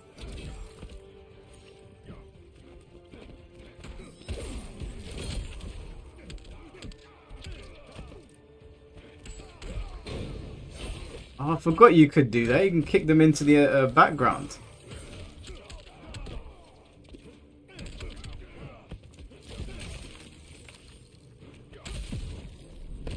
The regime's back for good. Better to fight with honor.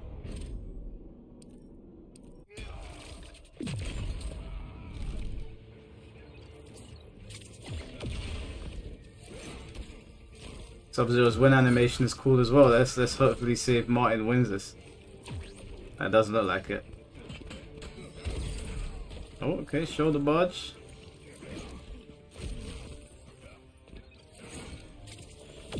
Damn. Missile to the face. Who's next up? Warburger. Cyborg wins.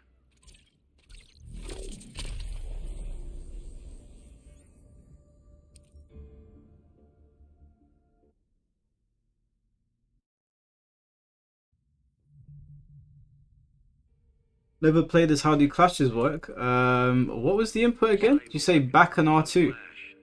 I think Fighters approaching you wager meter, and whoever wagers the most meter wins. It's a pretty interesting system. Don't completely hate it. I told Superman we couldn't trust you. I'm glad to disappoint, Cyborg. You won't feel that way in a second. Guys, remember to turn your mics off on the controllers. That comes through on here.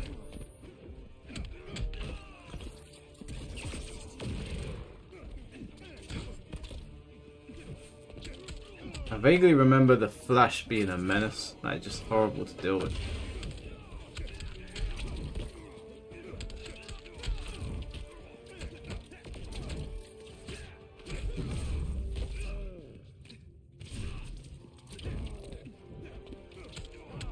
Yeah, his trait is mad, just slowing time down. Or moving so fast it feels like time is slowing down.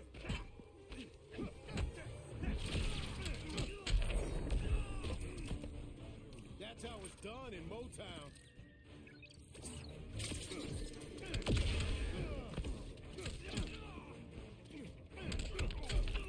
Gotcha, Ed. Clock's running out. Oh my god, we got a fucking... Yeah, literally Cyborg. He's just... Cyborg slash Morrigan over here. Ah, you fumbled. I don't even remember the Flash's super.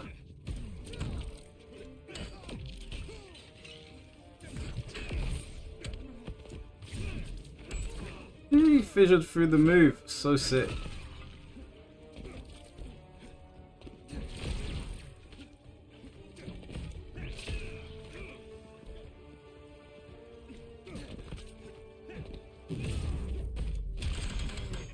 That move is so cool.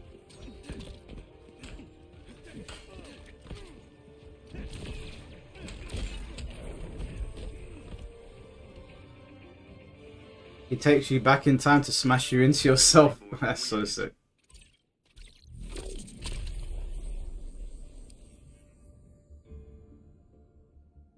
Oh yeah, Raiden's in this game. I forgot about that.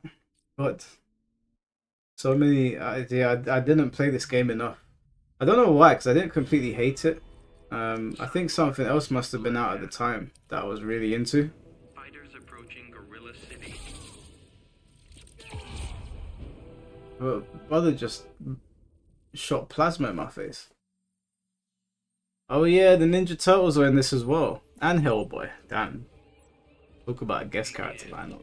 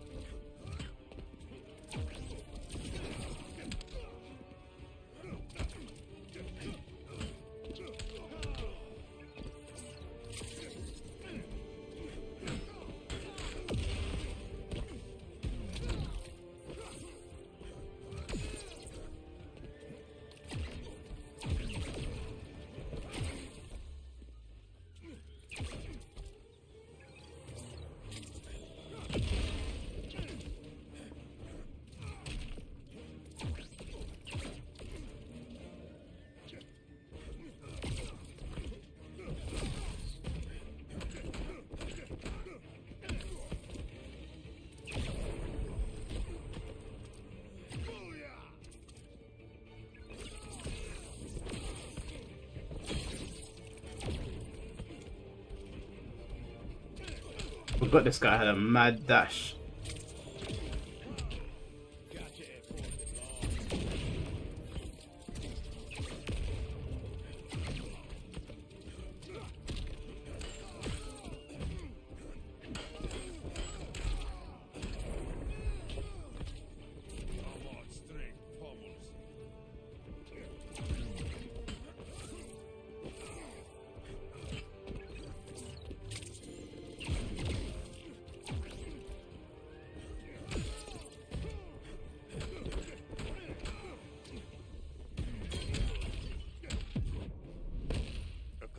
Child could best you.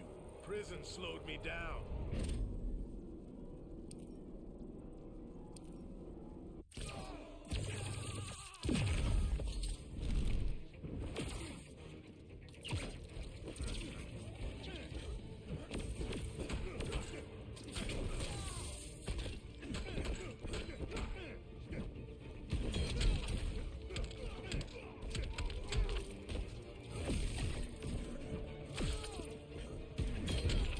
Damn, I keep getting hit by them.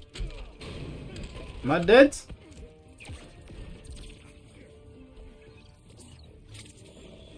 Damn. I'm blocking the air.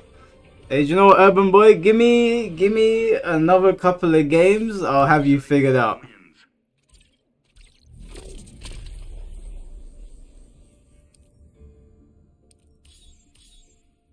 New gear acquired.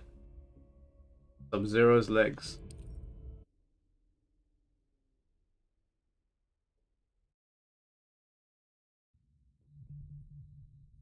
Stream this game more, please.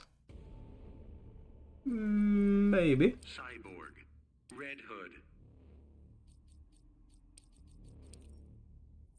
Fighters approaching Brainiac's ship.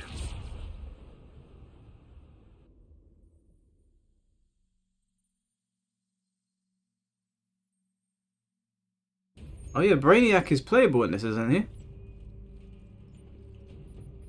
Can't fight crime without cracking a few skulls. So why are you fighting me? The regime cracked more than a few. Begin. You know what I would like from a new Injustice game? Just looking at this game, yeah, it's pretty. But I don't like how small the character models are. They're very small. It feels like the stage is almost overwhelming. I'd like for the camera to be a little bit closer. I think the camera being closer would help this game so much. Because the character models are they're really small. That might alleviate some of the zoning problems in this game. It's a pretty ass game though. It's a very pretty game. Feels good as well.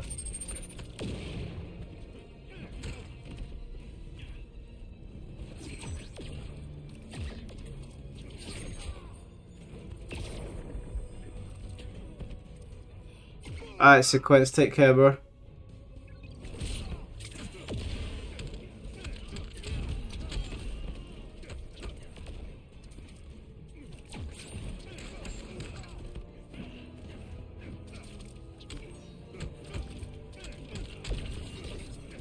I do feel like, I don't know if it's just you. I don't know if it's just well because we're playing now, but I feel like jumping back into this and training a bit. You know, I've missed playing an NRS game, and you know, MK1 sucks. I can't bring myself to play it, but this ain't that bad. I mean, maybe I'm gonna play it. I'm gonna be reminded of why I hate Injustice. Maybe, I don't know, but there's a part of me that's like, do I want to practice? You know, Here comes the play of the game. do I want to practice on this game and maybe start hosting some Shambolic Showdowns? Hey, Masach, you getting cooked, bro. Cooked you. You even take the first life bar, Masach. Cyborg wins.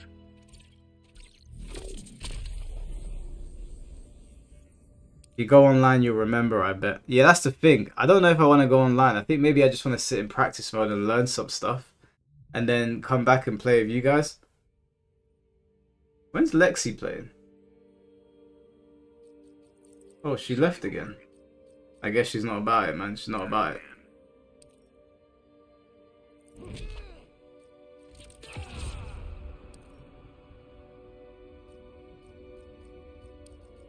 Am I going to talk about WWE taking WrestleMania to Saudi? We already spoke about it earlier, bro. Slaughter Swamp. Spoke about that earlier in the street. We did a whole WWE segment.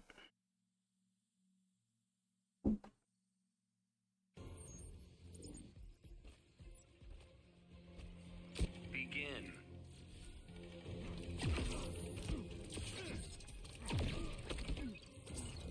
Finn, do you have Injustice 2? You should practice up as well, and we'll get you in here playing. I've noticed Finn never plays. He never jumps in.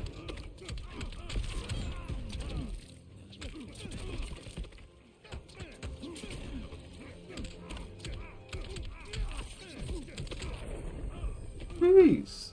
You can't fight physics.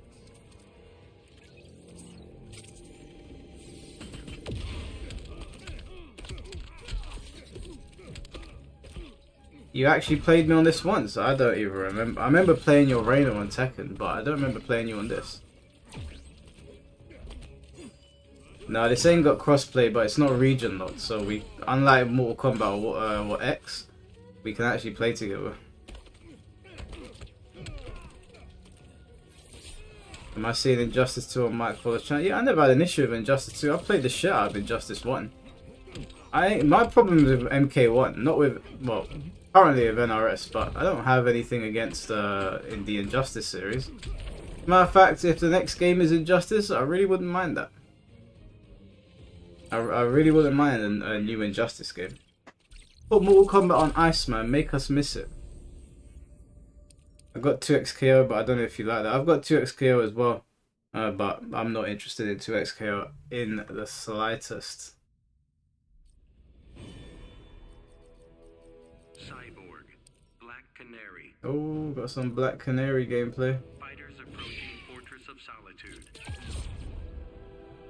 I remember I made a joke at Ellie, and I said, "Don't you find it funny that Black Canary's ability is like making noise?" She was like, "Why?" And I was smiling at her, and she was like, "You're so sexist," and I was like, "It's just a joke. Calm down." That said, I still gotta kick your ass. Begin. Did anyone watch Demon Slayer in the cinemas? I'm going tomorrow. I'm gonna watch it tomorrow. No spoilers, please.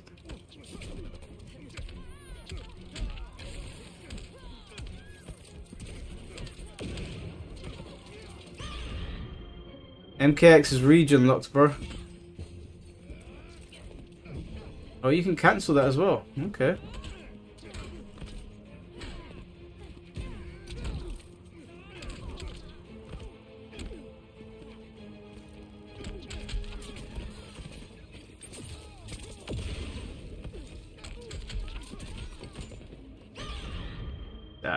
That screams hella loud.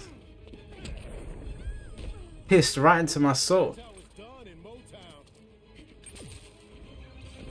No, this game's not region locked, Finn. We're saying MKX is region locked. But you know what? The netcode is not bad at all. It's not bad at all. I'm shocked.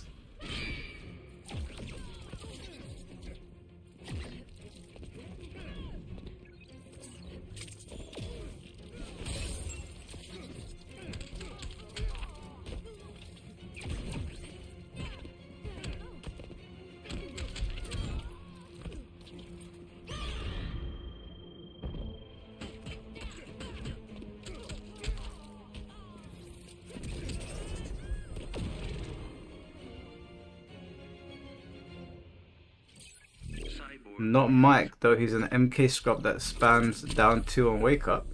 Listen, bro. I've already dealt with MK guys, yeah? Don't add yourself to the list. Don't be Lexi. Because when a new NRS game comes out, she's gonna get deep fried for what she did the other day. Hey, Supergirl.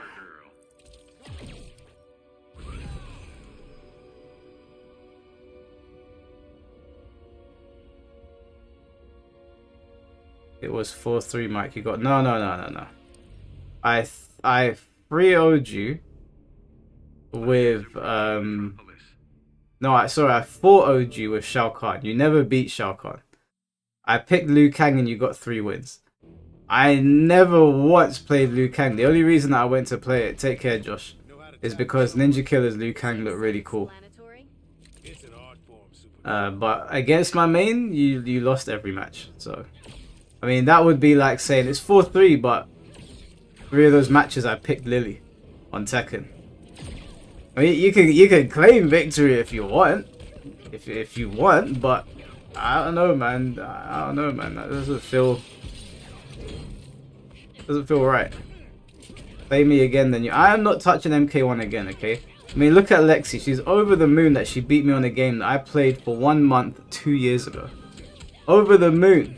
Now, if you want me to add you to the list, Masats, if you want me to add to the list of the people that I'm going to call out for a money match when MK12 or whatever they call it comes out, by all means, I'll add you to that list. I'm just saying now, Lexi's already agreed to it. She's already dug her grave. You don't have to do this, Masats. Listen, I like you. I like you, Masats. You don't have to do this.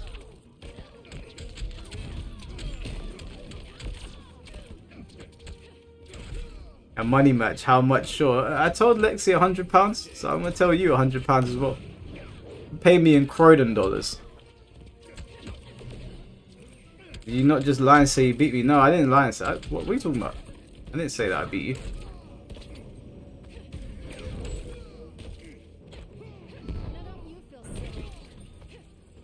Finn, if you want the backstory, basically, I suppose Lexi got tired of getting cooked on...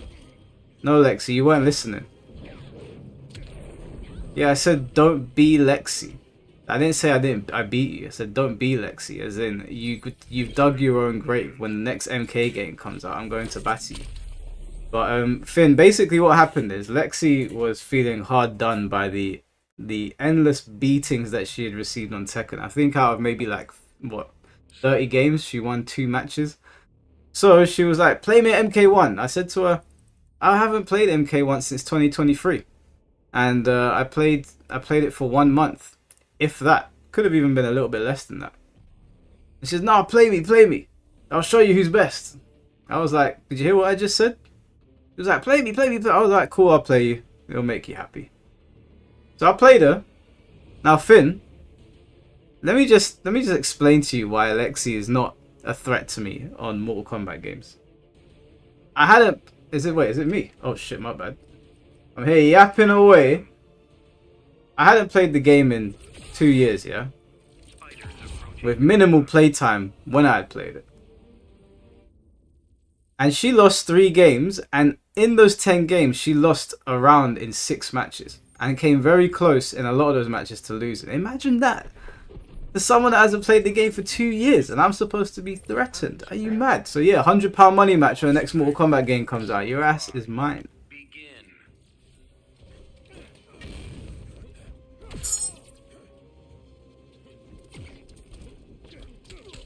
Let me grab you. Oh god, that's a hard to blockable.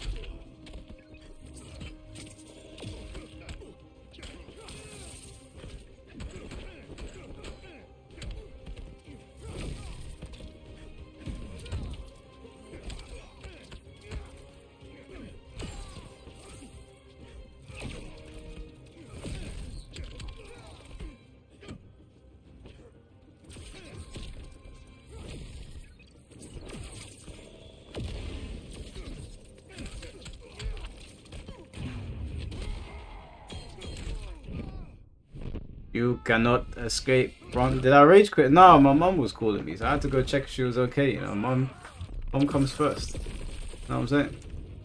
You understand, Finn. You love your mum. Damn it!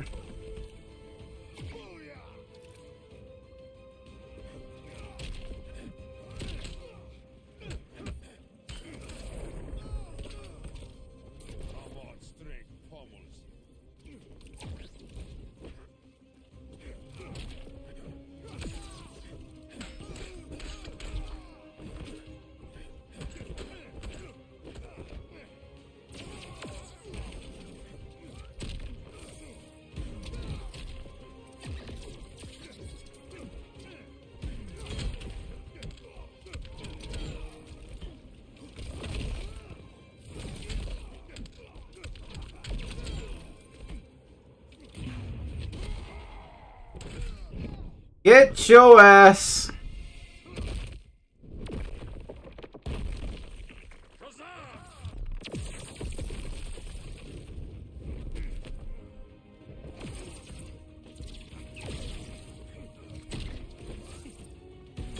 No! 1 HP! Urban Boy, next game, I got you. It's coming back to me. Cyborg wins. It's coming back to me. Your ass is mine. Pause. Pause, pause, pause, pause, pause.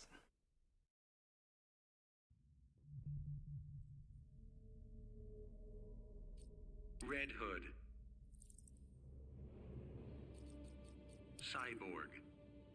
I now know how to get around your bombs. Approaching Brainiac. And I know that when you've got a low starter, you've got a starter that ends in an overhead. And you can dash cancel a couple of your strings, so...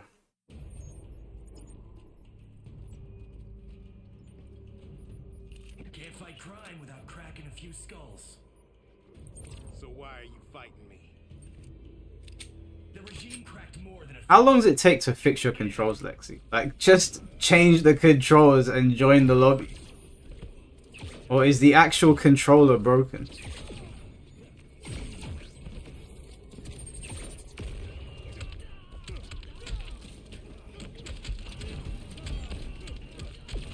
Jeez.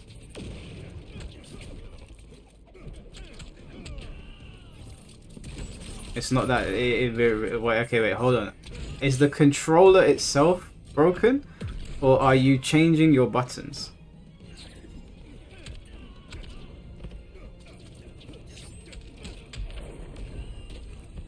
Okay, your controls, right? What you want to do, right? Generally on fighting games, what you do is you go into the menu option, and there's this option that says controls.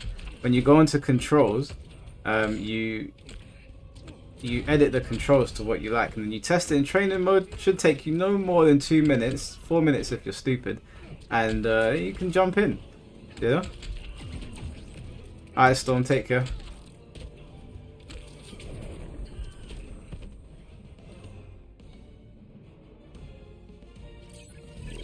I'm doing a special and a completely different move is coming out. I said that multiple times. Hey, listen, Lexi, if you ain't got the execution to play this game, I understand. As time has gone on, NRS games have gotten easier. Maybe you can only play the easy NRS games. I don't know, but we ain't got all day. It's approaching midnight here, so either you get your ass in here now, otherwise we're gonna have to wrap up the stream very soon. We got 20 minutes left.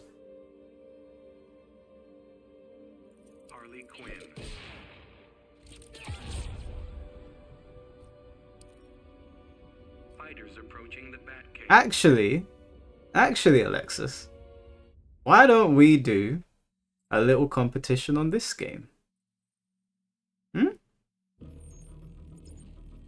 Now, I'm not going to do you dirty, because we've just turned it on.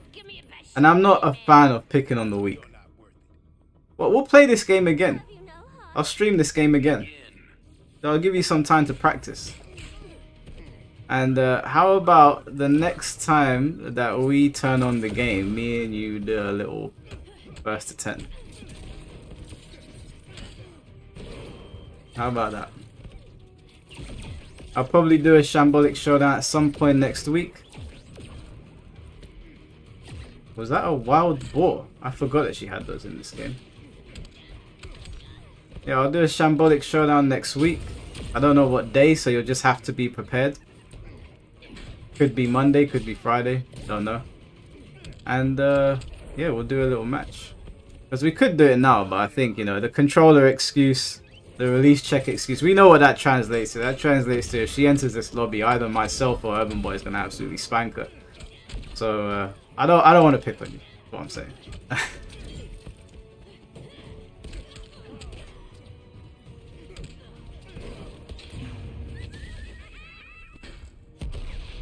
Wait, what just happened? Did that hit or... I'm so confused.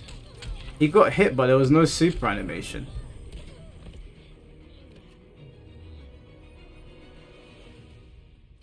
Cyborg wins. First hit has to land. Oh, okay. Interesting.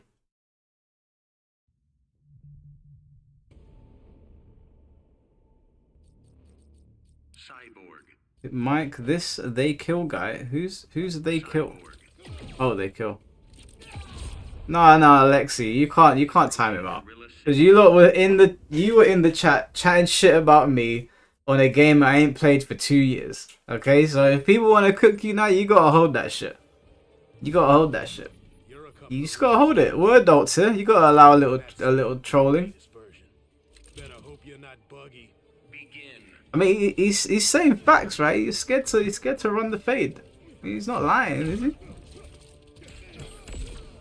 Don't compare you to LTG, Lexi. People call me a Nazi all the time. It's okay. It's not a big deal. I think a Nazi's far worse than LTG.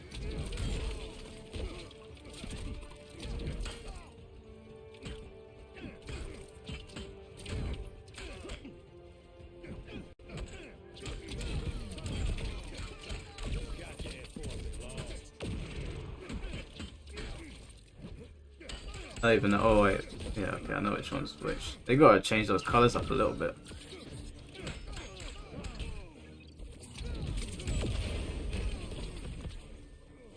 I will not have my blood pressure run up by you in this chat. Like, see, you gotta take a little trolling every now and then, you know. Look, you had your moment the other day. We gave you your moment because we all got love for you around here. We let you get that W on stream. You even got a rage quit. But the days of having fun at my expense are over. I'm gonna have to beat you into oblivion. I'm gonna have to teach you a lesson. I'm gonna have to parade you around like you're Cersei and shame you in front of the community. And you did this to yourself. Try to be charitable, you know. Tried to be. I even played Tekken without looking at the screen in hopes that you'd win the match. Now you still lost the match, but I tried to be charitable.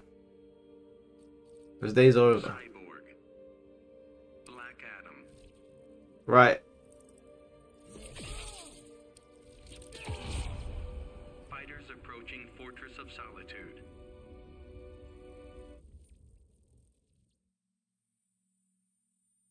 Am I not new to Tekken? Oh, so does that suddenly matter now? That you're new to Tekken?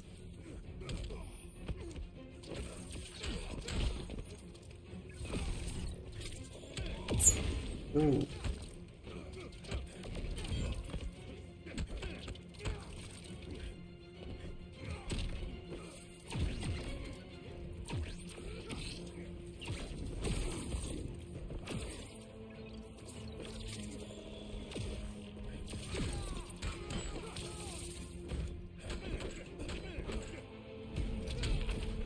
Always get hit by that.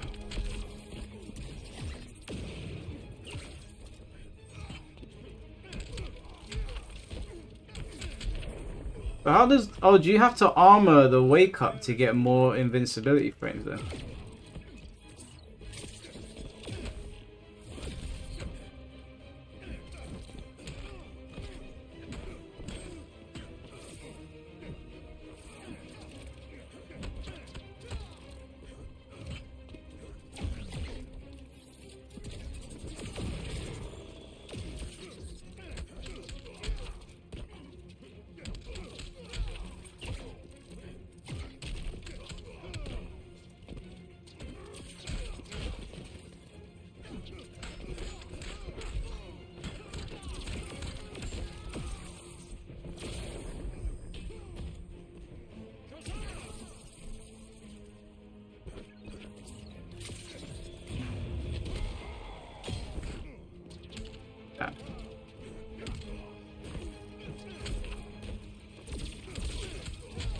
Okay, okay. Well, it's not as invincible as I thought it was. Fair enough. Cyborg wins.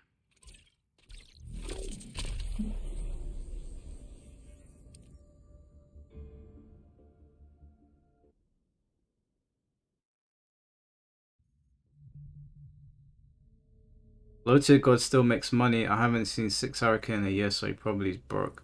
Yeah, Low-tier God makes a lot of money. He's doing his thing over on Twitch. Cyborg. Starfire, eh? Fighters approaching Metropolis. Yeah.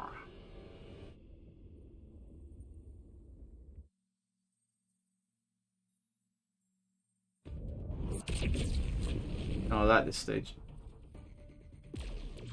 Let's spar a little. After I win, you want to get pizza? So that's how it's gonna be, huh? Begin.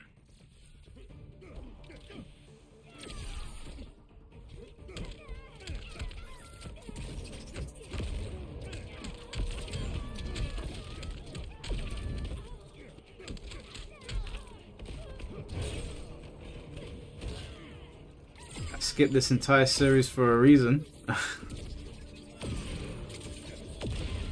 I don't know, I like Injustice 2. Maybe I don't know enough about it yet, but I quite enjoy it. Alright, later, Miss Sats. No worries, bro. We already got 10 minutes left for the stream anyway. I'm gonna go and get some sleep.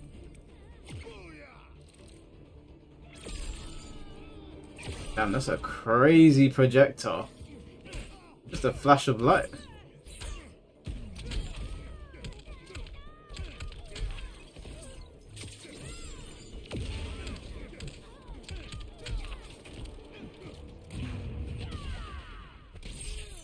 Oh, we got him.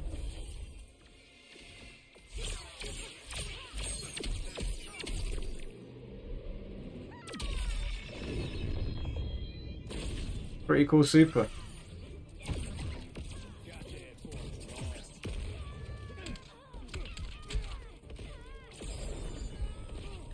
Starlight, star bright. Need another invite. Alright, one sec.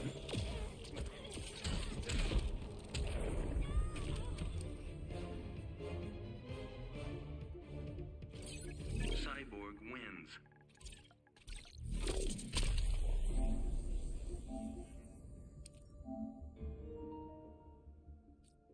We ain't got too much longer though. We only got 10 minutes left.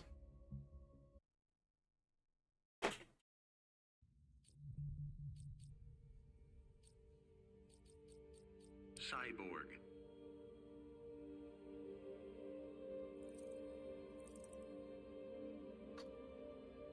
Glad you enjoy it though. Don't want to take that out. My beef with WB NOS. Letting down MK series have many offline videos well played. I appreciate that, bro. Appreciate that. Hey Martin, ready up, bro.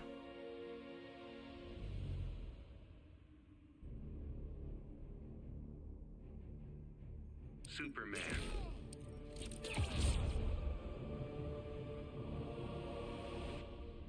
I don't look my age. How old do you think I look? Fighters approaching Metropolis.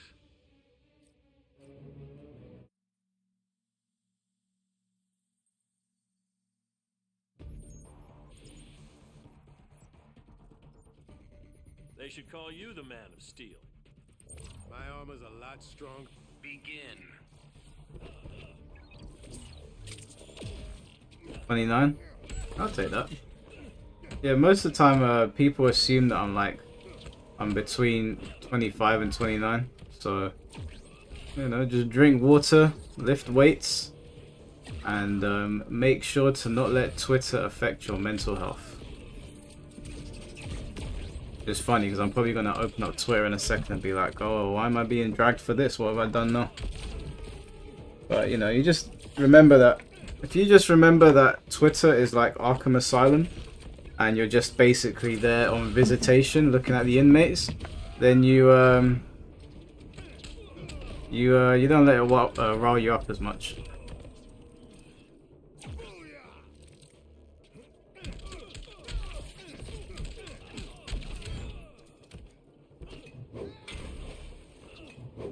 That man's throwing crates of beer at his head.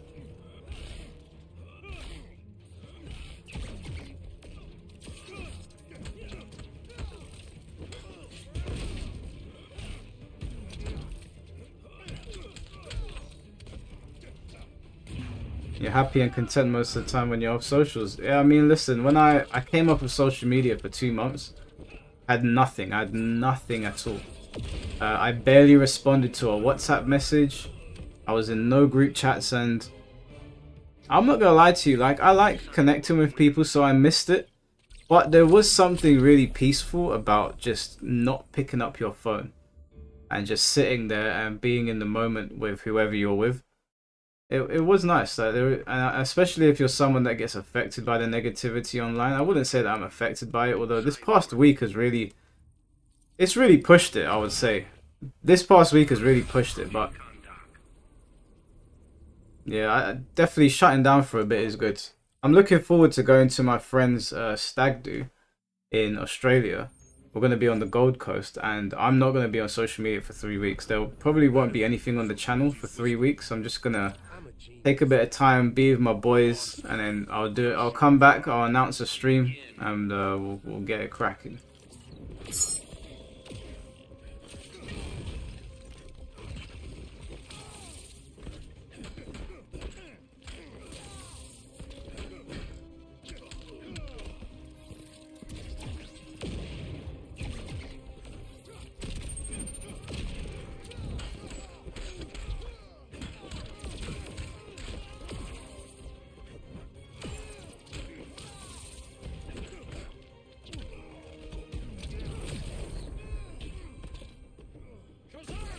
What's up?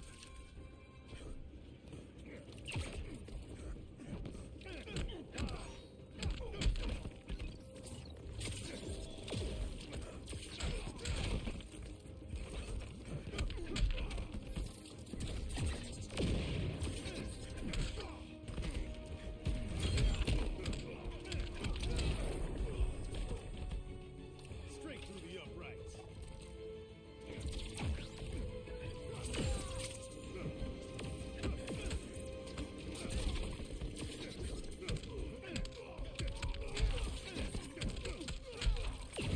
Damn, what was that?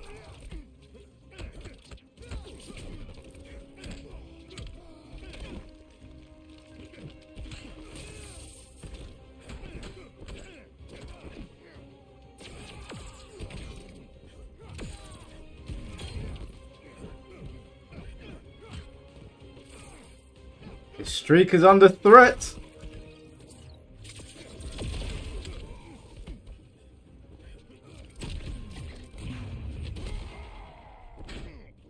Damn it! Damn it! Damn it! Urban Boy, you're this close.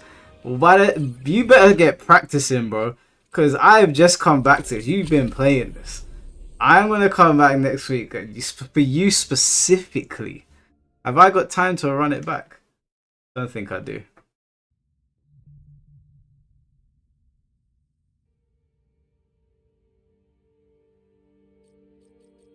I fumbled. Yeah, I fumbled. There was a point there where he did something. I was like, I got him, and I didn't capitalize.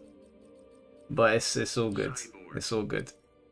You did. You definitely played the shit out of this game. You 100% played this game like crazy. It's been a year, but let me tell you how long it's been for me. Bear in mind, I only played it for a month when it came out.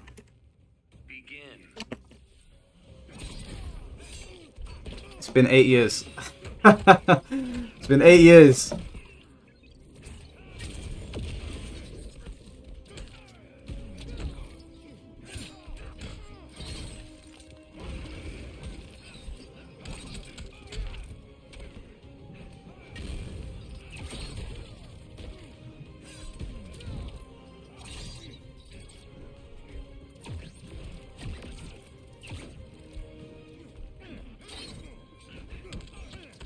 No, this will be a nice change of pace for me from Tekken. Now that I've hit God of Destruction, I don't feel like playing. I definitely don't feel like playing ranked. What a nightmare. This came out in 2017. I played it for the first month and then I didn't play it again.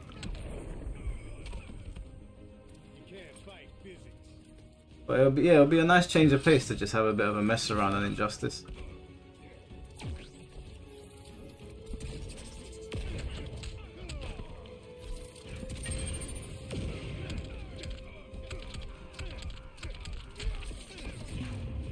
Oh. Damn. Looking the wrong way, bro.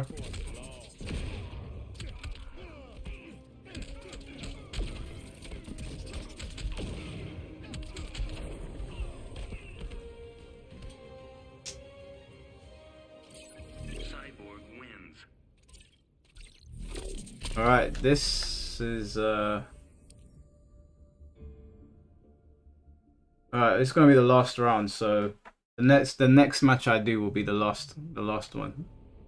But right now we got Lexi, and see how good Lexi is at this. Who does she play? Should leave? No, play the game. We want to see you play it.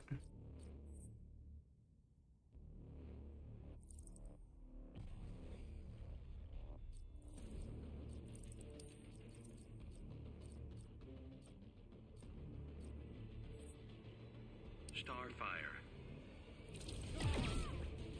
Fighters approaching Arkham. Yeah, next match after this will be the last match.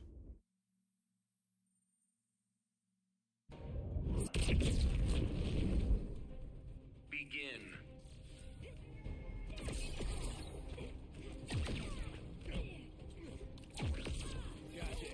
Yeah, the screen is way too wide on this game. They definitely need to move the camera in and make the models a bit bigger.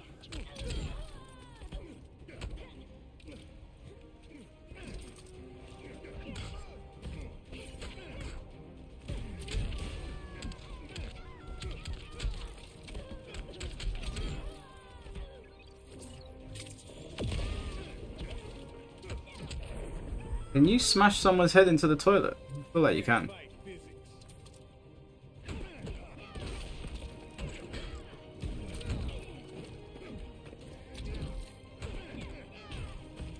Is that a command grab? Jeez!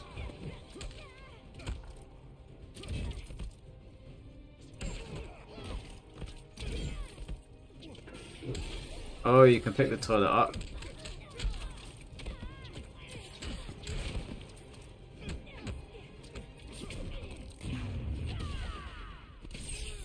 Damn, is that a low? He's got hit by that twice.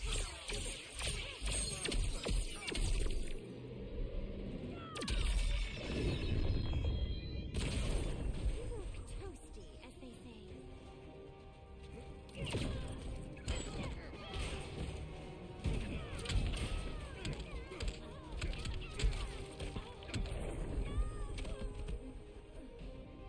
Okay, so this is the last fight now. This is my last chance to take this guy and end his win streak. Oh my, lock in. Lock in.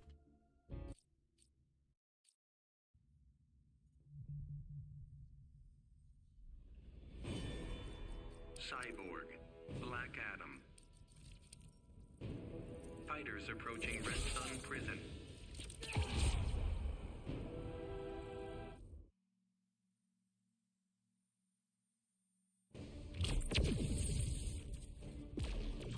Superman may trust you. I don't. We're on the same side, Cyborg. Only so long as it helps you. Begin.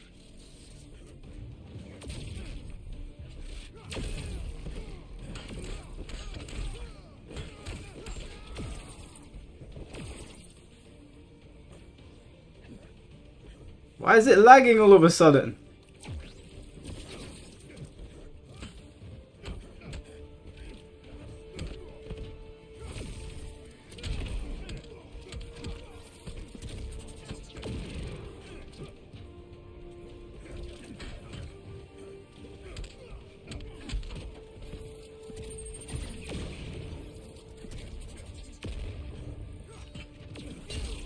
Jeez.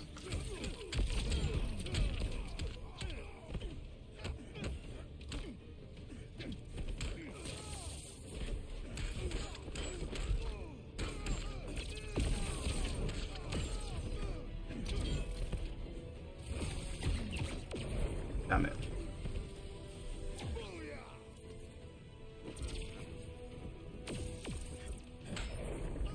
What happened there, mate?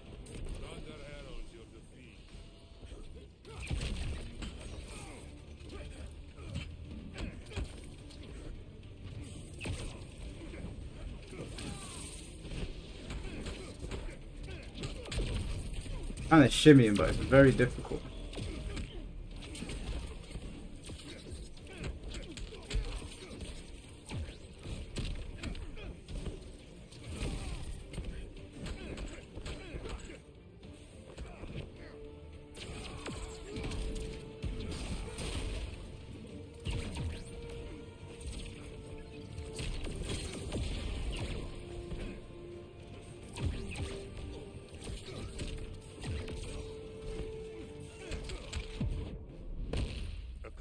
Child could best you. Prison slowed me down.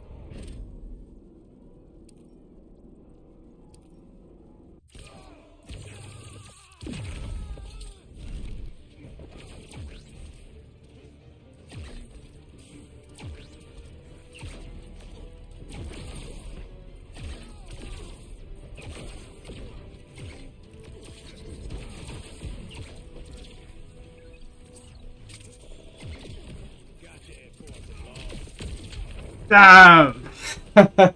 Good games, bro. Good games. I'm on you. Cyborg wins. Black Adam was raised by ancient Egyptians. Yeah, well, it's a long story, but his power comes from a different place as Shazam's, but similar. All right, guys. The blessing as always to have you all here. Appreciate all the donations. Thank you for hanging out. And I won't be about Saturday, but you might see me on Sunday. Actually, no, you might see me tomorrow because I'm not seeing the missus until late. But I'll let you guys know. But yeah, thanks for sticking around. Appreciate all of you. And I'll catch you all very soon. Take care and peace.